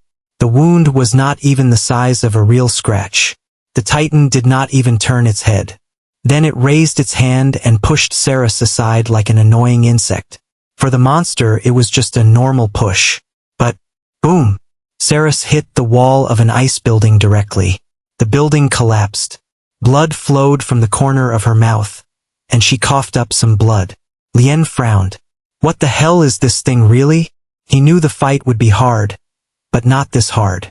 This looked less like a fight and more like a monster playing with its prey. Frost Claw activated. Ice claws formed around his hands. With the help of Ice Dominion, he increased their power a little, and then with the intervention of his talent, their power increased a little more. Whoosh! He charged forward at full speed. His 120 points of strength exploded in his muscles. His claws hit the Titan's knee directly. Crack! This time a deeper crack was made. But the Titan just looked at him, then snorted and sneered. For the first time, and that sneer was scarier than any roar. Frozen Dominion. The Titan raised its hand to the sky. Suddenly, the temperature of the environment dropped. The ground froze. The buildings became covered with new crystals. Even breathing became hard. Saris, who had no ice resistance, immediately shivered. Her lips turned blue. Her movements became slower. She felt like she was freezing from the inside. Damn! But that was only the beginning. The Titan stomped its foot on the ground. Glacier break. Boom! Hundreds of ice pillars shot up from the ground. Lien barely dodged. One pillar pierced his shoulder, and blood sprayed. Another tore open Saris's side. Both were thrown back at the same time. However, because of the terrible cold, Saris's muscles responded late to her brain, and an ice pillar tore through her shoulder and side on the spot.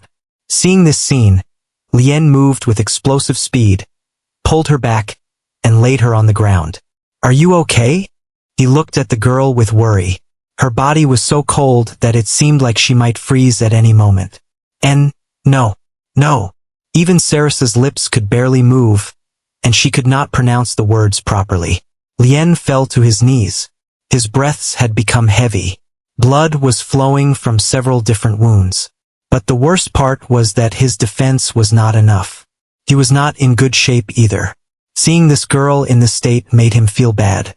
If something happened to Saris, he alone could not help her. But the problem was that even if he wanted to, he could not help her. Every direct hit meant death for both of them. And his armor was not helping there either. I have no choice. If his current skills were not powerful enough, then the only thing he needed to do was upgrade them. A system notification appeared. Iron Hide. Rank. Common. He pressed the upgrade option without hesitation. 3 fragments consumed. Skill evolved. Iron Hide Steel Hide. Rank. Great. Description.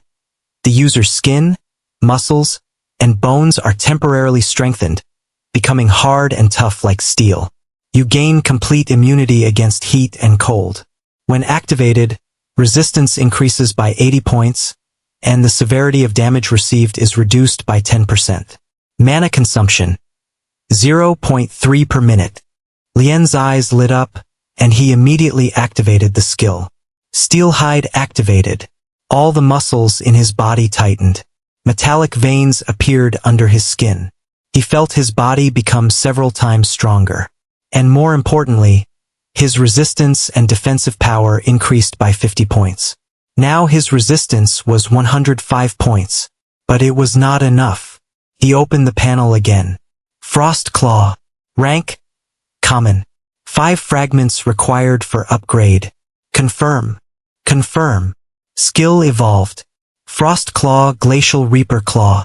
Rank, Great. Description. The penetration power of the claws increases by 50 points. Every 10 hits, a critical attack is created, dealing severe damage. The claw's ability to cut through armor, steel, and flesh increases significantly. Penetration power against frost monsters increases by 70 points. Mana consumption, 0.4 per minute. Lien's hands changed. The claws became larger, longer, and the ice around them looked brighter and much sharper. Now, instead of just his fingers, his whole hand had changed. On the other side of the battlefield, Ceres had also opened her panel. Notifications appeared one after another. Her skills were being upgraded. She had also come to the conclusion that it was time to make changes. But Lien had no chance to look, because the Titan was not happy that they were wasting time. It attacked them directly. Frozen Cataclysm. The Titan's eyes shone, and suddenly a massive beam of ice energy was fired. Everything in its path froze. Buildings, streets, even the air itself. Lien shouted, "Ceres!" Both jumped to different sides. The beam passed through the city, and in the distance, it turned an entire tower into ice dust. For a few seconds, silence fell. Then Lien struggled to get up from the rubble. Blood was flowing from his forehead. His ribs were broken. His left arm was almost numb. On the other side of the field, Ceres was not in better shape. Her clothes were even more torn, and more of her body was exposed, to the point that part of her chest could be seen, and her attractive curves were more visible. Her shoulder was hanging, and blood dripped on the snow. But both were still alive. Both were still standing. And for the first time, the Titan's eyes became a little serious, as if it had not expected them to survive this attack. Of course, if Lien had not upgraded Ironhide in time and activated it, he would be dead by now. /N. Guys? Which one do you prefer? The correct cover or the pervious one? Lien wiped the blood from his chin and took a deep breath. His whole body hurt. His shoulder was broken, and several ribs were cracked. His left arm could barely move, but he was still on his feet. Fortunately, upgrading his skill was the right thing he had done, and it had saved him at the last moment. On the other side of the field, Ceres's condition was not better. Her armor was broken in several places. Blood was flowing from her neck, but she still held the Frostfang's sword tightly. Lien's gaze fell on her for a moment, and when he saw that part of her chest and her visible curves, he was startled for a moment and immediately pulled his gaze away. Ceres seemed to notice his look but was too lazy to care in this situation. In front of them, the Titan stood. Its body was covered with shallow cracks, but it still gave off that feeling of horror. It still looked like an unbreakable mountain. Lien wanted to start attacking again, but that girl did not let him and activated her newly upgraded skill. Phantom Step. Her body vanished. A shadow remained behind her.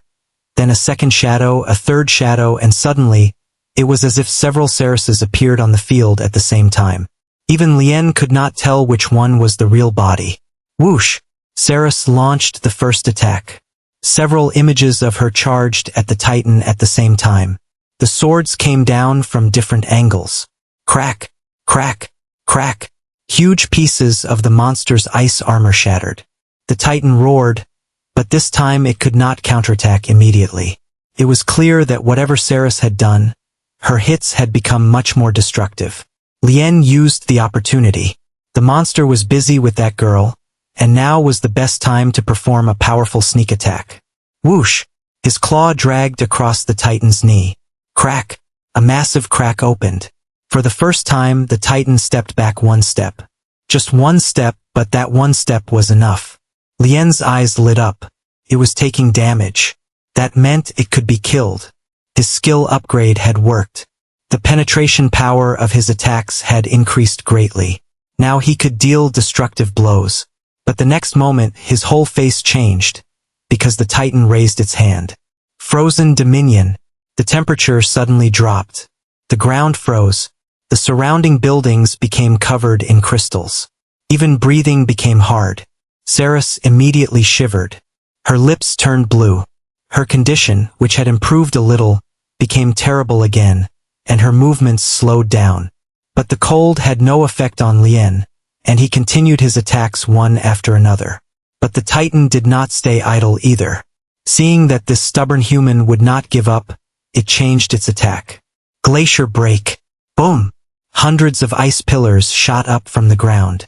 One of them hit Lien directly in his left side. The sound of breaking bones was heard. Blood sprayed from his mouth. His body was thrown several meters into the air. Cough!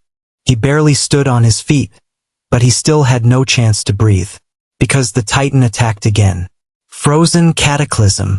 Blue light gathered in the Titan's mouth, and a moment later, a massive beam was fired again. The entire street in front was destroyed. An entire ice tower collapsed in the distance. Lien pulled himself aside with all his speed and succeeded. But the shockwave still slammed him to the ground. The skin on his right arm was burned. Blood flowed from several different wounds and his head. Damn it! For the first time since the battle started, he felt like they might actually die. He was slowly losing hope. He even thought to himself, could the situation get any worse than this? And at that moment, a red notification appeared. Warning! Mana below 5. Active skills consuming remaining mana. Estimated remaining time. 4 minutes. Lien's eyes narrowed. His mana was running out. He had completely forgotten about this. If it reached 0, Steelhide would turn off. Glacial Reaper Claw would turn off. All his advantages would disappear. I think it's time for Plan B. He had an idea of what to do. But the problem was that it was a one-time chance. If they failed, it meant certain death. He quickly opened the panel and clicked on Thunderfang. Now was the time to put all his eggs in one basket. He did not know if it would work, but he had to try. Thunderfang. Rank? Common? Plus. Evolution cost. 7 fragments. Confirm. Confirm. Evolution complete. Thunderfang Storm Tyrant Fang. Rank? Great. Plus. Description. Lightning is compressed inside the user's body. The speed, power, and penetration of attacks increase greatly. Part of the enemy's defense is ignored. After penetrating the target, the lightning creates internal destruction. The more mana you use, the stronger the lightning will be. With enough mana, a lightning explosion can be created. Mana consumption. 0.5 per minute. Lines of lightning appeared on Lien's arms. The snow around him exploded. The ground cracked. A wild power flowed through his body. But the mana warning was still in front of his eyes. There was little time left, and he had to use this time in the best way possible. He looked at Ceres. We have to gamble. What do you mean? Ceres frowned and felt bad. We hit it with our strongest attacks at the same time. Then, I need a few seconds of opportunity. For what? The core. If you are wrong, you will die. Ceres's eyes narrowed, and she understood where her bad feeling came from. Do we have any other choice? Lien smiled, but it was a smile that looked more helpless. A few seconds of silence passed. Then Ceres nodded. We don't. The Titan attacked again, but this time both of them jumped forward at the same time. King's Execution. All of Ceres's mana flowed into the sword. The Frostfang blade shone, and a massive silver light formed around it. At the same time, Storm Tyrant Fang. Lightning exploded on Lien's arms. The air trembled. The ground cracked. He spent 3 of the remaining 5 mana on this attack. That meant if he failed, There would be no next time. And then both attacks landed with all their power. Boom! A massive explosion shook the city. Even the Titan was pushed back. The lightning light blinded its eyes for a few moments. It let out a loud, angry roar and felt that its skin was burning intensely. His body began to hurt. Its monster instincts were screaming danger. Right now! Lien shouted and ran toward the monster's chest at full speed. He saw the core, the blue crystal deep inside the monster's body. He released all his remaining mana. All of it. He spent the remaining 2 mana here. He did not leave a single drop. Storm Tyrant Fong. Glacial Reaper Claw. The hit landed. Crack. The core cracked, but it was not destroyed. At that moment the lightning explosion happened. His body could not handle this amount of energy. The bones of both his hands were crushed. His flesh burned. His skin was mostly destroyed. Blood burst from his entire body. Arg! He screamed in pain, and his body was thrown dozens of meters. He fell on the snow and could no longer move. He was finished. He had lost all ability to fight. His half-open eyes saw only one thing. The core, which was still not completely destroyed. And then Ceres. She bit her lip. Blood was flowing from her body as well, but she did not stop. She ran with the last of her strength. This was also a gamble from her side. The monster still could not see well and was roaring terribly from the pain. The sword went up and came down. Crack! The core broke.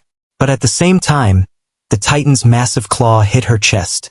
The sound of breaking bones was heard. Ceres coughed up blood, and she was thrown back like a broken doll. A few seconds of silence passed. No one moved. Not because they did not want to, but because the two no longer had the strength to move. Then, crack, crack, crack, the cracks on the core spread. The blue light went out. The massive Titan fell forever. Boom! All of Frostheart shook.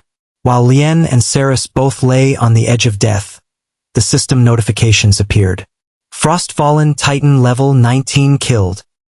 A cold wind blew through the frozen streets of Frostheart, but this time no howls could be heard. No roars, no screams, no sound of battle. The only thing left was silence. A heavy silence that had fallen over the city. The massive corpse of the Ice Titan lay in the center of the square. A monster that was once considered the king of this city. A monster that thousands of creatures feared, but now it lay motionless on the ground. Lien was lying on the ground. His whole body hurt, but it did not matter. For the first time in a long time he was alive. Next to him, Ceres sat on a piece of ice. She placed her sword beside her and stared at the Titan's corpse for a few minutes. Neither of them said anything. After a battle that had nearly taken their lives, even speaking seemed hard. Suddenly, several notifications appeared in front of Lien's eyes. Level up. Level 8, level 9. Level up. Level 9, level 10. At that moment, a warm wave spread through his whole body. Flesh, bones, veins, and his entire body began to rebuild. The hands that had been almost destroyed in the final attack reformed. The broken bones healed. The torn skin closed. A few seconds later, no trace of those terrible injuries remained. Lien's eyes widened a little. It was not the first time he had leveled up, but every time he saw something like this, it was strange.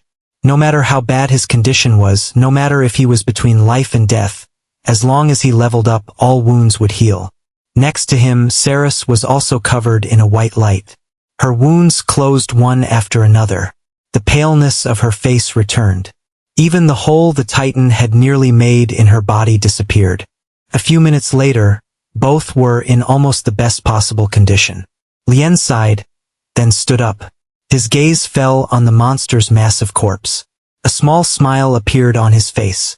We really killed it. Yes, this was the hardest fight I have ever had. Ceres looked at the carcass, then slowly nodded. Me too. Until a week ago, I never thought I would be in such a fight at all. Lien laughed quietly. He had always wanted to become an awakened. And looking at this situation, being an awakened did not seem that fun. But the interesting thing was that he had killed a fallen monster.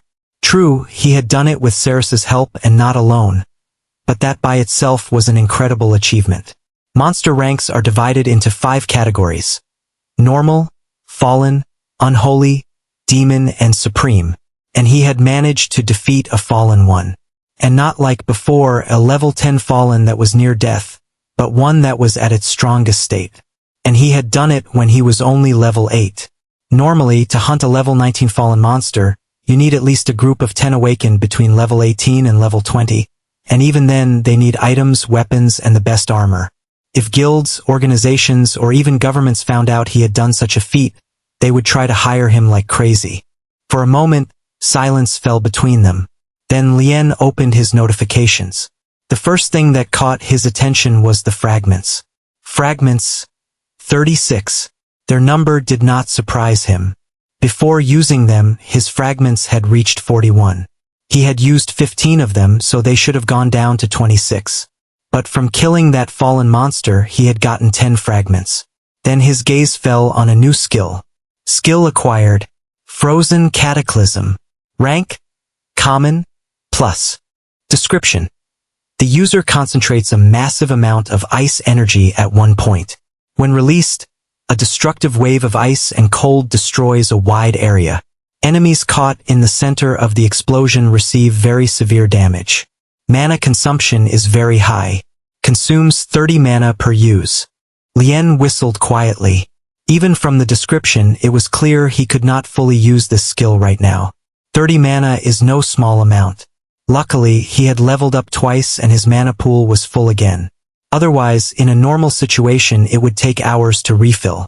Then his gaze fell on the stat points.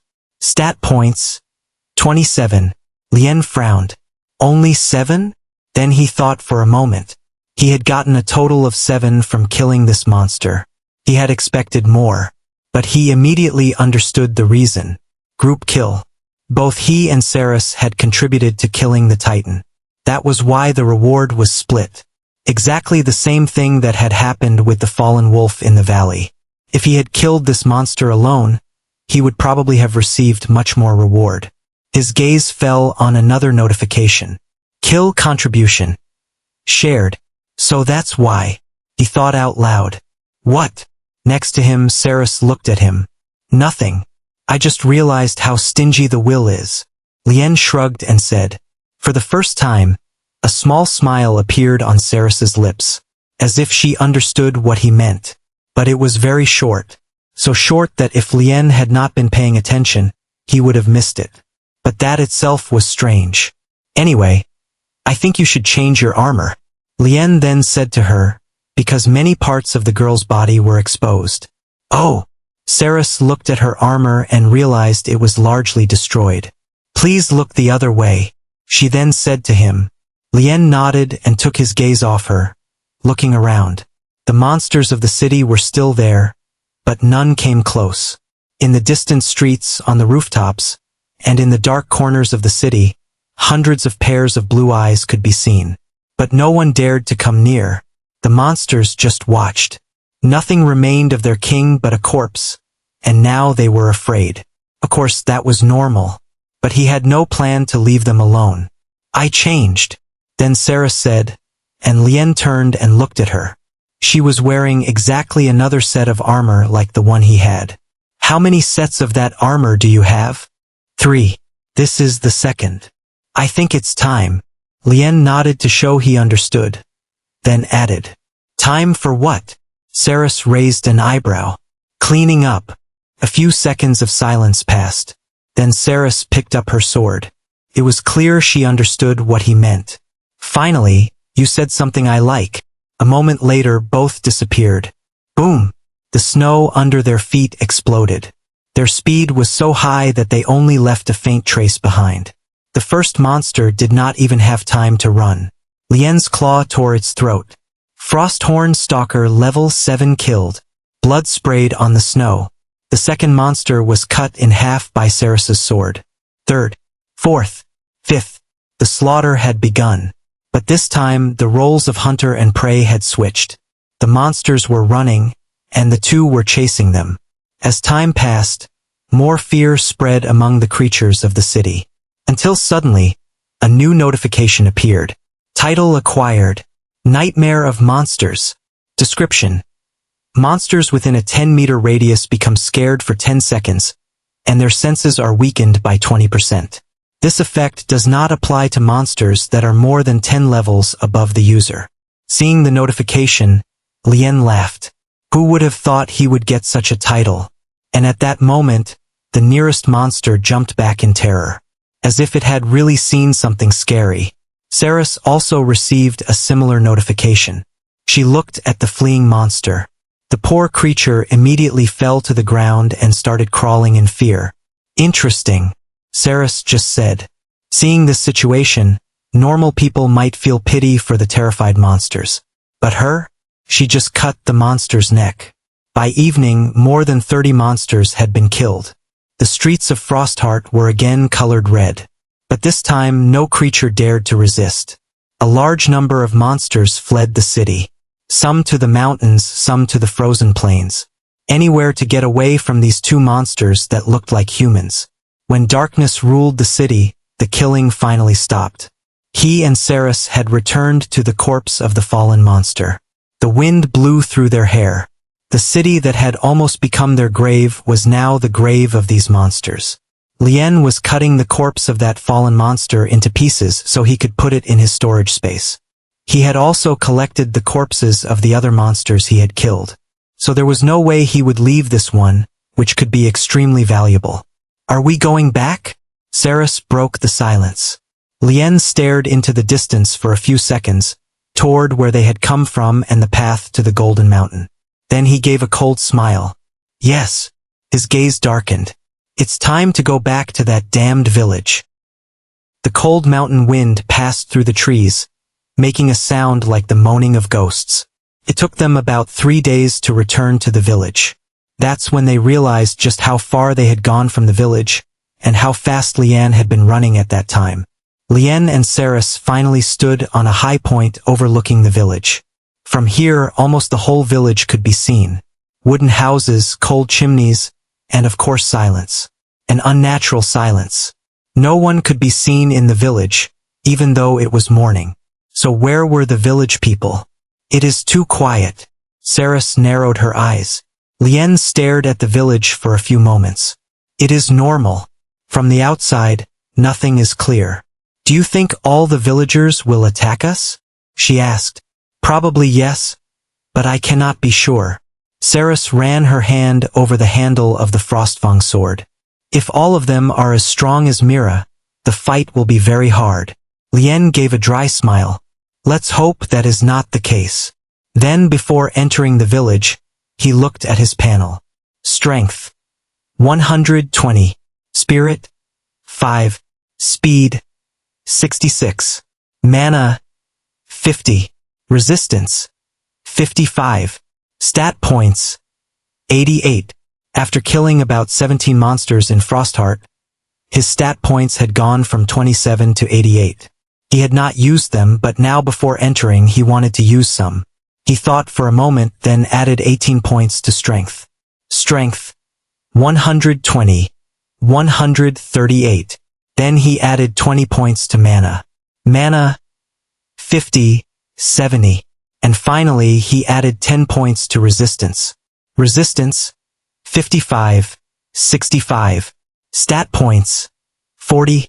He decided to keep the remaining 40 for now, because he might be in a situation where he needed to use them for a specific stat.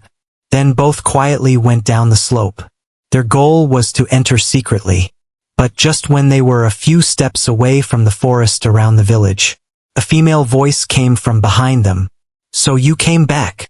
Both immediately turned around. Lien's pupils contracted. Mira was standing right behind them, silent and without warning. Even Blood Hunt had not felt her presence. His gaze fixed on the panel that appeared. Race? Rank? Level? 18. Her race was still unknown, but at least he could see her level for the first time. I did not think you would come back. Mira gave a quiet smile. There is something here that we want. Lien said coldly. Mira tilted her head a little. Now that you are back, to be forgiven for your sins, you must become sacrifices to the god. Do you think you can defeat us alone? Mira laughed. Quiet, cold laugh. I see you have become stronger. Then her gaze went behind them. But I am not alone. At that moment, dozens of presences. Around them, behind the trees, on the rooftops, behind the houses. Everywhere. They appeared. His eyes narrowed. Multiple notifications appeared. Race? Rank?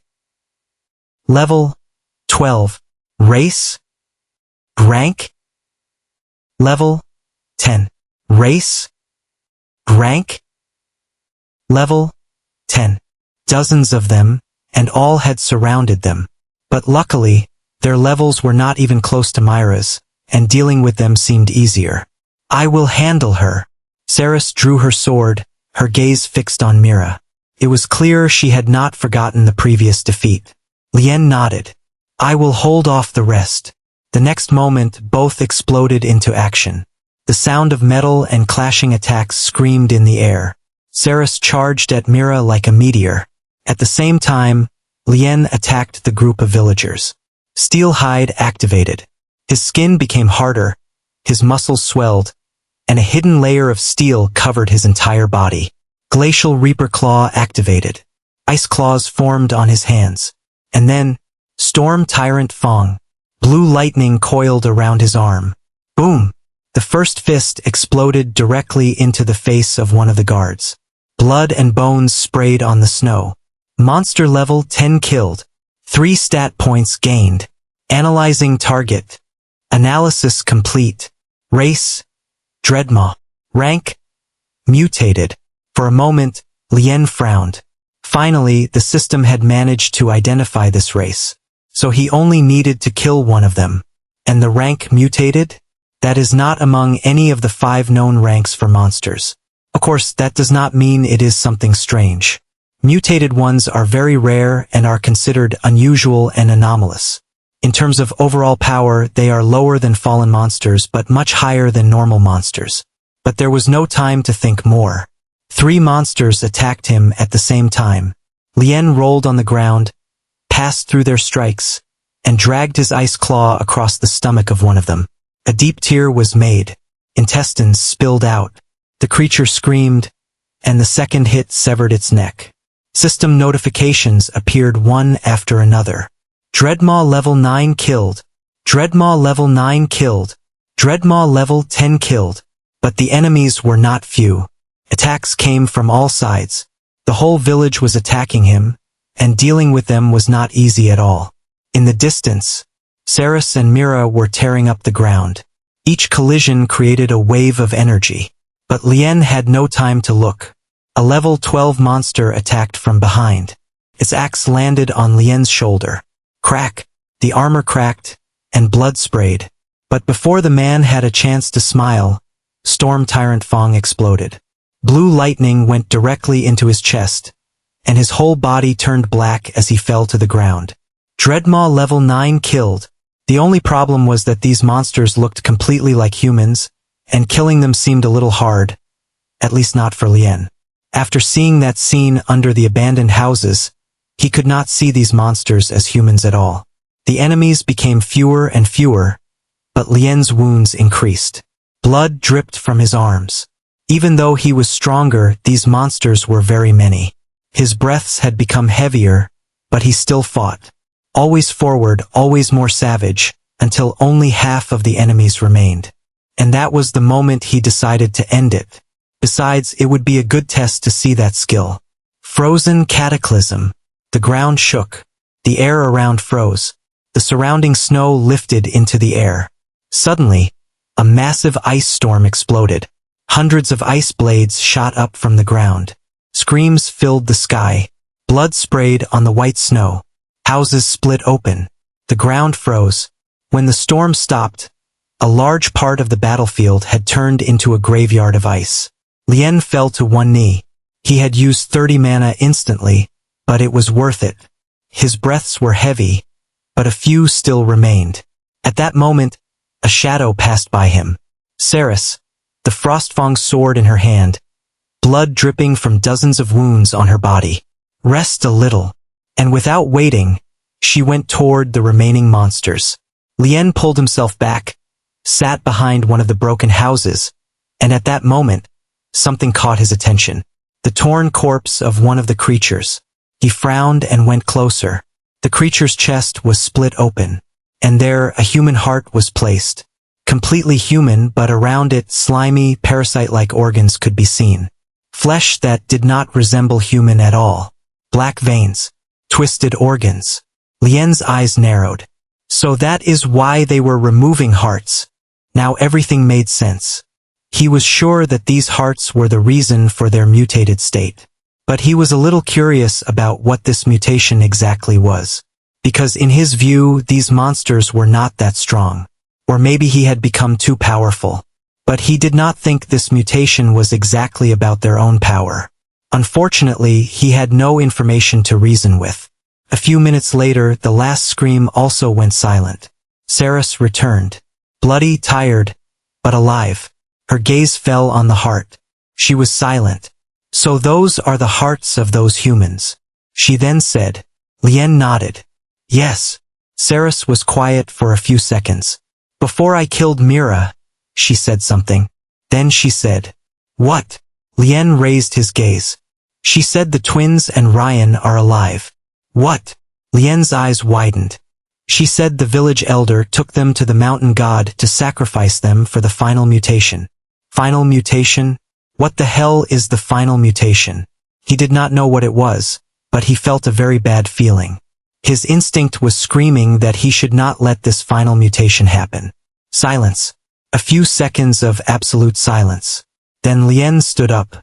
Then we should not waste time. Finding the path was not hard. A path that went up through the mountain, a path that led straight to the golden peak. The same stone-paved path he had seen before. Dozens of minutes later, they finally reached the entrance of a massive cave. The air around it was unnaturally cold. Even for Lien, who should have cold immunity, could feel a bone-chilling cold. Absolute darkness waved inside. Both looked at each other, then entered. They had not taken more than a few steps when a system notification appeared. You have entered monster territory. Dreadmaw Sovereign. Rank. Unholy. Level. 20. Is this the mountain god?